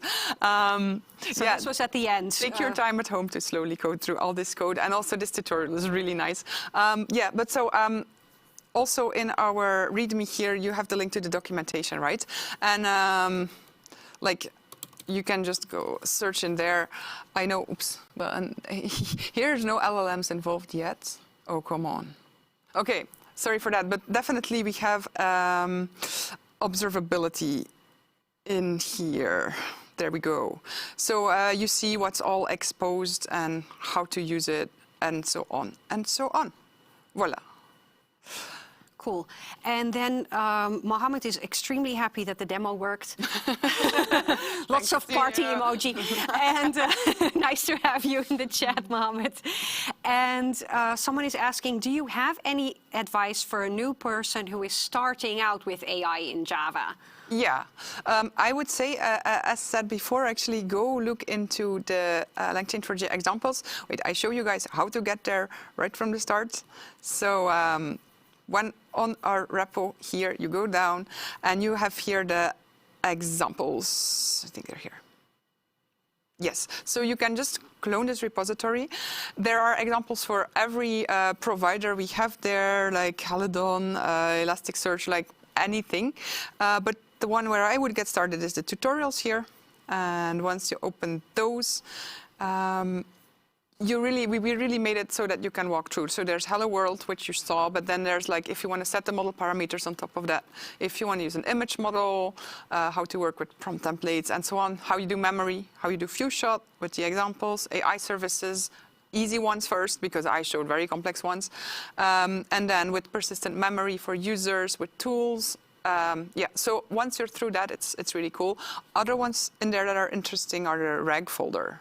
Like for all this advanced reg, you have reg examples that's also, again, gonna walk you through all these different things. So easy reg and naive reg are the basic ones, but advanced reg, here you have them all one by one in this repository. So just have a look at that, I would say. I think examples work so much better than describing what it does. So dive right in. Yeah. So someone is also asking whether they can have the repository for your demo. Is that publicly available? Yes, it is. So that's just github.com/Lize Raes, my name, /AI drug discovery. But you find it there in my public repositories. Okay. And someone is saying the extractors are so cool. I see so many use cases. So you're making people happy. Oh yeah, giving them ideas of stuff to work with. I must say, when we just added them, I sometimes woke up at 4 o'clock in the night, like, oh, we can now do this. We can now solve this. It's still. And that racing. Makes you happy waking up at 4 o'clock in the. It's positive. It's enthusiasm. Like as a person with ADHD, I'm like 4:04, sleep not found. But I prefer to sleep at that time. Someone is asking, is there a built-in implementation of a React agent? No, not yet. But we're an open source library, so feel free to contribute it. Pull request welcome, right? Yeah, I mean, interestingly, the MCP talk that I will do at JSpring, I'm sure it will come online. It has a lot about agents. It's not a React agent, but I'm building cool agents there. Okay, and what about integration of guardrail in vanilla LangChain4j? It is merged. I didn't demo it, but it should work. I know there's still some things going back and forth on the repository, but it should work. I didn't try it, but I will try it right after this talk. And finally, can we train models using Java? Yes, but not with LangChain4j. So that's actually an interesting question. LangChain4j is not about training models, but we have, God, that's the blackout. We have so many deep learning. Yeah, deep learning for Java. There's Tribio, but it's not neural networks. I think it's this older ML models. So yeah, there are solutions. Please do have a look. Also, ChatGPT is very helpful to ask how can we. Yes. Oh, and by the way, like I should also mention DeepNet, which is like a really cool. They have also UI support, and they're free for individual developers. They're paying when you move to enterprise applications, but they have super nice things like image recognition on Duke example. So definitely do check it out. It's like DeepNets with TTS at the end. Then you find it. Okay. And you mentioned briefly that MCP can be dangerous. There was a recent CV, I think, with GitHub MCP. Oh, okay. Do you want to not explain some more what could possibly go wrong? Yes. I know you do talks on this as well. Yes, it's true. Yeah, so like already not only MCPs, the whole tool calling itself is dangerous, right? Because it's the LLM that decides to do it when it finds it suitable, and 90% of the times it's going to be yes when you want it, and then 10% of the time it's going to be using weird parameters or even call it when it totally should not. And with MCPs, it just got so much easier. So as said, there's hundreds of them. In my demo, I don't think we have time now. Do we have time? We have almost 20 minutes. So Then you want to show us more, I want to show you the danger. Yeah. Good. So this is Cloud Desktop, just as an easy demo to show. There's some MCPs integrated to this one. So let's just ask it, what tools do you have available? Should tell me. I mean, they're in a config file, but there's, among others, a GitHub tool. Yeah, so GitHub integration. So I should show you what this looks like. Okay, this is going to be part of my MCP talk. So spoilers for 2 days from now? Exactly. So let's have a look here, edit config. There we go. Oh yeah, open with, of course. So all I did to add these MCPs was this here. This is just the GitHub command, and you find this just on GitHub, by the way. So that's it, right? You add this in this file, or for Airbnb, it's this, or for Wikipedia, or for Playwright. The Playwright is the one that goes click around in your browser, just like Puppeteer and Playwright. Just if you want to do dangerous things, get these ones. So, or if you don't get these ones, right?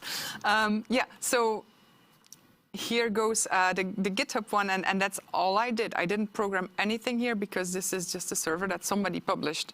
There you say it, somebody published it online. It's gonna take my access token. So one thing, make sure you trust whoever published them, because otherwise you give both your access token and access to the whole service behind it right away with their MCP server. So one thing, trust them, and the other, let's now go back. Can I now go back to, I'm not using this one very often. Where's my chat? Here's my chat. So I can just say, create a new public repo called IntelliJ Dangerous Demo. And it's going to do it for me. And at least here it's going to ask permission. So this one, I've let it, I could do allow always, but I never do it because I want to demo that. At least the first time ask permission. Yep. And there it goes. So do you want to go and have a look if this actually happened? Maybe the viewers can test for us. So let me see that. Should be there. Repositories. Yeah, there we go. Right? That's how easy it got to do anything. And when I get this I get this GitHub plugin, it comes with all the tools of it, which is also create branches, delete things, create issues. If it starts doing this without you wanting this, if it's open source, it can get shameful, and it can also make you lose a lot of code or wreck a lot of code. So yeah, that's the danger. It got so easy to do things, so you really would have to think. And what we have in LangChain4j is a way of filtering which of the methods you actually want to allow to be used. Right. By the way, there's also a Stripe MCP for payment. Yes, I would totally trust LLMs to pay stuff. And actually, my question is, if you allow the LLM to make the payments, whose liable? Contract is, yes, who's liable? Is it me because I gave it the access? Is it, or will we see OpenAI? or the company who created the MCP? Yeah, let's see. It's a whole new world. Yes. So Ken Cousin, hi Ken, is saying when you create a GitHub access token, you can restrict which operations it's allowed to perform. Yes, please. So it's true. So for this one, definitely. Yes. It's the same with all the Google services. So I actually have this agent manager that I let access my calendar and my Gmail and everything, because I like to live dangerously. But you can restrict for each and every one of them what the token is allowed to be used for. Yes. But of course, I just said yes. And they're reminding you to change your GitHub token. So thanks. That's oh my God. Yeah. I should do that now. Guys, please unwreck it now. Yes. So wait, let me try it. Go do that. And let's see if it has something to revoke my GitHub token. Oh, see, that's the worst thing. It can do everything, but not the one thing it should actually be able to do. It says it cannot revoke my GitHub token. Okay, so you want to go do that yourself? Yeah. Someone is asking, what about tools for programmers like Cloud Console? Which tools do you personally use?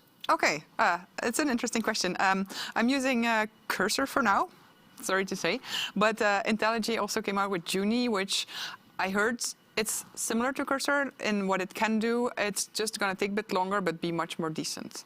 But since my job is a developer advocate, and it brings me in this nice position where I can just write proof of concepts and MVPs and then wow people, and I don't have to care too much about user management or real security. I just Cursor because it's fast, and there's a lot of errors, but it does make me much more productive. Yeah, I'm actually also curious, guys, drop in the chat. Are you using this? Are you vibe coding? Do you believe in it? Like, how is it gonna go when we have this in the work floor? I'm just very curious to see. Yes. Well, I'm obviously using Juni, which I find very useful, and because I can use it inside IntelliJ IDEA. Yeah. I've tried Cursor for 5 minutes, and then I closed the window and had no idea how to open it again. So that didn't quite work for me. And also, like, I had it generate a project, and then I wanted to run the project and didn't know how to do that in Cursor. So I opened the project in IntelliJ IDEA so I could actually work with the code. Yes. That's what I did. And so, you know, I hear many people who do that. So they use something to generate the project and then use their favorite IDE to you actually work with the code. Yeah. So for Juni also we do have a Brave mode option where you give Juni blanket access to the terminal. Yeah. I am not brave, so I don't use this feature. Me neither. Me neither. I say this all the time, and but it also does have an allow list. So one of the things that I really like about Juni is that it will create and run tests for you. But then at first it will ask you to run the tests on the terminal, and I quickly allow it to always run the tests because I trust it to run the tests or to build the project. But you know, other stuff, don't run AI-generated terminal commands unless you understand what they do, because before you know it, you're wiping your hard disk. Yes. That's how these things go. There's that. Someone is also suggesting that there should be an AGI demo next year, since you know you went for level 4 this time. So next year. Yeah, POC. There might be a proof of concept. Okay, good. I guess they will. You heard it here first. And someone is asking about multimodality. What about image inputs in the AI service interface? It hangs for quite a long time in the LangChain PRs. Does it mean LangChain changed the approach? I guess at LangChain 4J. Yes. Yes. Sorry, so LangChain 4J.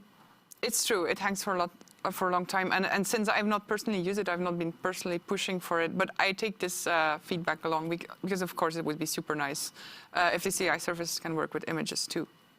Yeah. By the way, since if we still have a bit of time, I thought I'd pop up one of my other projects. Sure. I love your demos. Let's go. Spoil some stuff for. Yeah. So. This is my AI agent manager, and it's also just all LangChain 4J under the hood.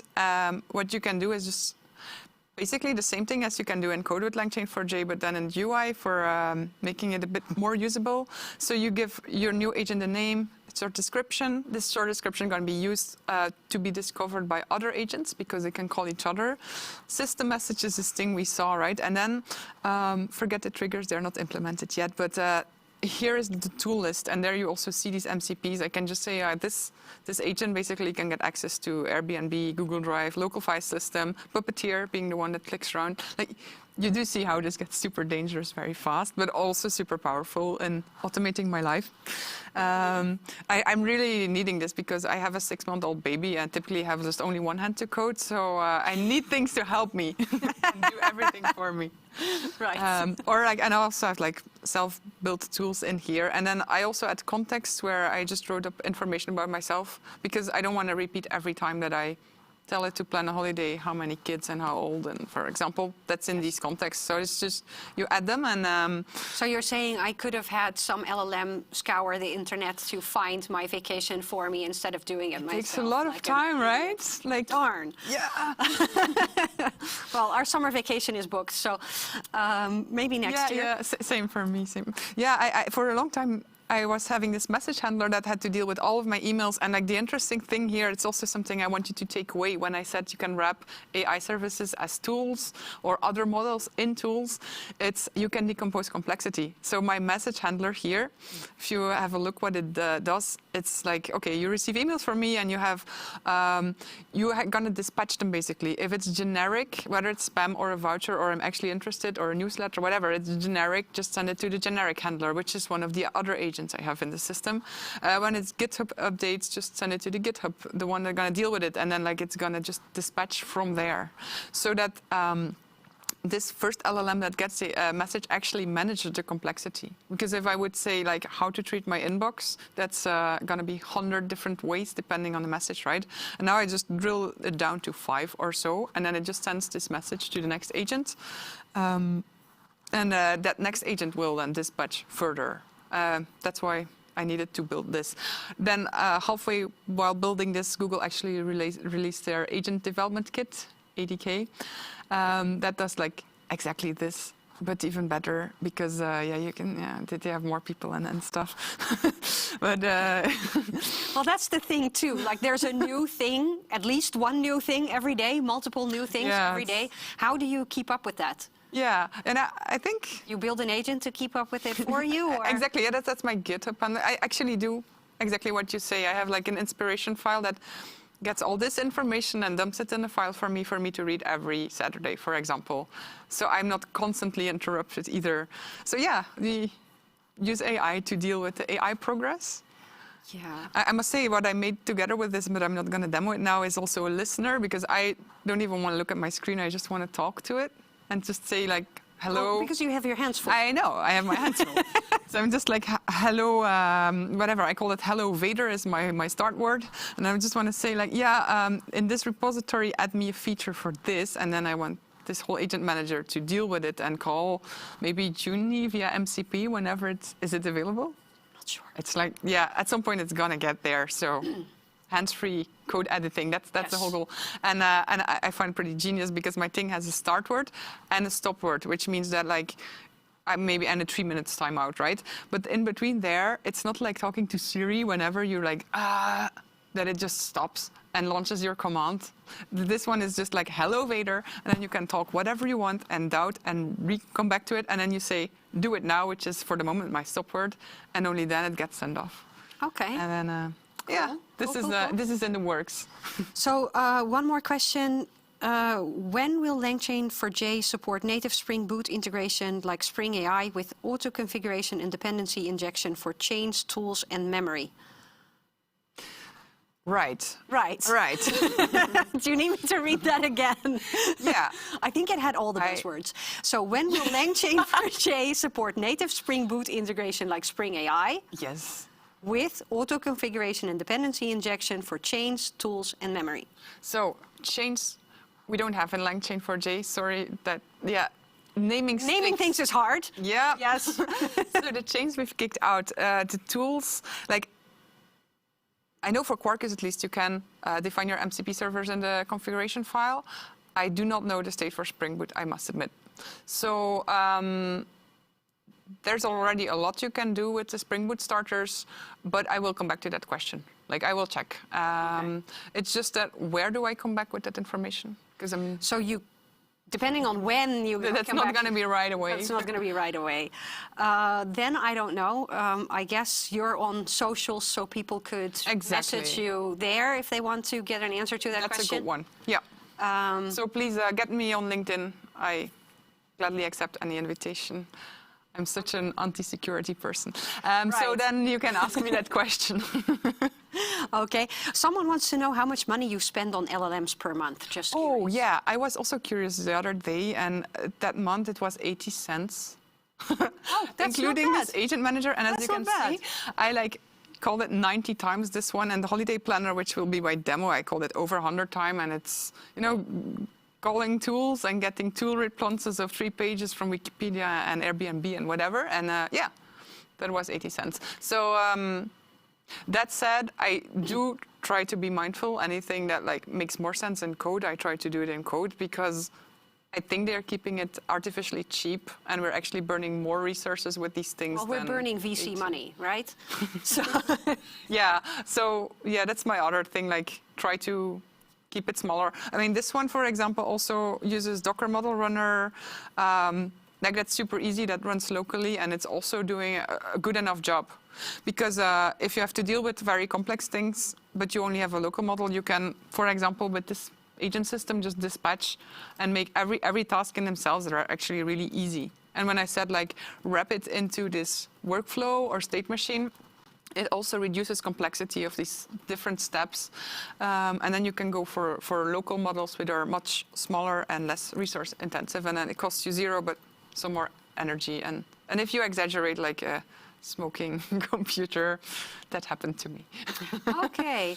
And so how do you decide whether you want to write the code yourself or you want to have LLMs do it for you? Because you said sometimes if it's easier to just do it, I just do it.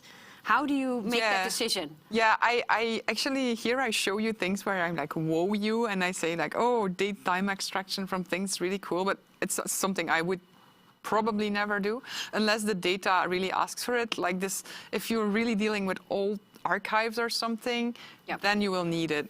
But anything else, I will still stick to the hard way and parse the datetime myself because I find it a waste of resources. Now, I come from electronics, so I used to work on these microchips, and I'm very resource-minded.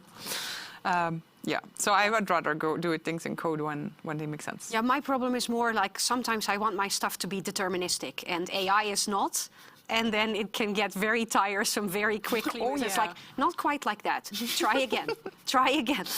Okay, I'll just do it myself. Guys, can you drop like a thumbs up or something for everybody who has been scolding at their coding assistant already? I find myself doing that. It's like, can't you just do it yourself? I am team please and thank you to our AI overlords, just in case. I don't care that it costs Sam Altman money, you know. Because didn't he say like we shouldn't be polite because it costs extra money and extra tokens? Right? Yeah, that's also what I think when I wrote like, hello, how hard can it be? I asked this order, and then I'm just like, come on, like you're a grown up, contain yourself. This wasn't helpful, but it does good sometimes.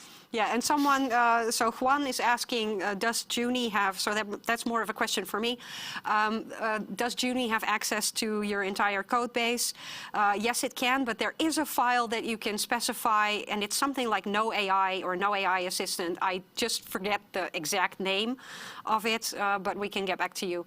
I'll try to do that right after. Yeah, you want your POM in there. That's the most annoying part, when something doesn't compile and they say like, oh, but then we just have to update the version in your POM. No, and also like one of the things I especially enjoy is when it updates from Java 21 to 17. Because obviously, you know, or I had a project where we were using Elasticsearch 9, and then it's like, that doesn't actually exist. Yes, it does. But, you know, because of the cutoff date, it doesn't know. So one of the things is to put in your guidelines, or for Junie, it's a .guidelines file. For others, it might be something else, but you put them in your guidelines and say, okay, pin to use this version, this version, this version. But yeah, you can get interesting, unexpected. So that's actually, so Junie asks for permission to touch your POM and change your dependencies, which is something that I like. Very much sense, yes. Because, you know, before adding malicious packages and things. I didn't even think of that one yet. Yeah, so do you have 1 minute for maybe an example of something funny, interesting, unexpected that happened during one of your demos? If you have any examples. Well, the yes please one I found pretty. I found pretty shocking. I was really thinking like, was it me or Mohammed that put I don't know what gross files in the thing? And then luckily I could blame it on the web search. Huh? Yes.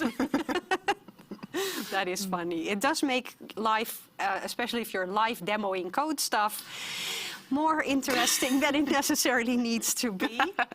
Yes. It also makes programming much more fun. I would say like, at least 10 times a day I'm telling my partner, like, look what it did now. Before it was more boring. Yeah, definitely. So thank you so much. Also, lots of thanks from the comments for your presentation. Thanks for joining us here today and your awesome demos, and for being awesome and sharing that with us. Thank you for having me, and thank you for your attention. And I hope you have a lot of fun with it. Like I'm really dying to go see the comments, what you guys are building, and how many people called it your AI assistants and stuff. Yes. Okay, and with that, we'll go back to the other studio, to our host Ruslan, with the next session. Thanks a lot.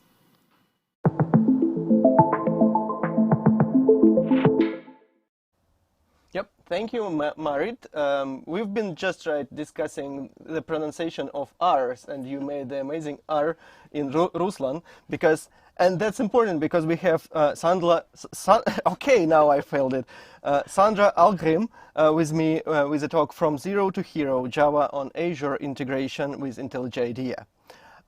Let me introduce Sandra a little bit. So she is a senior cloud advocate at Microsoft, specializing in supporting Java developers, and also she's a leader in several tech communities like Berlin JUG and then Berlin Docker Meetup, and also a participant in several program committees for JCon, Devox UK, and Berlin Expert Days. So today we are going to start with setting up the development environment in IntelliJ IDEA. Then we will create an application in Azure, and that's all gonna be done without any slides. This all is gonna be live, so let's pray for demo gods and get started. So Sandra, please. Welcome everyone. Thanks for being with us. So as he said, we first wanted to just jump up, and I will start with the clean project, and we will see what we have. And then I also have an AI project prepared for you. It's the same sample that I used at Devox Belgium. It's very good that you had Lize before, so you're already a LangChain4j expert. We also have Spring AI attached here. It's all deployed to the Azure cloud using container apps. We will see what results we get. And it's also kind of a story, but I will share it later. So first off, I have my screen here. It's IntelliJ IDE. I installed it, this one. I would totally go with the ultimate version. You do have the free trial, so why not go for this one? And then I can create a new project. Here it suspects that I will use Spring Boot, but what could be a good thing to do? So this one would go with start.spring.io. I could also select a Maven archetype one, or I go with more via plugins. Okay, so why don't we go with the Spring one? But I want Maven because I'm not that crazy. Okay, so I go that one, and then I can select the developer tools. So here I might want to have GraalVM support because it's a great thing to do, very sustainable, and to always compile to the smallest option. And it works very well with container apps because it also scales down to 0 and will be back immediately. So I might want this one, and then potentially also want Spring Web, so I can use REST services. Yeah, there's also Spring Cloud, which is important for monitoring, and a bunch of others. And there's also here Microsoft Azure. And what I like is if there's a version mismatch, it will tell me, so I can already select the Snapchat version that is supported. Should be like that one. And then I can also have the Azure support here. And don't worry, it will come soon also to have the newest versions. Okay, so now it's set me up the project. So let me go full screen. Is it big enough already, or should I make it bigger? I guess if you zoom in a little bit, the best way is to, yes. Okay, so I go presentation. Or just zoom. You can zoom the whole IDE with a zoom command. Do you want me? No, I mean like shift, then you would zoom. Also, okay. Zoom. Oh yeah, that's nice. That's even better. Okay, I already have the 125. I would go for 150. Okay, sure. Let us know in the comments what you would like. Because I actually don't see the code right now. So I'm oh, interested don't worry. here. We can just do different ones. Thank you. So what I like, you have the MD files, so you can watch this one. You always also have an IntelliJ, the nice view attached, so you can use what you want. With the Azure Toolkit, I have here my Azure Explorer, so I can see what services I already have deployed, and here also a few others I might want to use later. Okay, so let's close that one. And here's my demo application, which currently does basically nothing. And now let's see if I can, what I can do here. So I think we can just run it. Or anything else you want me to do here? You can run it. Yeah. And yeah, if I don't know what to do, I can also...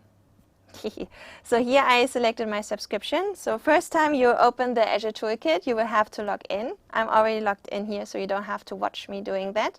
And then we do have tutorials in place. So if you're like me, stuck in what should I do next, we also have here the getting started guides. So here, for instance, you can go on try Azure OpenAI, or you can deploy your first container app to Azure or web app, or the first function. So for instance, with OpenAI, I can, for instance, click on try it, and then it would, okay, we can also do that. Select the subscription, and then it will here create a new Azure OpenAI instance for me. And then this one had been deployed, so I can now try within AI Playground, which is pretty cool. And obviously my screen at home is a bit bigger. So, and then I here have my system message, and I can play around a bit with AI. And for instance, so I do have a 3-year-old at home, and he's totally into tractors and dinosaurs. And whenever I bring him to bed in the evening, he wants to hear favorite tractor stories. We do have books, obviously, but he wants new stories. So, and I got created at the beginning, but now I'm totally cheating. So I'm always be like, is the voice activation working? Okay, anyhow, so please tell me a bedtime story with tractors and a T-Rex for a 3-year-old. And please also put the age, because otherwise you might get results which are not really suitable for kids. Okay, so let's see if that's already working. Okay, great. So I do have a 400, so let's see what's going on. Who didn't pray for the demigods here? So I do have this deployment. Okay, we can also open that up in the portal. Okay.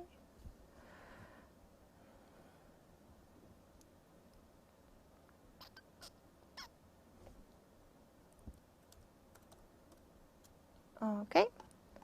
And then we do have the Foundry portal. And as you see, it looks the same, just light theme here. You can also change the theme if you want. And potentially the deployment creation didn't work that good. So why don't we deploy a new one? Confirm. It's always a good practice to use the global standard deployment type, because then it first will create it in your region. But if there's no resources available and AI usage can become very resource heavy at some point, then it can just select another resource location. So if the resource location is not important to you, you can switch. Okay. So I will deploy that here. And now I should have the same possibility as I did before. So let's just copy that and type here. Okay, so it will come up with a story. Very nice.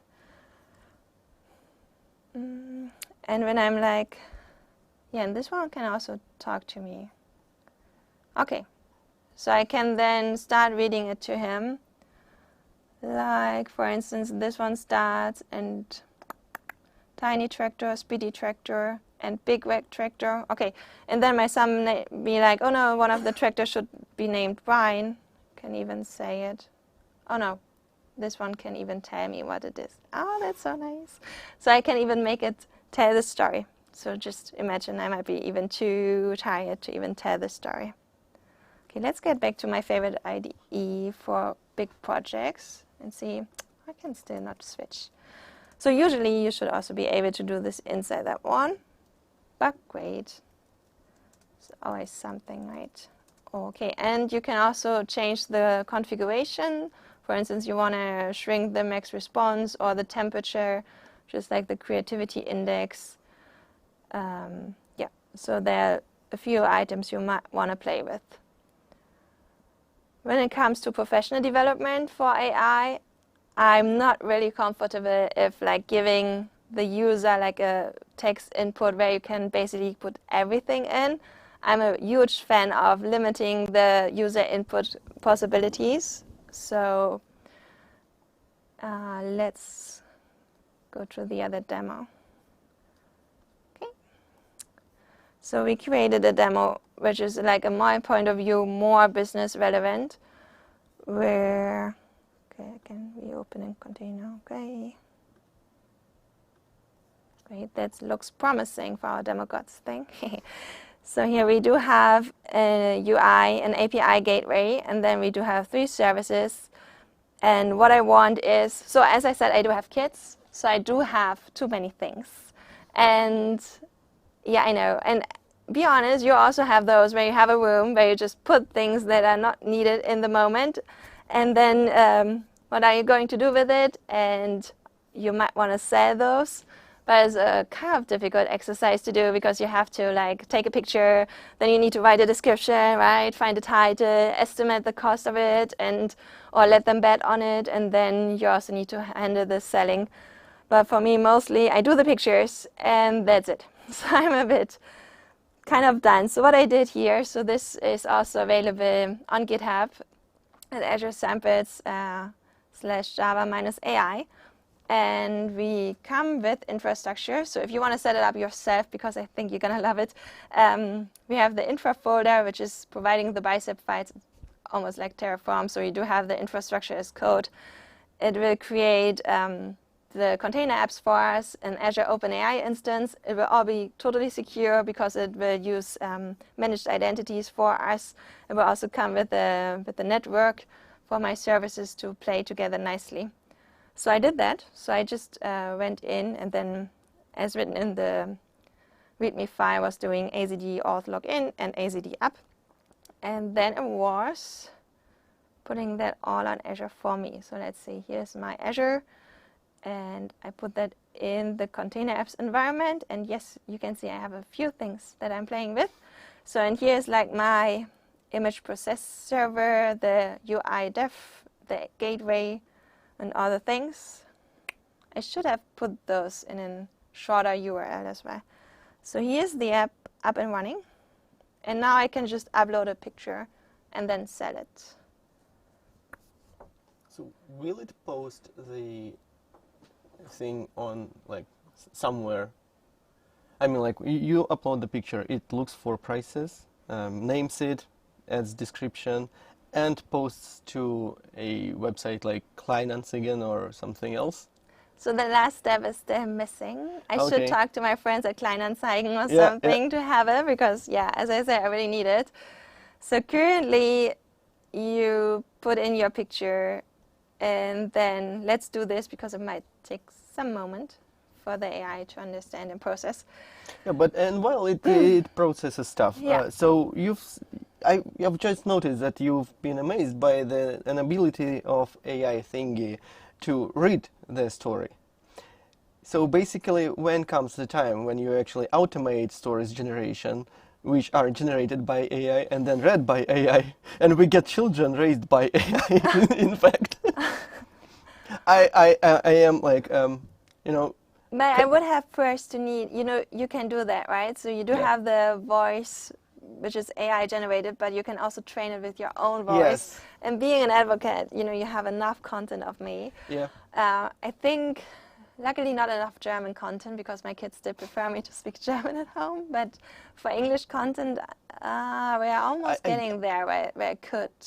I mean, like, speaking about German or English, I used one of the services, I don't remember the name of it, which actually translated me into Chinese. Oh, really? with perfect Mandarin accent.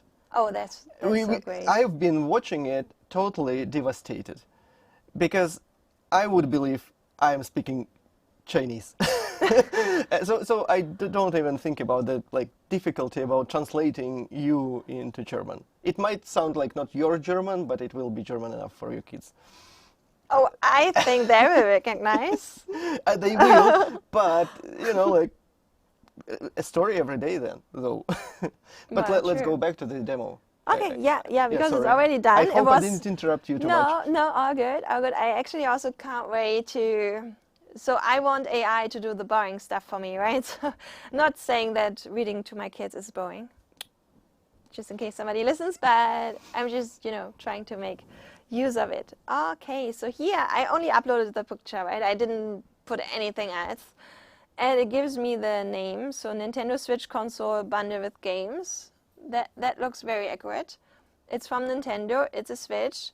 It comes with a price estimation of 300, and also the description is, this is a used Nintendo Switch console bundle that includes the console, Joy-Con controllers, dog power adapter, 4 games, or it even knows the games, Animal Crossing, and another game, okay. The console is in good working condition with some signs of wear, okay. Not sure if you say it like that, but fine enough. And the bundle also includes a carrying case. This is great package for everyone looking to get started with the Nintendo. Oh yeah, it's even better than I would if I would have written it. Category video games, first level. Okay, that's yeah, potentially the best matching one. Okay, I think that's pretty good. And then I also wanna notifications. Cool. So if I submit it, I will even get things. That's nice. Okay. So it actually allows me to save that one. Why don't we do that? Cool. So yeah, I really like that one. So shall we look into the code how we did that? Or let's see if I can also get more here. So we did have a storage account where we have to store the picture because I need to use AI twice. So, and also I need to show the picture on the web page. So we had to store it somewhere. So here's my storage account. And here I can see my container. And here I can actually see a screenshot that might have been used before. Oh, I can't open it here, fine. But here you can see that the images are shared, which is kind of cool. Like, it would also work the same way with other databases. And I really like the fact that I can just open the Azure Explorer and see what's inside. And it works the same for other databases. And if I have a real database, such as Postgres or Azure Database for Redis, for Postgres, I can also run queries. It's kind of very cool. And yeah, and as I open the container app, it also gives me with an overview. So I see the provisioning status is succeeded. This one is running in single revision mode and gives me also the name and also the container app environment. Also, I can see what profile I'm on. So this one is in consumption based, so I only pay for what I need. It's in that subscription in Sweden Central, so very close by. And also when it got created and what's the traffic. Also the target port I could even change. I have the ingress. So I really like the fact that I don't really have to leave my IDE. I can just do everything from here, which is pretty cool. Can also check how it's looking like from here. So here's also the gateway. Yeah, and here you can also see other ports and potentially also for the blob storage. Okay, so you can basically see here how it's done and how they are connected. Yeah. Okay. Do we have questions in the chat already? Yeah, we actually do have a couple. Yeah. So the first one is a big question for JetBrains employees, but I've read the question and it's not just for us, it's also for you too. So do you think in the next 5 to 10 years AI will replace us developers or not? Appreciate any of you could or would want to answer it. Sure. So I guess we should. I do believe it actually already like affects number of developers, but will it completely replace developers? I'm not sure personally. No, Yeah. Sandra, your opinion. I also would disagree that it will replace developers, not only because I am a developer and like my job, but also I would see it as it's just another tool. So I would also see it as the invention of the calculator for mathematics. I guess we had more people working in math and doing calculations. And then the calculator got invented. Things got more easy for everyone to calculate. And now And the quality everyone of is using... and the quality of calculations actually like raises. Oh, true, true. So in the end, and the same as for robots on any industrial like car production, for example. Like, yeah, we got less people doing like manual work, but then we got more cars produced, and the quality of cars actually increases. And there are still people working. Like, usually people are needed at least for checking the result. And now also with calculators, to stick with the math example, it just got more advanced. Of course, so we've been able to do more advanced math, which helped us getting to quantum computing and computer science in general. So I'm like very happy about that evolution. So I kind of try to embrace it and just see it as another tool that can be used to get even better results and to get more things done. Yeah, so basically I do believe that like the community of humans actually wants to produce more than to, like, it's more tend to producing more things and not really objects, but like stuff, knowledge, I don't know, like, and other things, rather than reducing like effort. So we basically, with AI, we can create more knowledge when we actually like look for it not being hallucinative or something, and so on and so on. So basically, it is a tool. And why does everyone is afraid to be changed or replaced with a tool? I don't know. Well, that's definitely my own opinion, and I don't like represent JetBrains' opinion here. So that's how I see it. Even as a person who sees like developers' tools created, both, and we still keep developing tools for normal non-AI development. That's just because we believe developers will be with us for a long time. Sure, sure. Yeah, so there is more questions actually. So Okay. and there is one not as like not as abstract as the previous one. So do you plan an integration of Azure Service Bus with IntelliJ? Some kind of UI to check the messages? Yeah, so we do have an integration. Here is unfortunately no service. But let's see if we do have a sample project that we can just sneak in and clone it into the repository to show it off quickly. Yeah. Is it doing it?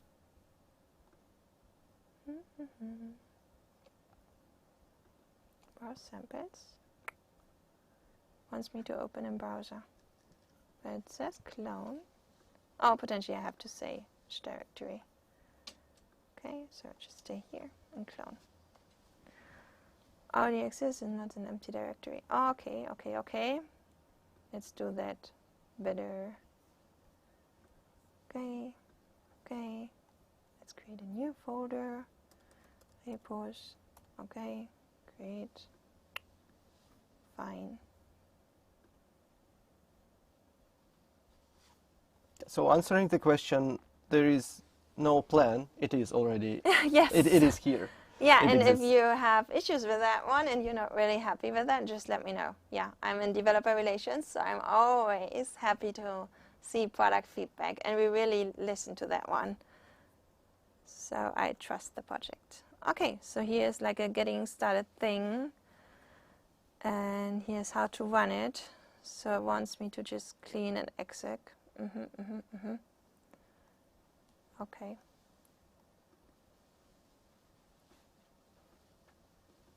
Okay.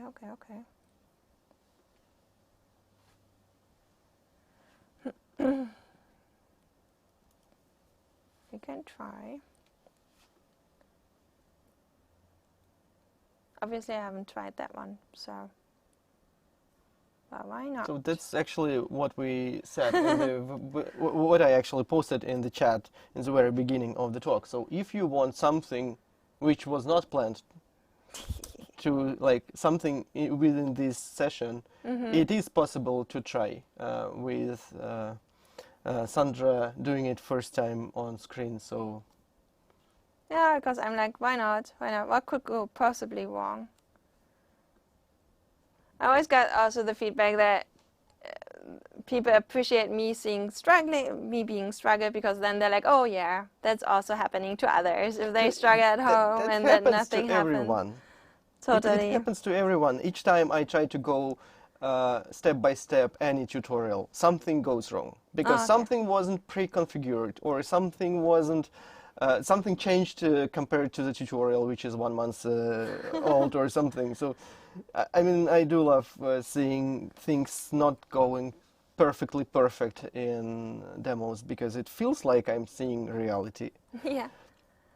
Okay. So it also says me things that I should do, things in Azure Explorer. Okay, okay. So, and then I would, let's see. You can manage them in Azure Explorer after signing in and send messages, monitor, integrated Azure Service Bus Explorer. So the answer is, yeah, it is there. But it's not really, So yeah, I guess I will still have to create in the Azure portal and then I can view it. Okay, fine, fair enough. So, but the integration actually is here, so, Yeah. but we need a service on the cloud side. Yeah, yeah. Okay, got you. Yeah. Thanks. The next one is just by curiosity. Can you instruct Azure AI to create another application to test your AI shop with the top 10 OWASP vulnerabilities? The what?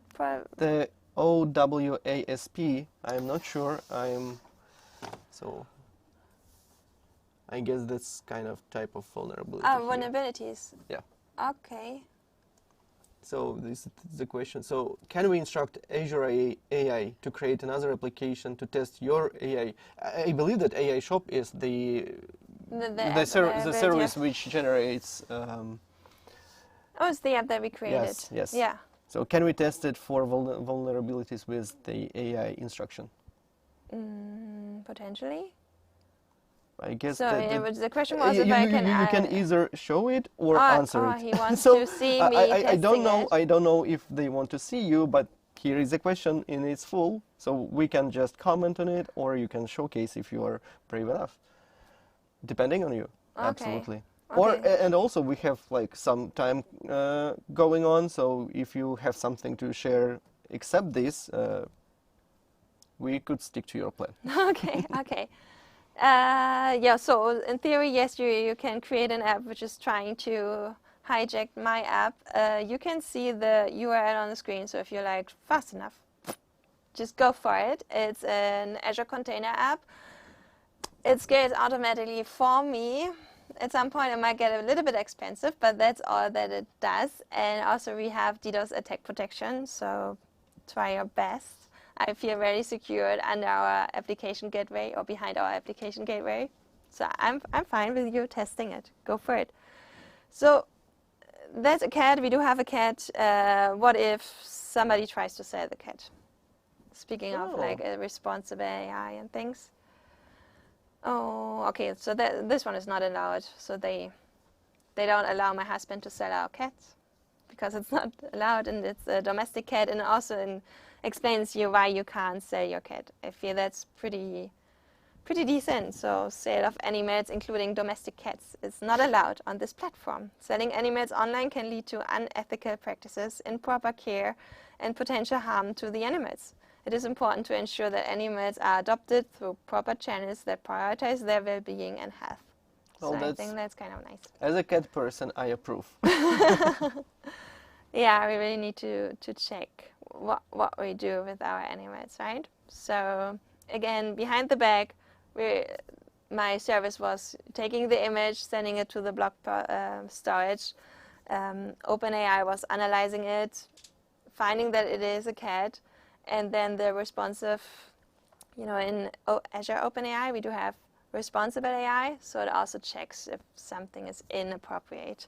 You can do this with the prompts as well, but using some services might be even safer to go double safe option here. So what if I try to say like this play thing here? Okay, seems to be not allowed, even if it's a toy gun. Interesting. Okay, so maybe there could be a false positive here. Yeah. So double checking might be helpful. Okay, interesting. So But can you actually ask it to review it? So you might have an interface to talk to the AI working on your pictures, right?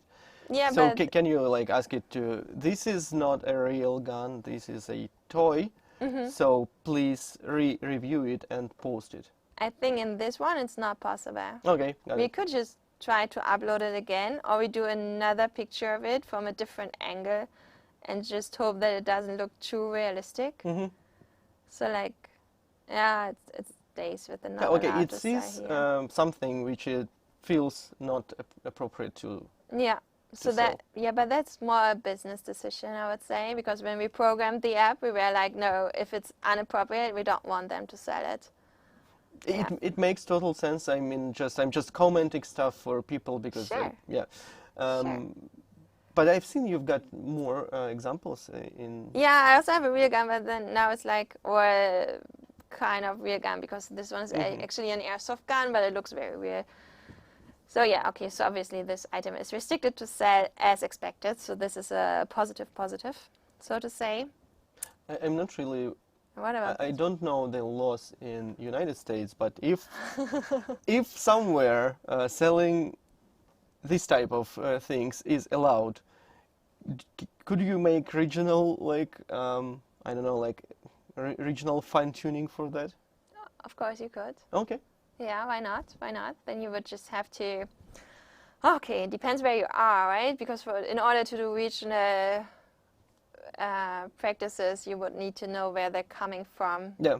And then you need to check if, Yeah. if you're allowed to know where the request is coming from. Okay. Okay. Okay. Yeah, because like, and then after that, people will start using VPN to actually hijack the regional stuff. Yeah. Okay, that's a complicated question. Sorry. So what about that one? We need screen. Yeah. I mean. Oh, yeah. okay. So I was just not allowed. uploading a toddler thing. And obviously it's a smart one, right? So it would obviously not think that I'm trying to sell any kids. It's coming up a toddler blue short sleeve shirt, unknown brand for 5 years. Yeah, in a blue collar. Yeah, okay, fine. And it's in fashion category for kids and even toddler.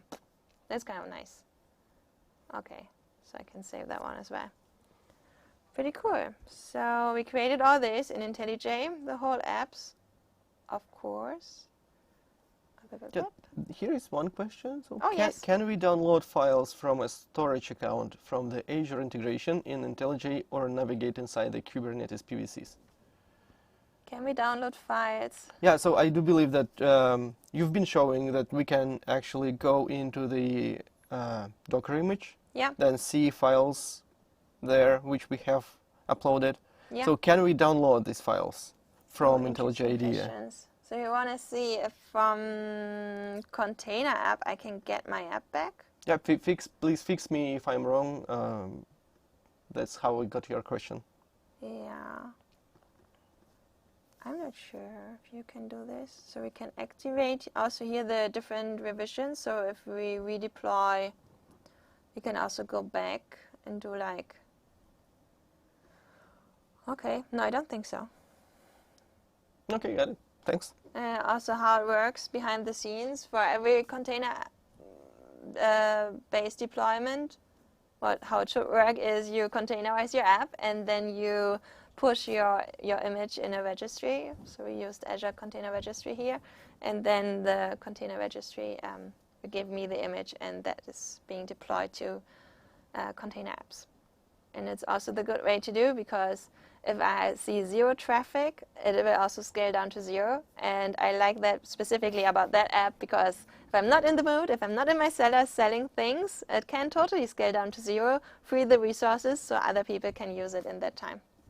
Yeah, so there is also a comment from a person who asked the question about downloading a file. Okay. I recall having issues in Ubuntu. IntelliJ asked me for a new tool to explore those files. So I do believe that IntelliJ IDEA might not be the best file explorer in terms of working within the container but basically, yeah, it looks like it's more focused on like access than the file management, I guess. Okay. So, yeah. Yeah, so I'm on a Mac. I do have a Windows machine at home. I'm already switching between two OS, so I'm kind of sorry. I'm currently not. Yeah, trying no Ubuntu. Linux folks here. Sorry. If you know the answer, you can use the comments. Otherwise, we have to get back to you later. Okay. Yep. So now we are out of questions at the moment. So do we have anything else to see? Of course, we have 24 minutes left. So why don't we go back to the code? Also, kind of always expecting this. So super great. So obviously, or looks like my project JDK is not defined. So let's set up the SDK. And we also do have the Microsoft Open JDK now here being present kind of recently for the new version. Thank you guys for working with us. So here's the image processing service. And as you can see, we have a different prompt class. This one is in a Java file. You can also put it in another text file. You could also, in theory, put it in another repository that would allow you to have other people working on it than developers. So here we give it like a user prompt. So, and also the system prompt. So you are an expert in the field of e-commerce and you have been asked to provide a description of an item that is available for sale. You act as a professional that is at the service of a customer to describe objectively the item that is available. And then we also add things for the description. And it's kind of also easy how we wanted the structured outputs. So we tell it what our selling platform would need, like the brand, the model, the size, and we can do it all in text, which is kind of cool. And then then we just provided examples in order for the AI to understand better what we wanted. And then it's basically just a REST service here, and that one is using Spring AI. So we here have the Spring item info, and then, you know, it's just a small demo, so we just put everything here, say which deployment name, and what else, okay. And then it will even save the URL for us. Yeah. So did you generate the prompt with AI? For the prompt consent? Yes. Because like when I need such a prompt, when I know that here comes the ChatGPT, I need some kind of good result from ChatGPT, the first thing I do is please generate a good prompt for yourself. I need this exact result, and then we start modifying it together. So Yes. what's your approach here? Yes, that's also our approach, so why not, right? We do have those AI features. Is it Copilot or AI assistants or Junie? You just, work with that one, and if the result is good and makes you faster and more productive, why not using them? Yeah, it's not about why not. It's more like when I saw the first time a person using AI to generate AI prompt, I was like, oh well, that's kind of smart, right? Because the boilerplate is the first thing which should be replaced from humans to AI. It's my opinion again. So I do believe that I don't want to do boilerplate stuff, and I want AI to do boilerplate stuff. And writing a huge prompt is actually boilerplate because I understand what I want. And the concept is easily transferable in one sentence. But if I want a specific result, I need to explain it really extensively. So, yeah. That's so true. Yeah. Okay. So let's go back and in potentially the next service. So we do have the AI shop here, and interesting. Now it's only showing me the image processing service. Good. And hides the rest for me. Okay. Let's see if yeah, everything else. So this one is just a basic UI where we used TypeScript for, and then we do have the blob storage service, which will just save the image for us. So I think there's also no AI, just to show it how you would do such a thing. So here's just a basic REST controller written in Spring, and it gives me the container name with the endpoint and resource controller. And so I'm kind of lazy person, so I was always where the code explains itself. It kind of did because AI was able to generate the comments for us. And then you just, recheck if it's correct, and then it uploads the file here to the blob storage. So yeah, again, why not using it if it's helpful? Definitely we should. Because it's better to have AI generated and checked. And I guess we should stress it together. It's like, it is an important thing that any AI output is, like, any AI output must be checked by a competent human. Because this is actually I'm sorry, I hope I'm not hijacking your session. No, I'm all good. It's so great to have a conversation. Yeah, because there is like this philosophical question of who takes responsibility if AI does something. Well, usually it's a human which brought the result of AI into real life. Yeah. So basically, if you publish your code, for example, in your repo, be it AI generated or not, it's you are the person who published it, for example. And then it means you are checking stuff, right? That's, again, my view on this topic. So yeah, when you're using AI-generated code or comments or documentation, just make sure it works. I mean, like, it is correct, it doesn't, like, it has no objective mistakes and so on and so on. True, true. Okay, and then we do have here the category service, where we have an AI service with an assistant, and then the REST controller, you do have, again, just a simple REST controller with very nice documentation. And we use all of it, and then you can see how the subcategories are basically all filled for you and found. So it's pretty straightforward to be programmed. Yeah. And also we like deleting what's not needed. So pretty cool.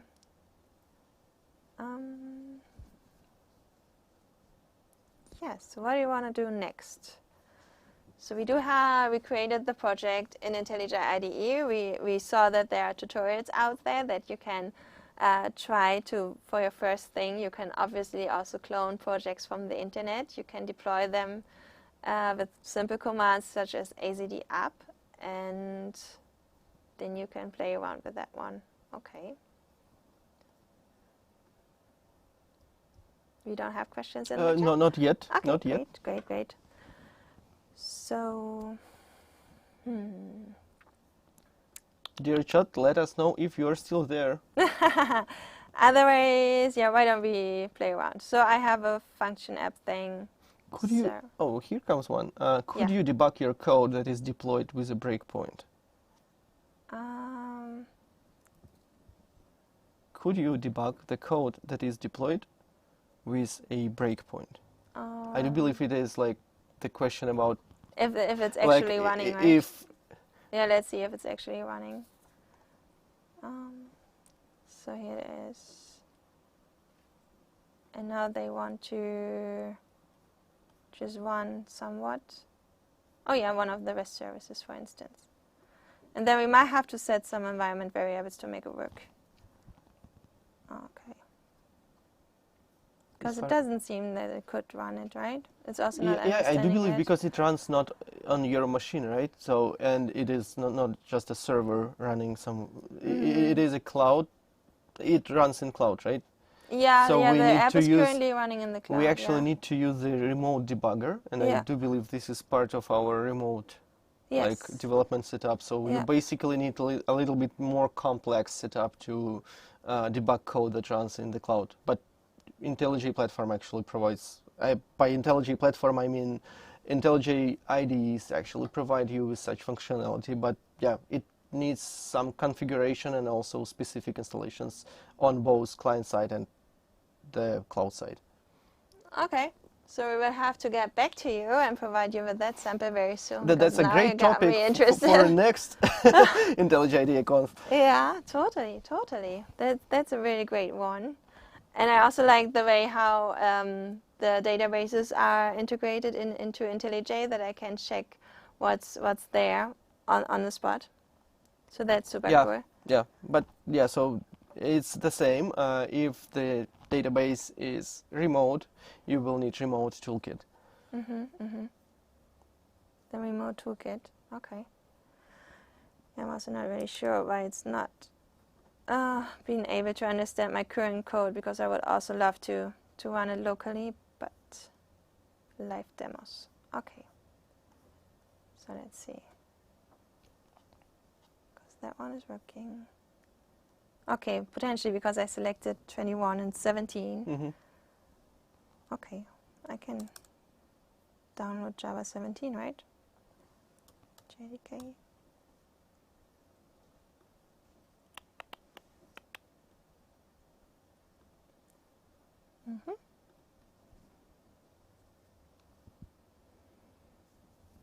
Yeah, so I really like the shift feature.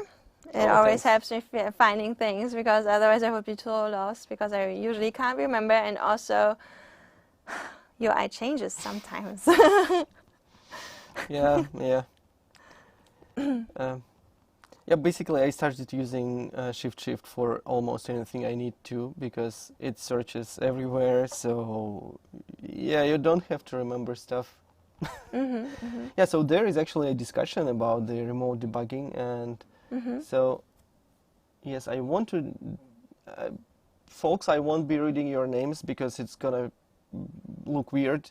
So the whole discussion is about how it works specifically with Azure, and then it depends that Azure says about the remote debugging. Does it allow it or not for security things? Yeah, but actually, as far as I know, clouds allow debugging, and Azure is a great cloud which works and allows most of the things you need. So basically, yes, what you want to see, and you might want to play around because your demos are available at GitHub, right? Yeah. So you actually might try to download the GitHub project, run it by yourself in Azure, and then try to debug it. And to do this, you will need to actually set up a remote debugger. And if it doesn't work, contact us, let us know, and we will fix it. The more feedback we get, the faster we fix stuff. Okay, that's a good one. So yeah, so the project is here on github.com, Azure samples, Java -AI. It's a bit small, unfortunately, but yeah, you can find it here. Oops. There you go. So there's the overall project, and yeah, I would be very interested to see how it's working. And yeah, and now you totally got me interested. So we do also have like a YouTube channel which is called Java on Azure, and I will totally make a sample for that one and upload it very soonish, so we can check how the remote debugging is working. Because yeah, that could be interesting, especially if I have those. Yeah, but usually I don't really do remote debugging. So when I have like a microservice architecture, I would deploy the services that are running, and then I would only use the one container app or the one Azure function that I'm currently working on, and that one I would run locally and debug and make sure that it is connected to my cloud resources. And that does work. I have managed identities, so it does authenticate for me in the background, so we are very securely doing it. So yeah, I think, yeah, we don't really, I'm not sure how I would debug code running in production. So usually I would do like that, and being in the quality environment. Yeah, I guess we have our folks here. So if you have a specific use case, not just like let's debug something in cloud, if you would explain your use case, we would be able to comment on it. And a feature, talking about security, there also like a lot is like, we also just released another blog post. And so we do have secure authentication, and I also tried it, it's actually working. So when I create something new, like a document builder, and I will just put my key credentials in plain text, It will already say don't do that, so it's not allowed, and you can't check it in, you can't save the file like that, so you will have to be forced in using environment variables, which is a good thing to do for security reasons. So I really like that one. And it also comes with like asynchronous programming best practices, such here as, it will already tell you, as we already had service bus friends, that I can block this one and switch to a synchronous API instead. So that's pretty cool. And also even more service bus recommendations. So here's like the async client is detected, so please go for the higher abstraction, which is simplifying everything. Yeah. So that's super cool. So we do get like more real-time feedback, improved code quality, and optimized Azure SDK usage with the latest updates. And it's like very, very new. So it came out April 18th. It's like, yeah, a month ago, but still very happy. Time flies. it's always like, it's been in April, like a week ago. Oh no! Oh no! There was May. Yes, true. Yeah, but I'm particularly, it's like it's kind of a no-brainer. Don't store your keys in your code, but then it happens. We just had Microsoft build, and we also had an agent hack at the same time. And then we found the winning teams, and I wanted to make some noise about the winners. And then I checked the code, and there was also a key released, and I was like, oh well, I guess we should, hide this or delete it, fix it. Don't let their Azure consumption explode. And yeah, so that things happen. We are all human, and sometimes it's very fast. Just terminate a command, and things will be there. That's a nice feature. I mean, like these sometimes basic checks are much more important than some kind of complicated logic implemented, because making simple mistakes is easier than create a complex system of. So yeah, basically, I do think the feature you've shown is great. And we also have the chat, which I do believe we have a consensus here, because. The comments go for we need just to open the debug port and blah blah blah, and then it makes sense that no, it's not like for you going for that, because like it's like debugging Kubernetes service, a bad practice. And then we see yes, but sometimes we don't have all the managed identity locally, so we are very limited. So yeah. I do believe that it might be not microservice architecture, so if there is a service which you can't actually get locally, you need to debug something. I see. So the issue is that if I don't have the managed identities locally, I can't connect to the services, and that won't work. Oh, guys, thank you for the homework. So that's totally something to explore and to get to later. Yeah. That's cool. I do have one more question, not from the chat. It was about what are some common mistakes you might notice or observe when Java developers make first deployment to Azure? Okay, so first off, it's obviously never a mistake to deploy to Azure. I have to say this. It is. They pay me. And also, so I think, talking about Kubernetes, I don't know. Some people are just putting everything on Kubernetes, even if it's not needed. So if you just have a back-end, front-end service, I think app service might be just your way to go, because it's just it's our web app hoster. It comes with the API gateway. It comes with passwordless connection to databases. You will have everything in place just by creating it. And if you have like small services, you might also want to check out Azure Container Apps, because it's under the hood, it runs on Kubernetes, I know we call Azure Kubernetes Service a managed service, but then you still have to do configuration and updating, and there are a few things attached to it, and also Kubernetes knowledge needs to be in place, and you need manifests to deploy and to create services around it, and it's all good. I love Kubernetes, being the Docker meetup. We all do. Person. But then if I'm a dev, so I just want to create the app and I want to see it running and flying. So, and for that one, Azure Container Apps usually has my back. So I can create a Java app. I can make it natively deployable using GraalVM, and then I can just upload it to container apps, and if I don't use it, it can scale down to 0. If I use it extensively, it will just scale up, and that in milliseconds, so nobody will even see, and leveraging how it's been used. So yeah, those are like the services I really like, and I also think, and we actually do have a learning path, so I think there's like aka.ms/java-learn, I think it is. Yeah, so it's like, so the URL was aka.ms/java-learn, and then it's like get started with Java on Azure. And I think the very first one is, okay, introduction, but then the second one already is choose your right Azure service for deploying your Java app. So, potentially that would be a good starting So point. the most common mistake is not reading the learn path when you first deploy your Java application on Azure. I wanted to say, like, who reads the documentation before doing things, but there are people who do There read are the people who read. documentation. I do.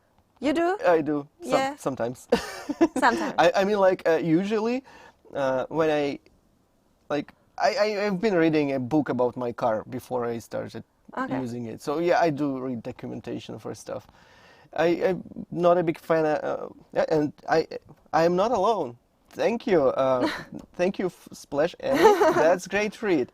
Yeah, but basically there are people, and I also know people who are writing documentation, and they are like reading it too. Okay, nice. Yeah, I appreciate that, because we took a lot of time and effort building this documentation here and all the tutorials. So they're usually built by my team. So I also have one deploy Quarkus on Azure, or to deploy Tomcat. And here's the one of those I created, build a real-time event-driven Java solution in Azure. So here we're deploying 2 Azure functions, like working in an IoT scenario, and then we will store the data to Azure Cosmos DB, and we also have monitoring and logging. So that could also be a nice one to try out. So 3 minutes left. Damn it, we should have. So it's get started Java Azure, right? Yeah. So the short URL is aka.ms/java-learn. Yeah, I just need this. I would just want to post it in the chat. Okay, let me do it like this. Okay, wait. Aka.upsala java-learn, and then I can.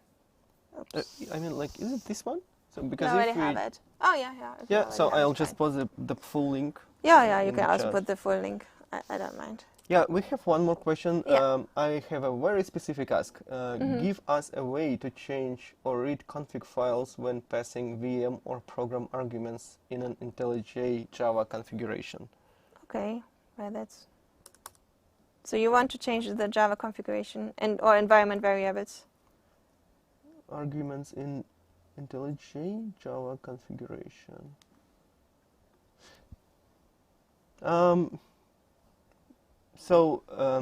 The user with nick Superteam Samantha, I hope I'm pronouncing it correctly, I'm sorry if not.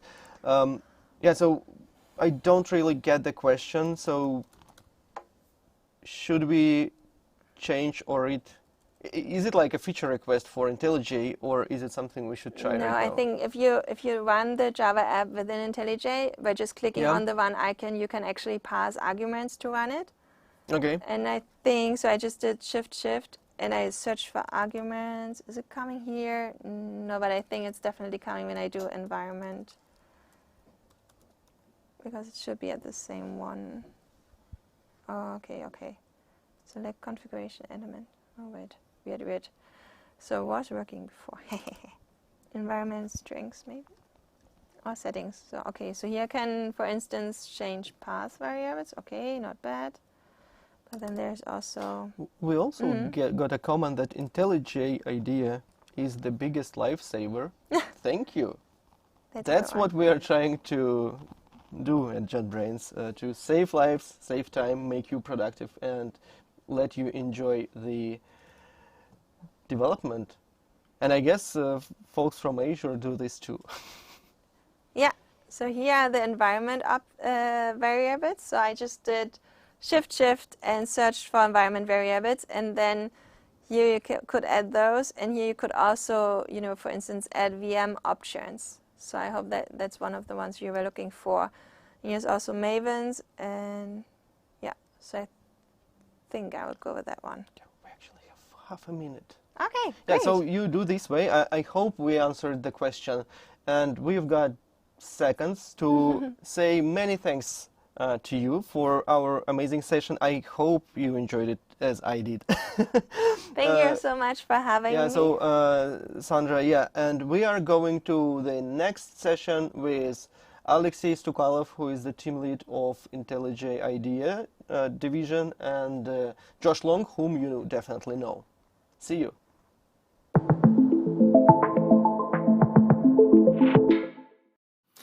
Hey. I'm Alexei Stukalov, as it was announced. First of all, I hope you enjoyed the previous session, all the previous sessions. And now we are up to the closing session for today. And this session is going to be about Bootiful IntelliJ. And from the name of the session, you probably can reveal who is going to be the speaker today. Is Josh Long. Hi, Josh. Hi, how are you? Good to see you, Good. Alexei. How are you? Good.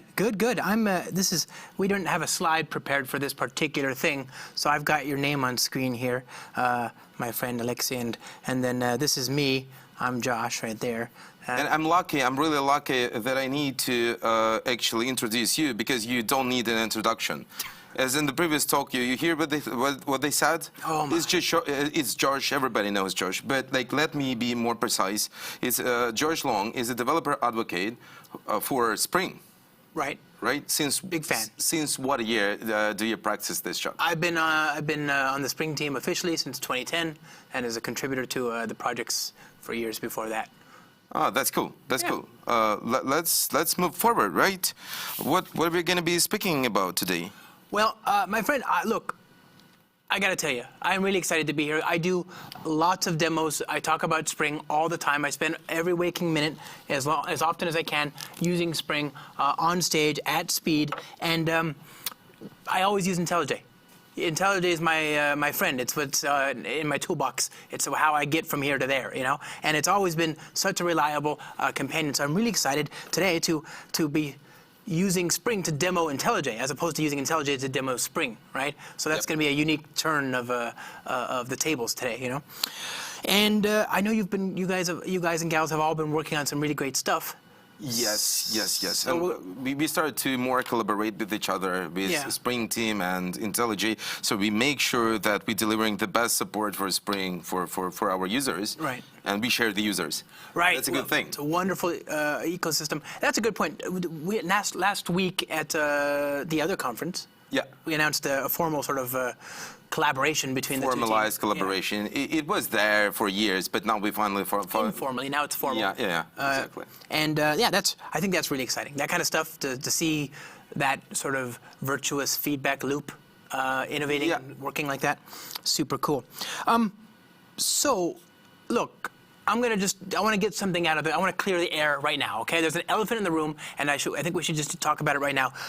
I'm going to be moving a little bit slowly today, okay? A little bit. How come? Well, I've undertaken a spiritual journey. Which one? Okay, I'm learning Vim motions. And as a result, I'm just not moving as quick as I used to. You might have seen last week at that other conference in beautiful Barcelona, there was a conference talk by our friend and your colleague Anton Arhipov called El Rapido, coding like Josh Long, and it's from how to use and wield and control the amazing IntelliJ IDEA IDE to make the most out of every keystroke. To get closer to your speed, actually. Right, but actually I'm not moving that quickly because I've I'm learning a new way of moving through the buffer. So just if you're wondering what's going on, of all the times to be slow, it's on this conference at this time. But there you go. There's what that is. Okay. And so then the next question is, my friend, what are we going to talk about, right? Like we need a domain, we need a sample application. I think about this a lot. It's always about pets, right? When we speak about Spring, we speak about pet clinic. Right. Well, I don't want to do Spring Pet. I mean, I bet your audience probably knows the Spring Pet Clinic. This is a famous application that's been around for like 20 years. Right? Yeah. Now, don't get me wrong. It's not the same code from 20 years ago. You can see it's been updated as recently as 3 weeks ago, right? And so it's there. You can certainly update it and use it if you want. There's even a whole GitHub organization full of different permutations or flavors or variants, if you will, of the Spring Pet Clinic. And we could, I don't know, we could look at that. But I just feel like that's too much. You know me, I like to start small and scale up and out if I need to. And so you want to build it up from scratch today? Yeah, and I thought, well, we could do the Spring Pet. I don't know, it's too much. So instead, I thought, well, we could keep the domain. The domain is familiar. You know, everybody loves animals. Right? Animals are amazing. Dogs, cats, pets, that kind of thing. Just everybody. Everybody loves animals. I love animals. You have a dog, right? I love almost all animals. Almost all animals, except my dog. My dog is terrible. He's the worst dog. His name is Peanut, and Peanut is not a good boy. Okay, but we love him anyway. We keep him for 3 reasons. Okay, the first is that even terrible dogs deserve loving homes. Okay, and that's a fact. That's just a bedrock fact. So there's that. Part 2 is ego. It's ego. I'm just going to be honest with you, my friend. It's ego. You see, in my home, my partner and my daughter, they both speak 5 languages. I only speak 3.5. So if we didn't have that stupid dog, then I would be the stupidest in the house. That will not stand, okay? It will not stand, so we keep him for that reason. And then final reason is just being very honest with you all here today, just being really honest, is he is very cute. I mean, this is a very cute dog. Very cute, but yeah, very cute, but evil. Pure malevolence. Doesn't look like that. I know. On the outside, he's very cute, but he's pure malevolence, and so not a good dog. And actually, that's the best way to experience Peanut is through a photo in a different continent, right? He can't get to you from here. So anyway, Peanut. I think about Peanut a lot, and then he reminds me of another dog about which I learned during the pandemic. Did you ever learn about this dog, Prancer? See, Prancer's owner, back in 2021, this is during the pandemic when we were all in lockdown, Prancer's owner put out this ad trying to find a new house for this dog. It went viral, a very funny, very sad, very funny ad. And she describes this dog. She says, okay, I've tried for the last several months to post this dog for adoption and make him sound palatable. The problem is he's just not. There's not a very big market for neurotic, man-hating, animal-hating, children-hating dogs that look like gremlins. But I have to believe there's someone out there for Prancer because I'm tired and so is my family. Oh, this poor dog. Can you imagine? If you own a Chihuahua, you probably know what I'm talking about. He's literally the Chihuahua meme that describes him as being 50% hate and 50% tremble. And she continues. She says, his first week he was too terrified to have a personality. As awful as it sounds, I was excited to see him come out of his shell and become a real dog. I'm convinced at this point that he's not a real dog, but more like a vessel for a traumatized Victorian child that now haunts our home. Oh, God, this poor dog. So, this thing just goes on, right? It's very funny. She says, we already addressed the men and children situation. If you have people over, he'd have to be put away like he's a vacuum. I know finding someone who wants a Chucky doll in a dog's body is hard, but I have to try. And she signs off and she warns, oh, he's only 2 years old and will probably live to be 21 through pure spite. So take that into account. So this poor dog, this is slander. This poor dog probably doesn't deserve half of this, but it's a very funny thing and also very cute dog. I mean, look at the dog. That's a very cute dog.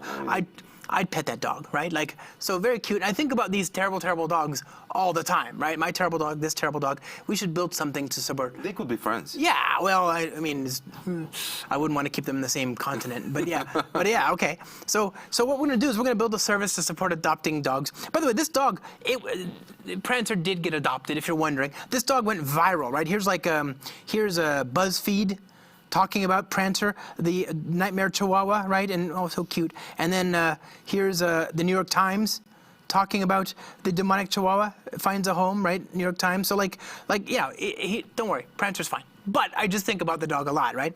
And so we're going to go to as always, to my second favorite place on the internet, start.spring.io, and we're going to build a new application here. I know you normally do this, but because normally you know it, how you name it, Bootiful Spring, right? Right. But today is Bootiful IntelliJ fair talk. point. So yeah, we can move straight to IntelliJ. Moreover, it uses your second favorite site on the web. Okay, so we'll do that instead. I've got IntelliJ open, and we're going to create a new project. Now, by the way, what IntelliJ do I have? Am I using something that everybody else can get right now? It's a very special version now because it's going to work for this demo. We specially cooked it. It's an early access version that only you and me have. But now most features that we show today will work for everybody, but there's a few small things that should work for you soon. But they're coming. Right now. They're coming. Yeah. Yeah. And one of the things we did before we got on stage is we installed and enabled, and this is available for everybody already, right? The Spring Debugger. Right? Yeah, Spring Debugger is available for everybody. It's not yet bundled into the main version, but for only reason because we want to make sure it's like absolutely stable. It's not harm you, and if you want to experience great like Spring magic in runtime, just install it and see what it can do for you. We're gonna show some little bit of this. Right. So this is already, you can already get this. Go to the marketplace in your settings, whatever this window is, and install it. Okay, and then enable it. That's the other bit right there. It should be enabled once you've installed it. Okay, I've already done that. I'm not going to do it again. Just if you're trying to follow along at home, do that. Okay, so we're going to go ahead and create a new project here. We're going to create a new Spring Boot project. And by the way, as you mentioned earlier, this wizard is powered by start.spring.io. I don't know if it's not a website. Yeah, it's a tool that you can use. So you can do HTTP start.spring.io, right?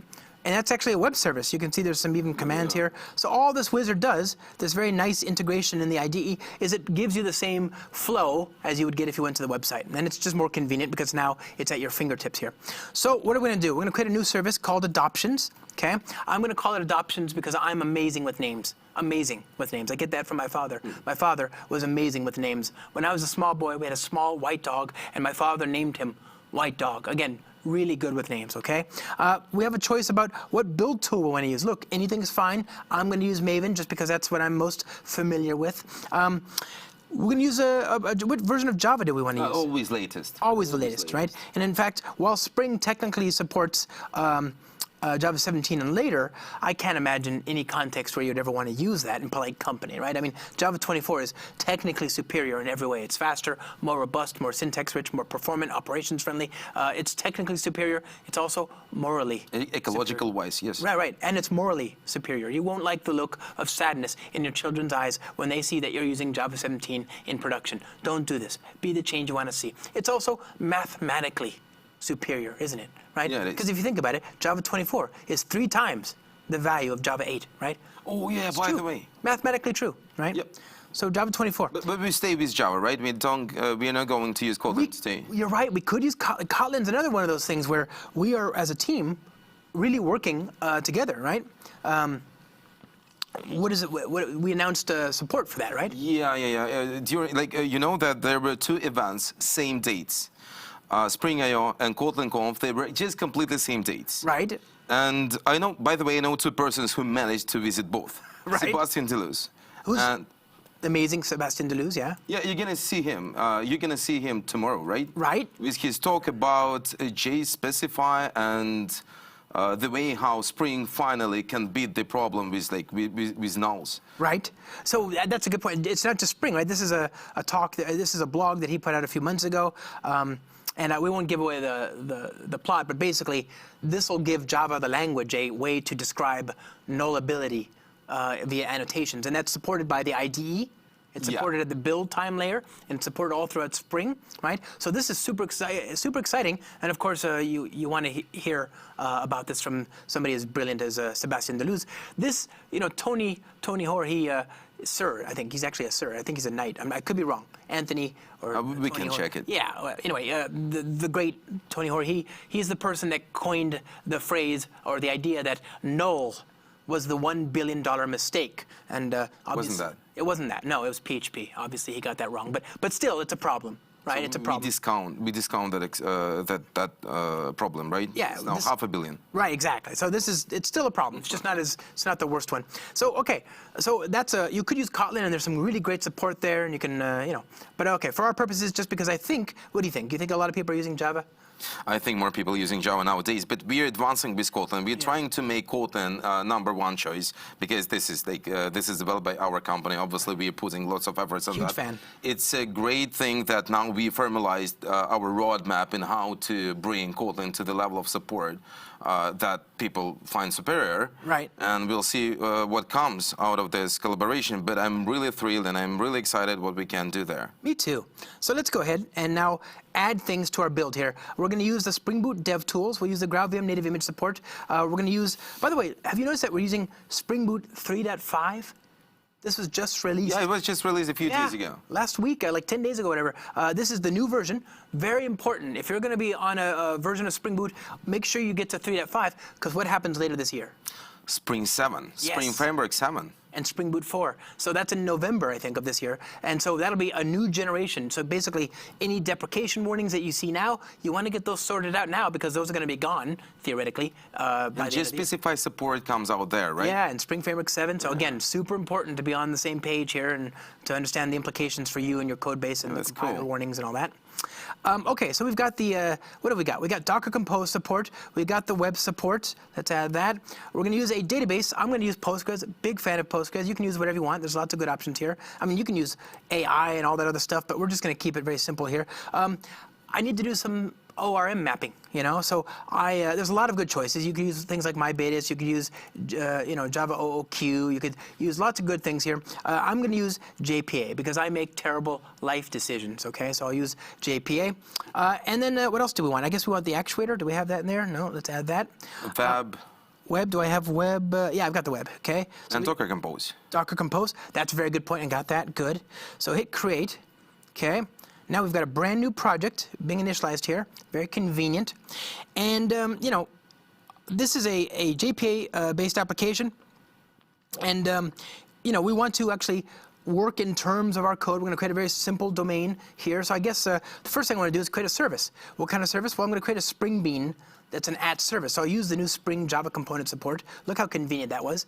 New Spring Java component. And now I get like a menu.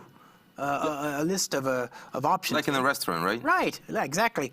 So I'm going to create the adoptions service, yeah. Oh, it heuristically knew to pre-select @service because I typed in service. So good. Okay, also, look at that. Not public. Love this. Huge fan. So happy. Like, remember, by default, types in Java are not public. Your classes should not be public unless you want them to be, right? Don't opt out. Opt in to public, okay? So class adoption service, I'm going to make this transactional, okay? And, I can imagine this is going to work with some data, right? We're going to need some data. We're going to need what? A person. Person and a dog. And a dog. That's enough for the universe. That's enough. Right? That's the entire universe for a lot of people, right? So here we're going to create an entity called person, and I'll make this a JPA entity. And our entity will have an integer ID and I guess that's it. We don't even need a name for them, who cares? There's that, generated value. That looks okay, right? So then we need a dog. I need a dog type, okay? So dog, okay, and we'll make this an entity, and we'll say private integer ID, private string name. Dogs deserve their names. Of course. Yeah. Dogs are the best, okay?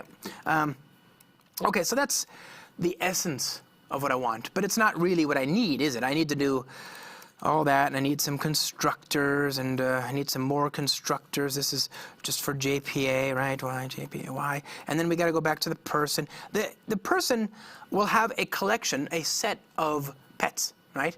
You think that we need more than one, right? Surely. Okay. So we're going to do a one to, we'll do a relationship here. So dogs, new hash set, okay? And what is this going to be? Many to one? One to many, right? One to many. It's... One to many. No. Yeah. Thank you. And mapped by owner, okay, or just person, better yet. And then I can hit enter, add the other side relationship, call that person. Is that right? Yep. And then now I go to dog, and dog has this right here, and it has the getter. How convenient. I don't think that we need optional fools though. Okay, I'm with you. There we go. Okay, there we go. Superb. So I'll move that up maybe a little bit. I love that. I love it. It's just, that was just easy. I don't like having to remember which annotation goes where. The IDE just had my back there.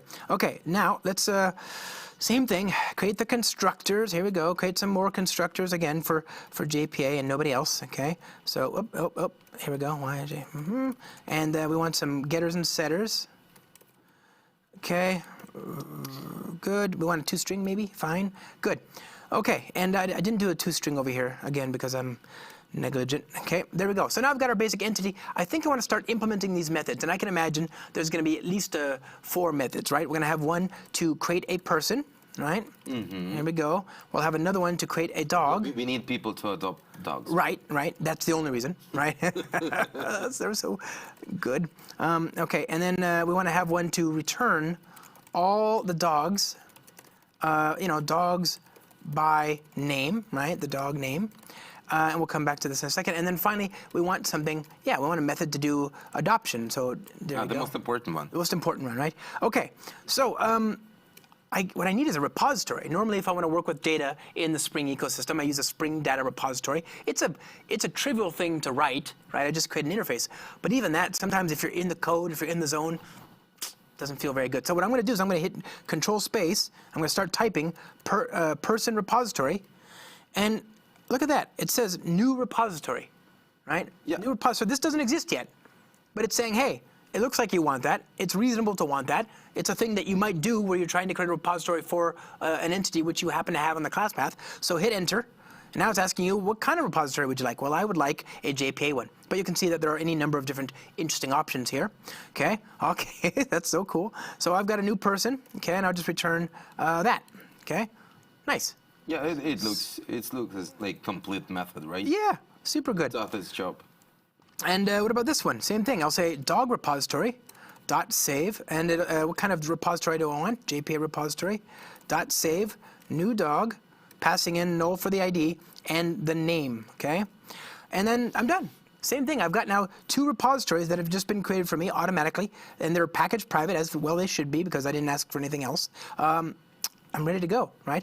I'm already done with 2 out of the 4 methods here. This one is kind of interesting. I want to do a query against the dog repository. So there is no method that does what I'm trying to do. You know, people who know Spring Data know that there's some very convenient built-in methods to find things by ID, find all, save, delete. But I want to do something where I do a query, where I do a predicate, you know, find all dogs where the name is I like. That's what your method says, right? Right. So I can do find by name. Look at that. Containing ignore case, right? So it's asking me, do I want to create this method? Do I want to support pageability, sorting, limit, sort limit? All this stuff is there for me out of the box. I pass in name and it's done. Now again, Spring Data does 90% of the magic here, right? It's the work is, you know, there's a repository that has a method interface name, right? And that, by convention, will evaluate into a JPLQL query that's something like select all from person where name, where, you know, person.p.name equals or I like you know, I like name, right, with parenthesis percent I mean. So that's done by convention, but I didn't even have to go to the repository to do that. I just started typing the thing that I want, and then IntelliJ, understanding that and kind of like. But just think about it. Yeah. Sometimes you need to interact with your data, and you need some certain query to be in place, and then you start typing it, and you see it's not there. Right. And then you move to your repository just to see if it's not there, but it's not there, right? Right. What the chance that you're going to say, okay, I don't need that query? It's like 0, right? Exactly. So just go ahead. You don't need to switch your context. So exactly, the context, there's a cost to every time you switch to a different code page. That's why for small code It's bases. even hard for AI, you know? Oh, yeah. Switching contexts. Even so, especially for small code bases, just to keep things all in my face and so I can kind of understand what's going on, I start everything in the same code page, right? Yeah. So I can keep seeing what's going on and I don't have to switch context a lot. And now, again, I got the best of both worlds. I've got nice, well-structured code and everything in its place, but also I didn't have to switch contexts, right, to get this thing in that I want. That was it. It was invented for, right? Yep, super good. Okay, now we want to adopt a dog, right? So first things first, I'm going to say person repository, right? Dot find by ID, okay? Person ID, and if they're present, then I'm going to get the dog. I'll say find by ID. I'll say dog set person. I'll say dog repository. Okay, dot save dog, and then we'll say person repository dot save person. I guess the person should be saved first. What do you think? And then, well, is that true? Maybe the dog should be saved first. I don't know. So then we do person. Dog should be saved first, and then it should have person inside of the dog. Yeah, that looks okay. Work. That's gonna work. Okay, sounds good. So now I've got. It doesn't work. We just make it vice versa.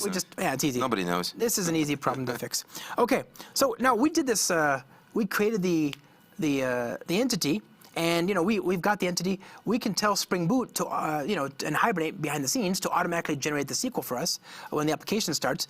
But there is a there's a different way we could have done that, isn't it? Yeah, it can be vice versa, by the way. I remember when we were working on GP Buddy, which was a plugin that I previously worked for, and we just needed to prioritize our features, and we ran kind of like a little question on Twitter, as I remember, and we asked, what do you prefer to do first?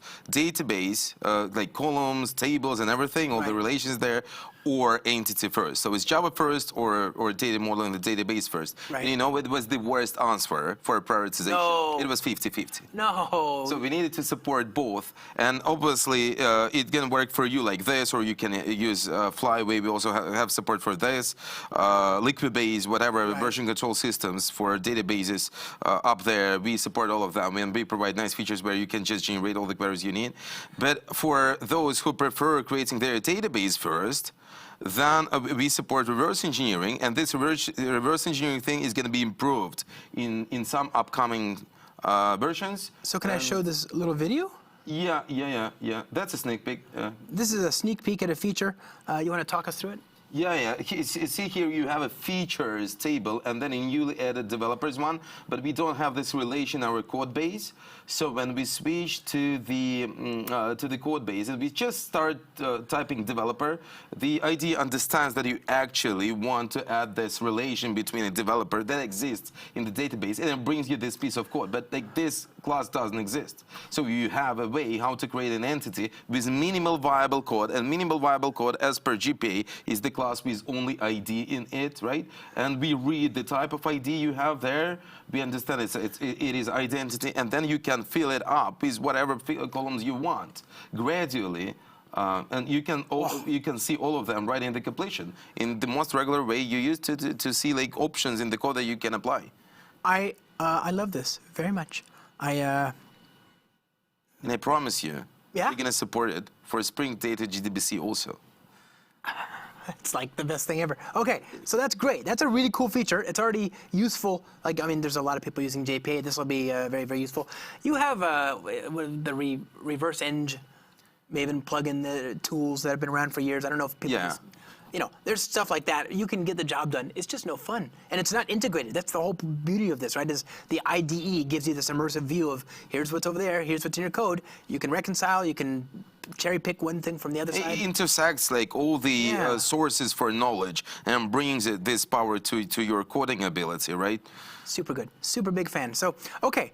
So I'm going to start the application up. Let's see if that's working. Yeah. So go over here. And this is going to connect to a database, right? And, one thing that's kind of interesting is that I didn't specify a database. I mean, I specified You added support for Docker Compose. That's true. So if you go here, compose.yaml, it is a Docker file that Spring Initializer through the IDE wizard created for us.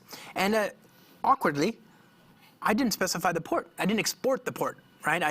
This is the port to which the service will bind internally, but I haven't made it public. And yet somehow Spring, through the connection details mechanism, is automatically connecting to that during development time. Right? So obviously, when you deploy your Spring Boot application to production, it's not going to try and find a local Docker image. You have to be very explicit about which data source you want your application. Then you would need just to define the data source normally in application properties or wherever. Right, and you know, for years, even though we've had this great support for Docker Compose, because I love IntelliJ so much and I use it so often, I have gone in and I've specified the URL, the password, the username, just as you know, they're redundant because it's already specified here. And the reason I love doing that is I can click on the little icon that pops up, and then that creates a data source for me in the data source database panel here. But now, till recently, it was a big trouble if you don't expose the port. Right, I had to go change the port and then explicitly spell out the properties there, and then now I just start the program, and IntelliJ is smart enough to know, hey, you've already got a connection running. Let us connect for you. You can show it here. Look at that, huh? So there's our two tables. Any data in there? Nope. Good. That was created by. I would be surprised if there was data there. Yeah. It is really good. It's already leagues ahead of us, right? So we've got our database. It's connected. Interestingly, though, if I stop the program, the data source disappears. and actually, this is it's not IntelliJ's fault. It's by design, actually. It's Spring Boot, right? Spring Boot right now is set by default to start the Docker image and to stop the Docker image on every single reset. So I don't want that. So what I'll do is I'll say start only. So it'll start it if it's not running, and it'll leave it going if it's already there. So I'll go ahead and restart. And now IntelliJ will still flush out that, here's that new view. You click on that, refresh, okay. IntelliJ will, this will disappear as soon as I disconnect. You could, if you wanted to, if you have a static port and all that, and you wanted this to persist, you could click on clone and persist. Super useful, right? Okay, so now I'm connected. I've got data on the database. I've got no data on the database, but I do have tables. I think we should remedy that, huh? So let's create something to initialize the database. We'll go to our application class over here, and I'll create a single Spring application runner. And this runner is just going to be a thing that Spring will call back when the application starts up. In order for it to do its work, I'm going to depend on those collaborating objects, aren't I? I'm going to say, I'm going to create a dog, right? So I'll say, actually, let's use the dog service, or adoption service, rather. Create dog, okay? And I'm going to call this Peanut. I'm going to Prancer, okay? Here's that, okay? And var, okay? And I'm going to create a person, okay, and adoption service dot create person, fine, and I want the adoption service to be used to adopt the person, not the person. The person's going to adopt the dog, right? Although really, it's vice versa. I think it's really vice versa. Yeah, the dogs often adopt the people too. Look at that. I just started typing, and I got automatically, I got the collaborating objects automatically injected into the constructor for me. If this class were package private, this would be a package private constructor. Since it's public, I got a public constructor. Love that. Just It's your feature, by the way. You requested it on X, right? That's a huge fan. Huge fan. Okay. So, okay, if we restart, or actually if I just Alt-Tab away, the DevTools kicks in, and the DevTools is a Spring Boot mechanism, but IntelliJ automatically sets it up so that if you have that in the class path, when you open the project, it'll automatically, honor that and then kick it off, so that anytime you Alt-Tab to a browser to check your changes, it reloads the class. You're running the latest version of your beans definitions, right? Right, and as a result, this has already been initialized. So that's great. We're already doing good. We got data in the database. I've typed in maybe 10 lines of code so far. We've done nothing, The IDE is basically writing and thinking for me. But I do think that, we've got a lot of data here. We've got a lot of types. We've got a lot of code. And it's, so far it's kind of not so hard to understand what's happening. I can just look at this package. But, when you structure your code base, there's a lot of different ways you can layer and think about the arrangement of your code, and obviously I'm a big fan of Spring Modulith. We'll talk about that in a second, But even no matter what your structure is, it can be a little hard to kind of figure out how things relate to each other, right? Yeah. So one of my favorite features in the new Spring Debugger and so on is the logical view. So if I go to, what's a good class to go to, do you think? If I go to... Just central data class. It's a dog for us, right? The most central. Yeah. So if I go to dog here, and then I look at the logical structure there, oh, that's so good. What is the difference? Oh, that's so cool. So the logical shows me column mappings, right? I can see how the fields in the database table map to the Do you private... see the links there? Yeah. You can tap on them, and it will bring you to the point in the database. It's so cool. Look at that. Okay, so if I go over here, again, integrated development environment. This is what I want. The IDE knows what I'm trying to get done here, and it's showing me context that's super valuable and letting me drive forward, okay? So I've got the person. So a dog, in turn, has a mapping to a person object. I can double-click on that, drill down, and I can see the ID, I can see the dog reference, and so on. I can see reference by, I can see which repositories there are, right? And I can see where the repository is injected into the adoption service. I can see all the different methods that are available. I can see where it's referenced. I can see just everything you'd want to see, right? This context helps me make changes to the code and understand what I'm doing and understand the impact of those changes with ease. You know what else I bet it helps with? What's that? AI. Yeah. Actually, it was designed. Initially, it was designed for AI, not for a human being. Right. It just appeared that it's also useful for us. Right. But initially, it was the idea that we want to take a look from a perspective of a certain object. If I'm an entity, then I have repository that is used by a number of services, and these services, they act on other services, and the other services then get exposed by certain controllers. And actually, that's what we can do. We are a dog, like we are an object, a dog there. Right. We have a role to be saved to the database, to be fetched from the database, right? Right. Then we see like another object that covers it, repository, which also has its own role in Spring, right? Right. Then it gets used by the service layer, then it gets used by controllers layer, and it's all sorted here. So, and it allows us to feed this chain of logical connections between different objects to AI to provide a sufficient context for generation. By the way, let's try it. Let's try it. So I'm going to create a controller here. I'm going to create a controller called adoption controller, okay? And I'm going to use @controller. There we go. Ah, you use controller, right? Not REST controller. Right. And the reason is because this isn't REST. This is an HTTP endpoint. I mean, technically, there's no reason you couldn't use @REST controller. It is just an alias or a synonym for @controller plus response body. But if you're being a Rastafarian, being very pedantic about it, this is technically not I see what I mean. compliant, right? Thank you for answering a question that I had for years, you know? It's like why George Long doesn't use REST controllers. Now it's all clear. So I noticed a couple things. So I am logged into the AI assistant here, right? Sometimes you have to make sure you're logged in. It'll prompt you to log in or to say accept. And if you haven't done that, make sure you're doing that. I could originate the change that I want from either side, right?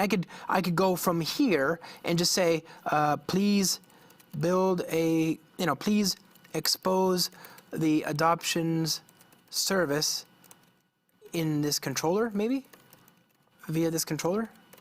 I could do that and hit tab, and would that invoke the AI? Yep. You want to try that? It does. Let's try. Okay. When you work with AI, it's always bad, right? But it becomes like more and more, it advances over time. Like a year ago, see? That's pretty good, actually, so far. Yeah, now with time it becomes more winning game, you know? Like a year ago, it would generate something like different to you. This is actually great. Look at this. It got everything I wanted. It's got request params here. It's got path variables there. Okay, I'm accepting. Request params. Yeah, I did it right. And there, I'm done. I did the work. Can I get a paycheck now? Like, is that... That's great. We could use also path variables, right? Well, it did. It used path variables here, where I wanted it, and then for this, it did a great job. Your mind. Yeah, actually, we've done this demo a few times. Some of the results were subpar. Yeah. It's it was fine. You never know. But this is way better. This is actually really good. To me, see, like AI feature to me is not like providing the already ready-made code. It's providing you with a template that is really close to what you need in the end. And it's iterative. You can talk to it, right? That's the whole point of this chat box over here, is you can say, oh, okay, this is great, but would you do that, right? And it's like having a, well, you and I are pair programming, but now there's three of us now. Yeah. You know? Okay, well, that was easy. Four, actually four, because I have my personal context on AI. Oh, right. Okay, so four of us. So, okay, I think we should try it out. But one thing I want to do, I'm going to make this a transactional. Don't leave. It's okay. Okay. I'm going to just make this controller transactional. And don't repeat it at home, right? Never do this at home. So we're going to restart the application. It should the dev tools should have kicked in. There we are. Okay. So now I want to let's try making a request. And this is another one of my favorite features in IntelliJ. IntelliJ understands that this is a web endpoint. I can click on that, right? That's a post. It'll make a post to the person's endpoint. Or let's say I go over here. I want to get the dog details by name. Drive a request that way, right? Look at that. That is so good. So if I go over here, it says, and the name is, well, okay, that's pretty good. So I'll say name is equal to, did we say Prancer? Is that the dog we've got in the database? I think so. So let's try this. Okay. What did we get back? A JSON. Content type. Yeah, here we go. Oh. Do you see the link? Just there it is. Yeah, here we go. Prancer. I think we've got too much. Oh, okay.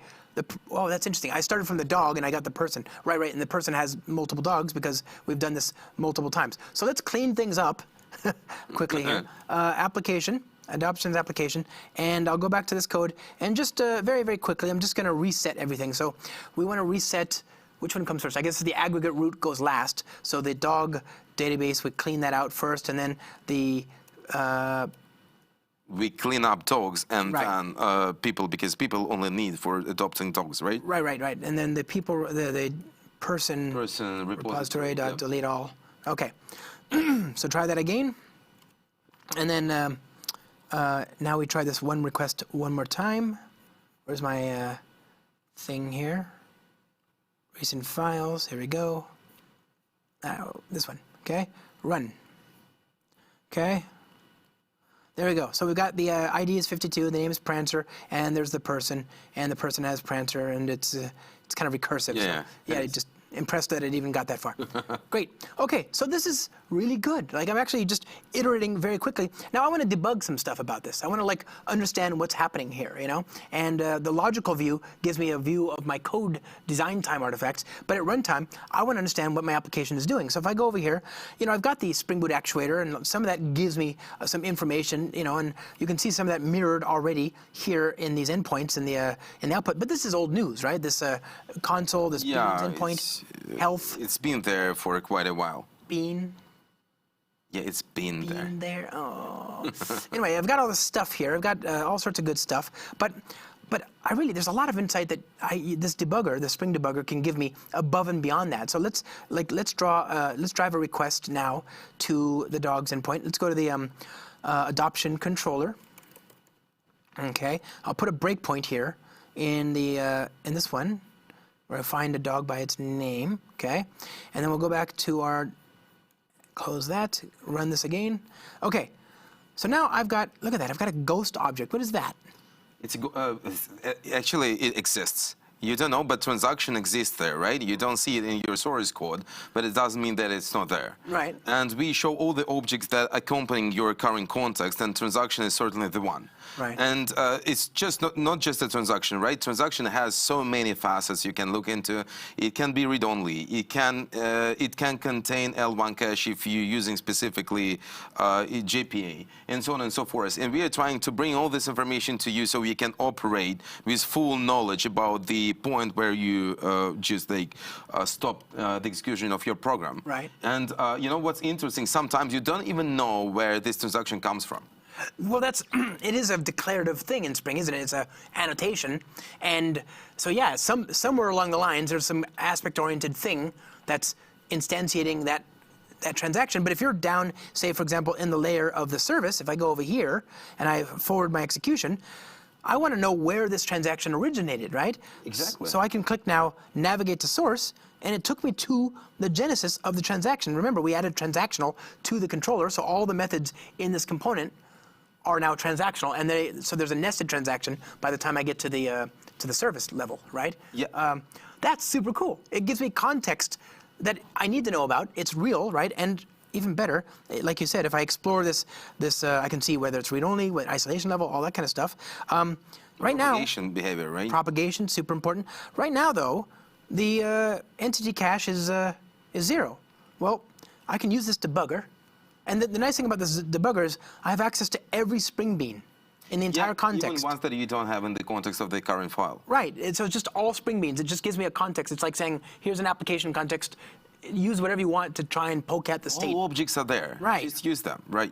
So I can just do a hi or something like that, publish a message using the Spring application event publisher, right? Done. But also, like, let's say I wanted to, like, say, dog repository. Yeah. Just trigger some find all. Okay. And then I go over here, and now it says, hey, we've got 2 entities. The L2 cached expanded live as I'm working with it, right? So this invisible context, super useful. It's there. It's always been there, but now I can put my, not just my finger, but I can put the breakpoint on it, right? Kind of, so to speak, and I can evaluate it.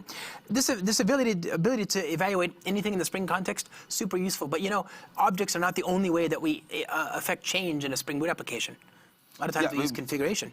Yes, for sure. And sometimes it's just a pure magic, you know? Like, you get a value and you don't know where it comes from. Let's try to mess up with this. Right. So what I'm going to do is I'm going to go back to let's stop this, right? Or go here. Go back to the beginning of the program. Where's my application here? Application. And I'm going to create a program, a runner, rather, a Spring Boot application runner, that prints out a message, okay? So a message runner. And I'm going to create a property in my property file, and this property will be adoptions.message equals hello. Okay? Yep. So it means just hello in English. Sure. So I'm gonna bind that. I'm gonna create a new Spring component here, a new configuration properties down there, and we're gonna call this adoptions properties. Okay, and there we go. I'm going to say this is a prefix with adoptions. Great. In this case, I want this to be a record. That's okay. And I'll make it a string message. I'll have a key adoptions.message, right? The property is the sub-property of that prefix. And of course, I now need to register that. I say enable configuration properties, adoption properties. Okay, great. So now if I go back to my application of properties, even though I haven't registered the Spring configuration processor, I already get auto-completion, right? It's IntelliJ is smart enough to map the property value to this Java object in my code. And now if I go to my runner and I inject that same object here, I can just, okay. There you go. Goodbye to that and goodbye to this. And I can, let's see here. Good. I'm going to say adoption properties dot message. Okay. Look at that. See how it injected the value? So good. I love it. Big fan. So let's move that over there. Java 24 lets me get that. Okay. So now I've got the value here. If we run the program, what do you think it's going to show us? It's obviously going to be hello. Right, we expect it to be hello. But this is being resolved via the environment. Ultimately, Spring is looking at the environment, which is like a hash map, and it's saying, I've got this key called adoptions.message. Give me all the property sources. It's a chain of responsibility, so there's 0 to n property sources that might have a value for that, and let me use that to resolve this request. In this case, the request is being resolved as hello. But you might want to externalize your configuration. Like it's typical. There are multiple ways how we can override that, right? Right. We can, for example, implement an additional profile, or we can run a configuration server. Right, the Spring Cloud config server. That's a great idea. So let's go and create a new Spring Cloud config server. So I'll create a new, I guess I go File, New Project. Okay, same thing as before. We're going to call this config. I'll use Java 24. Okay, I'm going to use Apache Maven. I'm just going to call it config. Hit next. We use the GraalVM native image support. We use the config server support, and we're going to use the web support. Okay, hit create. And I'm just going to point this to a directory full of configuration, anything managed by Git, be it on your local file system or GitHub or GitLab or whatever you want, right? So I'll do that. Let's go ahead and specify a little configuration for the config server. I know, very meta. Okay, so Git URI, home, desktop, config. Okay, and then finally, just to sort of drive home the point, I'll tell it @enable config server, and we'll start this up. Here we go. And now I'm going to go back, and my adoptions application, we don't have the config client. So again, IntelliJ to the rescue. I go to pom.xml. I go here. I say I want to add a Spring Boot starter, even though I forgot to add it. You know, I'm not I always stranded. forget things. Yeah, me too. Who doesn't? Things change. So I just add the config client, and it's just as though I had generated the thing, and it even added the bill of materials for me. So it's all there now. I can go back to my configuration, configuration property file, and I'll tell it to import from the config server, okay? And I'll do a full restart this time because it's a class path change, right? And now, when I print out the value...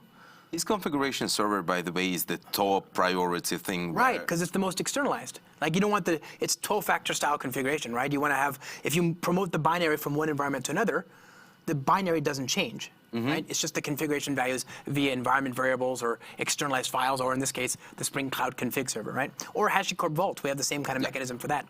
But look at that. So now I'm staring this right in the face. It says hello, but the actual resolved value is ni hao, which means hello in Chinese, right? And it's being printed out there.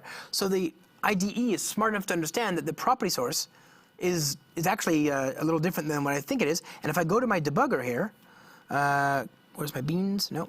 So you never get lost. You always open application properties you want to look at, and if there are some differences detected, you're going to be seeing the effective value. Right. Now, I did get a little lost. Where is my HTTP? Oh, I have to run. Oh, right. I have to breakpoint. Yeah. Okay. Good point.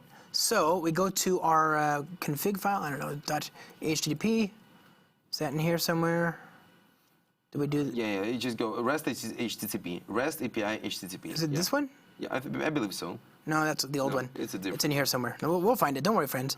It's down here. Maybe. You just generate a new one. Right. Okay, there. Let's find this one. Here we go.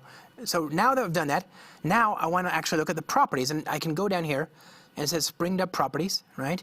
And I can look at adoptions. Yeah, there is a new evaluator coming with Spring Debugger. Really? Oh, wow. Yeah, it's brand new. It's amazing. So now I can ask it to give me to evaluate properties. And it has auto-completion. So cool. So cool. And if I look at this, I can actually look at I can say, okay, what's the source, detect the source, and it's telling me here's the place it's used, and it's actually telling me, hey, I'm resolving this from the config server. So now I know exactly the context of that derived value. It might be a little confusing staring at it as I am right now in this little place where that's arriving from, right? So that is super, super good. I think I think we did a pretty good job there, my friend. I think we got through a number of different things here. Actually, we can show more, right? Yeah. Of Spring Debugger, but there was a talk by Marco. You know Marco, right? Marco. Yes. There was a talk, very detailed talk about Spring Debugger and what we have there at Spring.io. Yeah. And we're really desperately waiting until this recording gonna be published, and then all of you will be able to see how it acts, and then can install it and then check it for you. Whatever feedback you have, if something doesn't work, just keep feedback coming. That's very important for us. This is the only point why we're not bundling this yet, because we want all the problems, all the It's available. It's just not bundled and installed by default. It will be. Yeah. But we need like bugs from you first. We want to see that bugs are coming. That means that somebody's using it, right?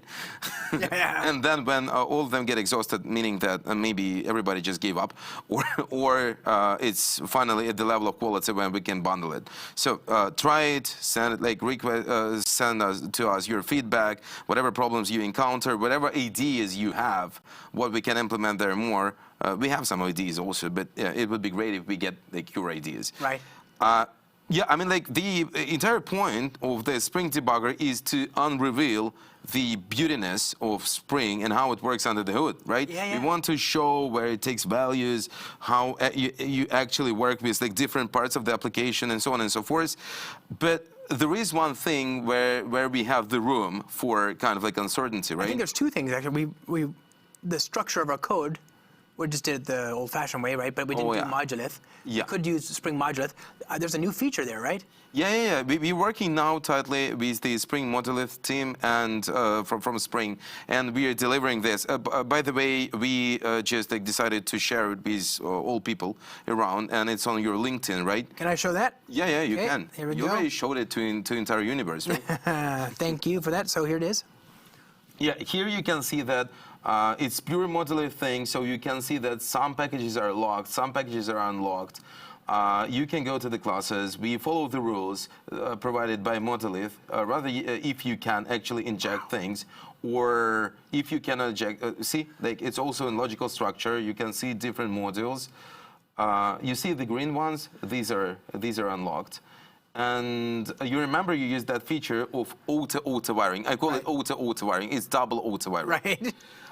And when you're going to be auto wiring, you're going to see this inclination mark, meaning that it's actually not what your program structure is supposed to do, right? You're depending on a module-specific dependency that should not be made public. Yeah, but if you intentionally want to do that, it's going to be a specific way how to add it right in place. Right. Just so click when on the you tap on it, see the bottom file, it was changed.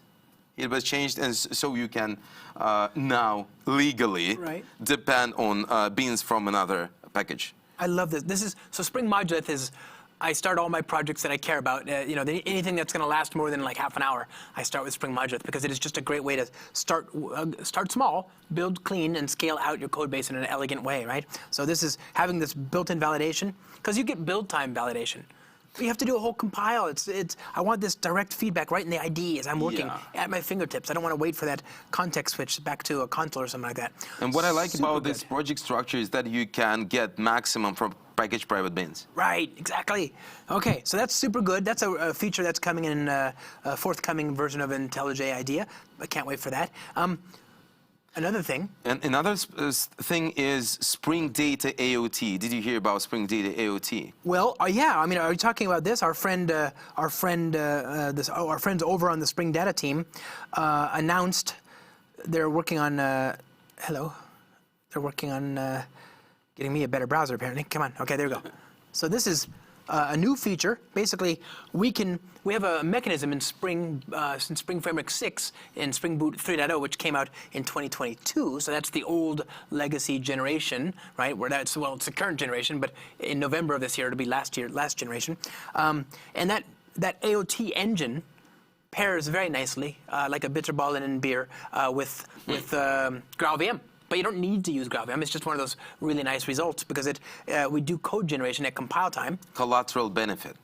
Yeah, and so the AOT repositories, super, super useful because what this is we actually reify. We actually generate a Spring Data repository for you and dump it out as a source code file that you can read and inspect.